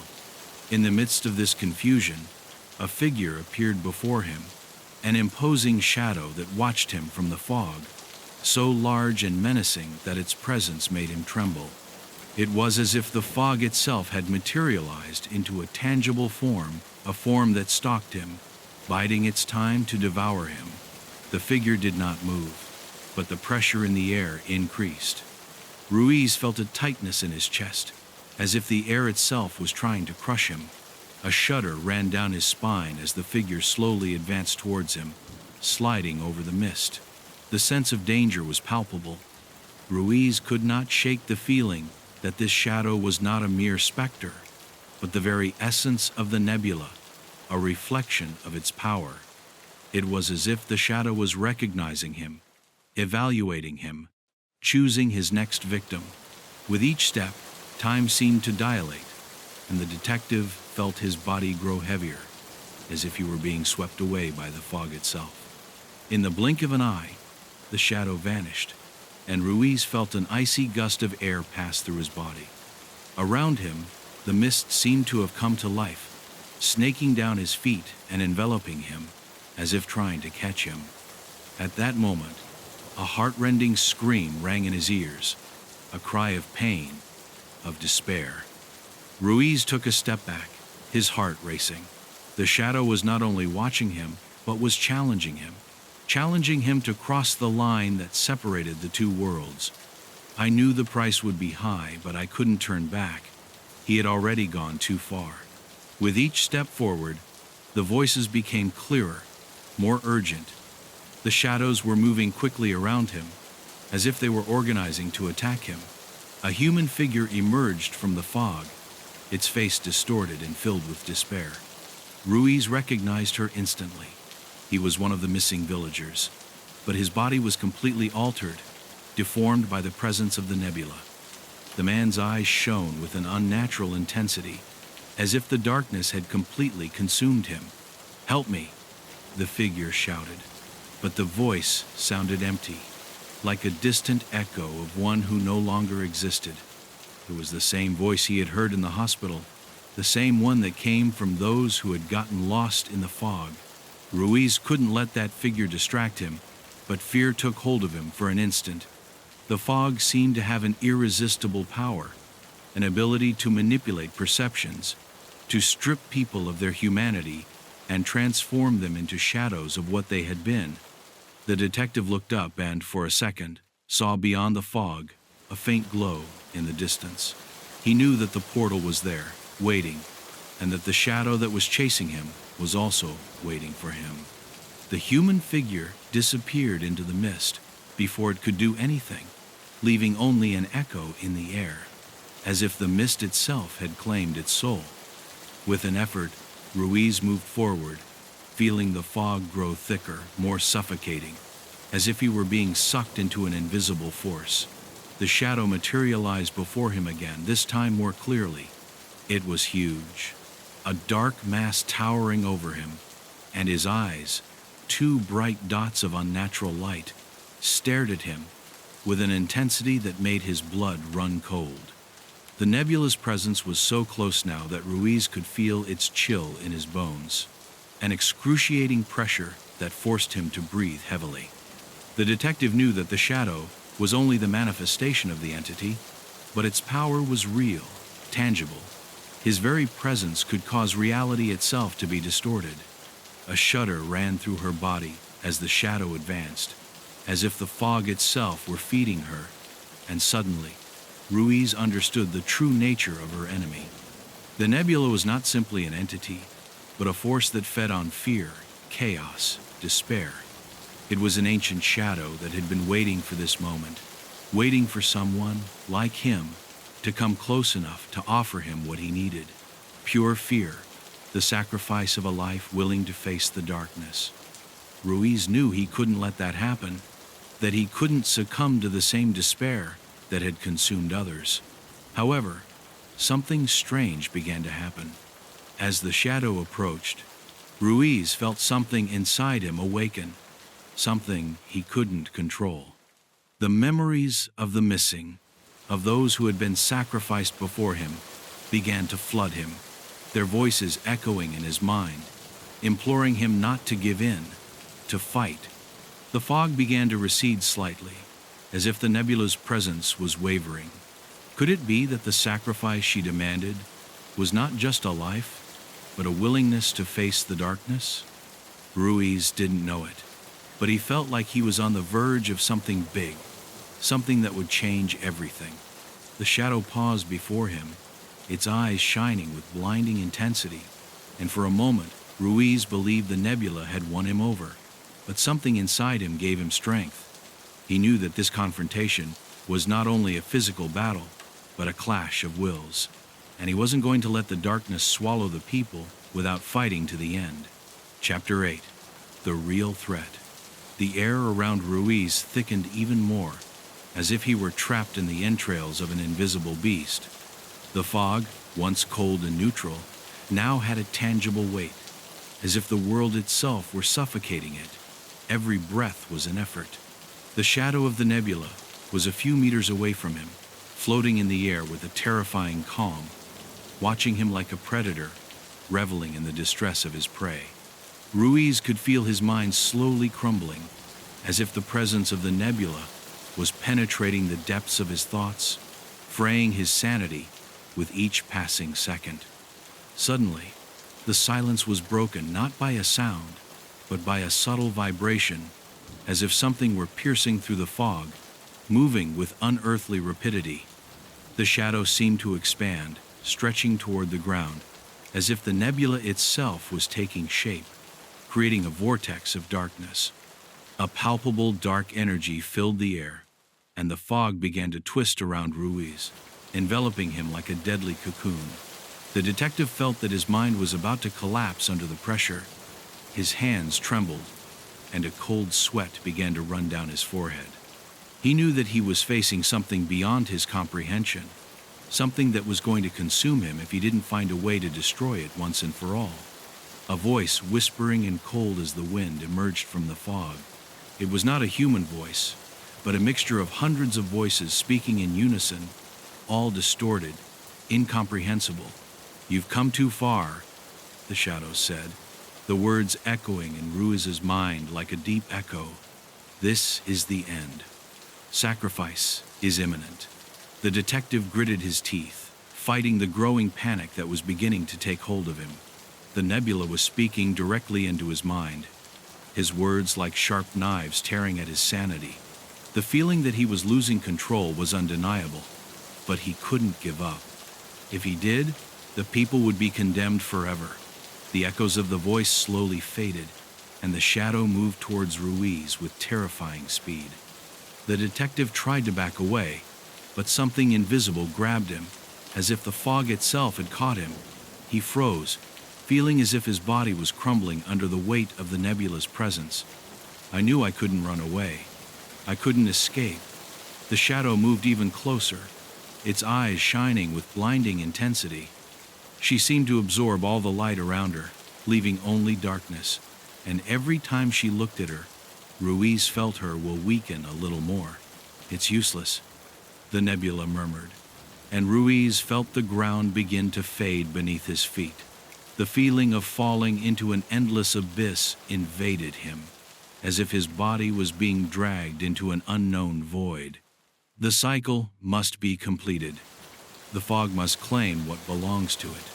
The shadow moved forward, touching his chest, and in that instant, Ruiz experienced a wave of sights and sounds that enveloped him.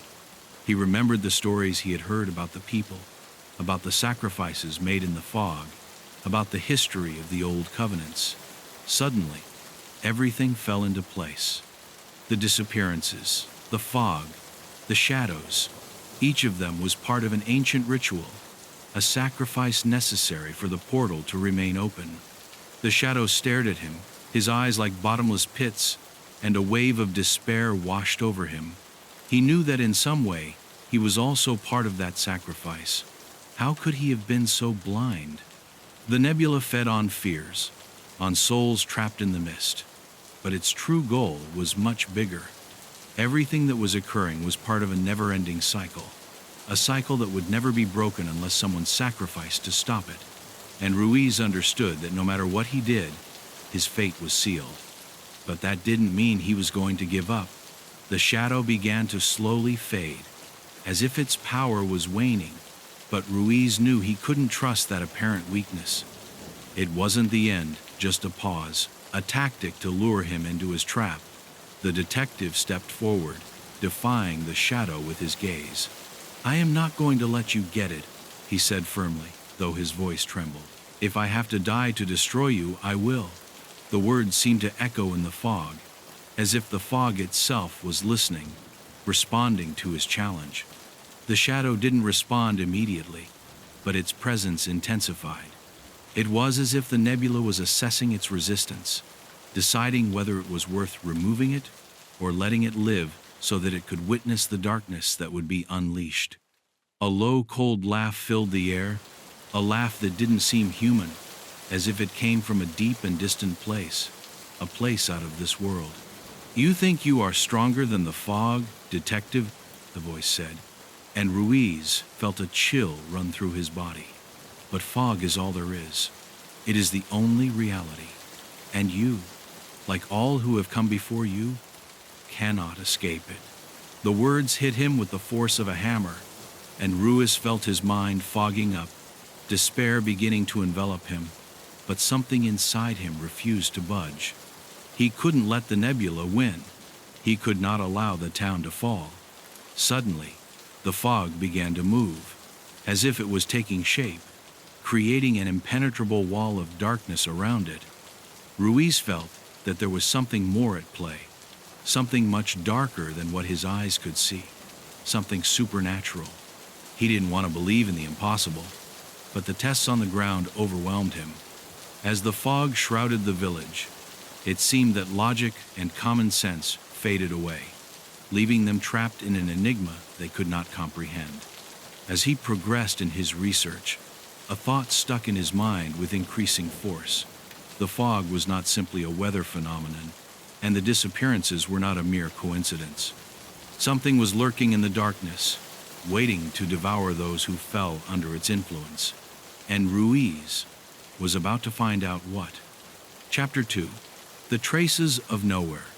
Javier Ruiz spent long hours reviewing the reports, looking for any kind of pattern in the disappearances, but he could not find anything that would bring him closer to a solution. The fog was no longer just an atmospheric phenomenon.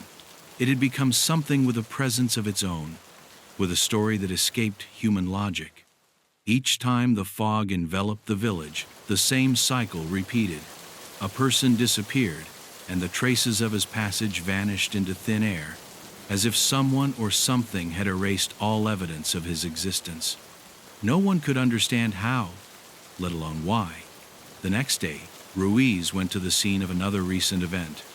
This time, a young woman named Elisa Soto had disappeared, and, as usual, the fog had been thick that night. The strange thing was that, as in Laura's case, there were no signs of struggle, no screams, no disturbances in Elisa's house. Everything seemed in order, as if it had been taken voluntarily.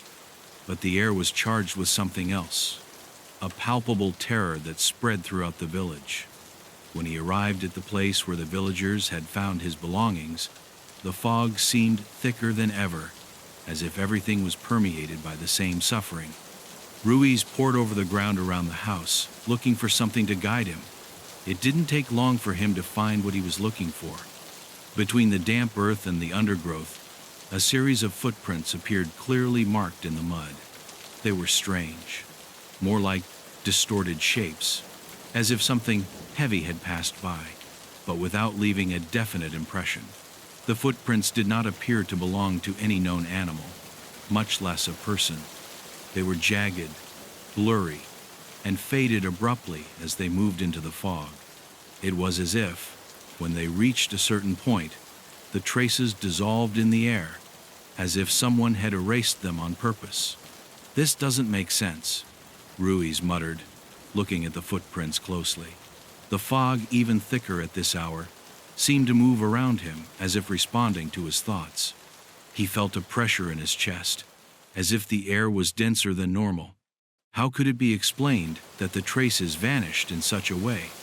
It was not a simple phenomenon of fading due to humidity. Something, or someone, was deliberately erasing them. At first, he thought that maybe it was some kind of trick, some lie to mislead the investigators.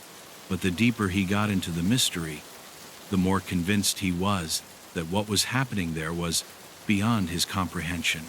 He decided to follow in his footsteps, convinced that he would find something that would lead him to the solution. But as he moved through the foggy terrain, the footprints kept disappearing. Each step took him to a place where the marks simply faded away. At first he thought that perhaps the terrain was altered by the weather, but the more he thought about it, the more he became convinced that he was witnessing something that was beyond all logical explanation. How could something disappear like that, in the air? Unanswered questions began to weigh on his mind, and the feeling of being watched intensified. In an attempt to find a more direct answer, Ruiz made his way to the local police station, where he spoke with forensics and officers who had worked on the previous cases. No one seemed to have a concrete answer. The forensics were equally puzzled, but they mentioned something that caught the detectives' attention. The footprints of the disappeared, both Elisa's and other previous victims, were reportedly disappearing, but appeared to be heading into the fog. The fading pattern was so precise that it seemed intentional.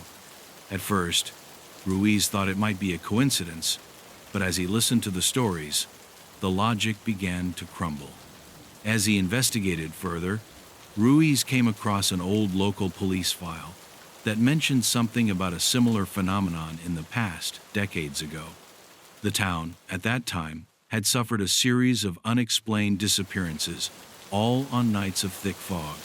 Reports from that time mentioned traces disappearing in the same way, but the most disturbing thing was that no one had been able to find a logical explanation.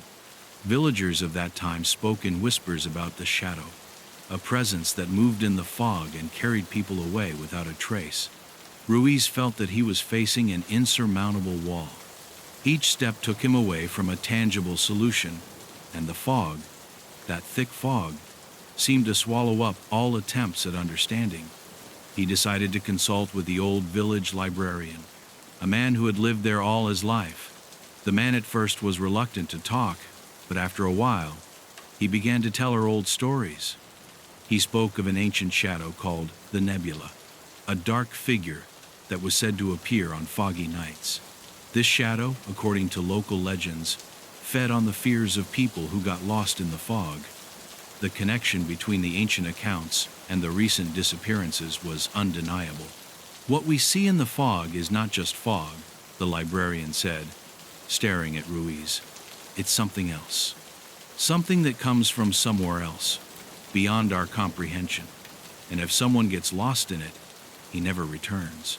Ruiz felt a chill run through his body. He had heard legends of this kind in his career, but he had never thought they were real. The man continued, "It's a portal, detective. A portal to a place that does not belong to this world. The nebula opens that portal, and when someone disappears, it's because they've been taken." As Ruiz walked out of the library, the old man's words echoed in his mind. A portal. Fog was not only a natural phenomenon, it was a point of connection to something much darker and more dangerous. Every fading trace, every disappearance seemed to have a purpose, to feed that darkness. At that moment, Ruiz understood that he was investigating something much bigger than a simple case of disappearances. What lurked in San Sebastian was not a human being, nor an ordinary creature. It was something that went beyond the limits of reason, something that could only be defined as an ancestral evil. Chapter 3.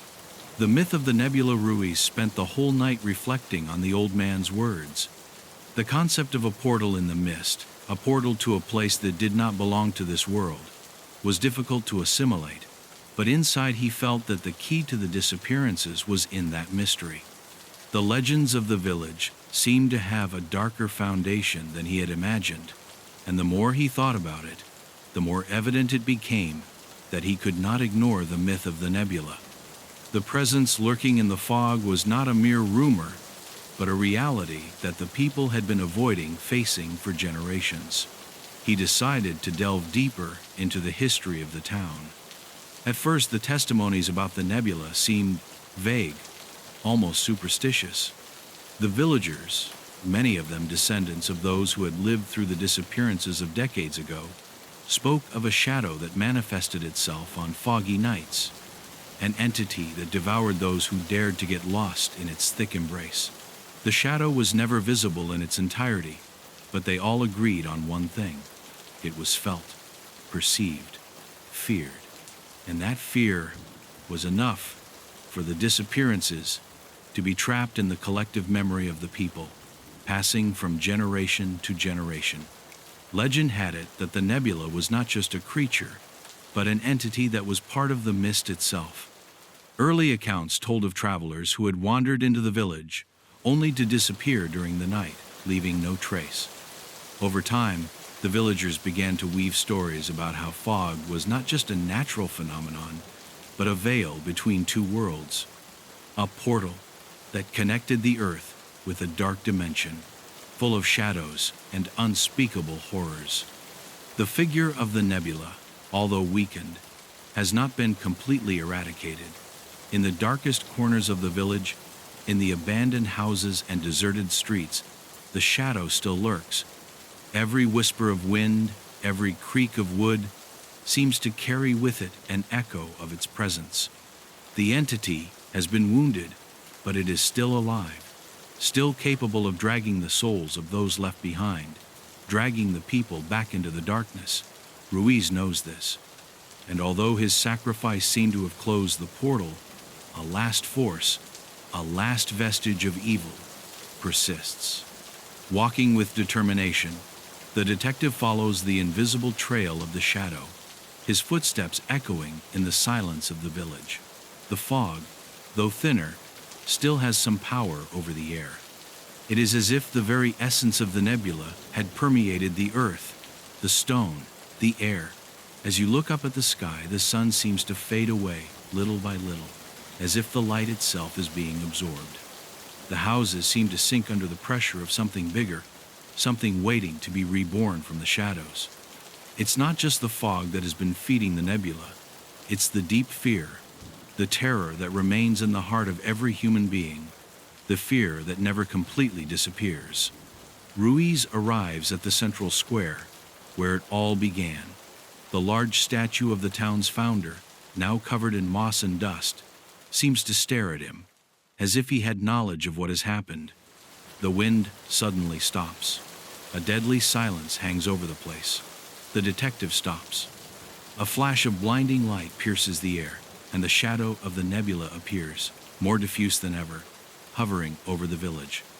Its form is distorted, as if it were a figure that does not belong to this world. The memories of the fallen victims, the disfigured faces, are reflected in her like a mirage of terror. You knew that, didn't you? The nebula speaks. Its voice now a mix of thousands of distorted whispers. You thought you had defeated me, that the sacrifice of your soul would close the portal? But fear never stops, Ruiz. It will never be extinguished. The shadow rises with terrifying speed, covering the entire sky with its presence.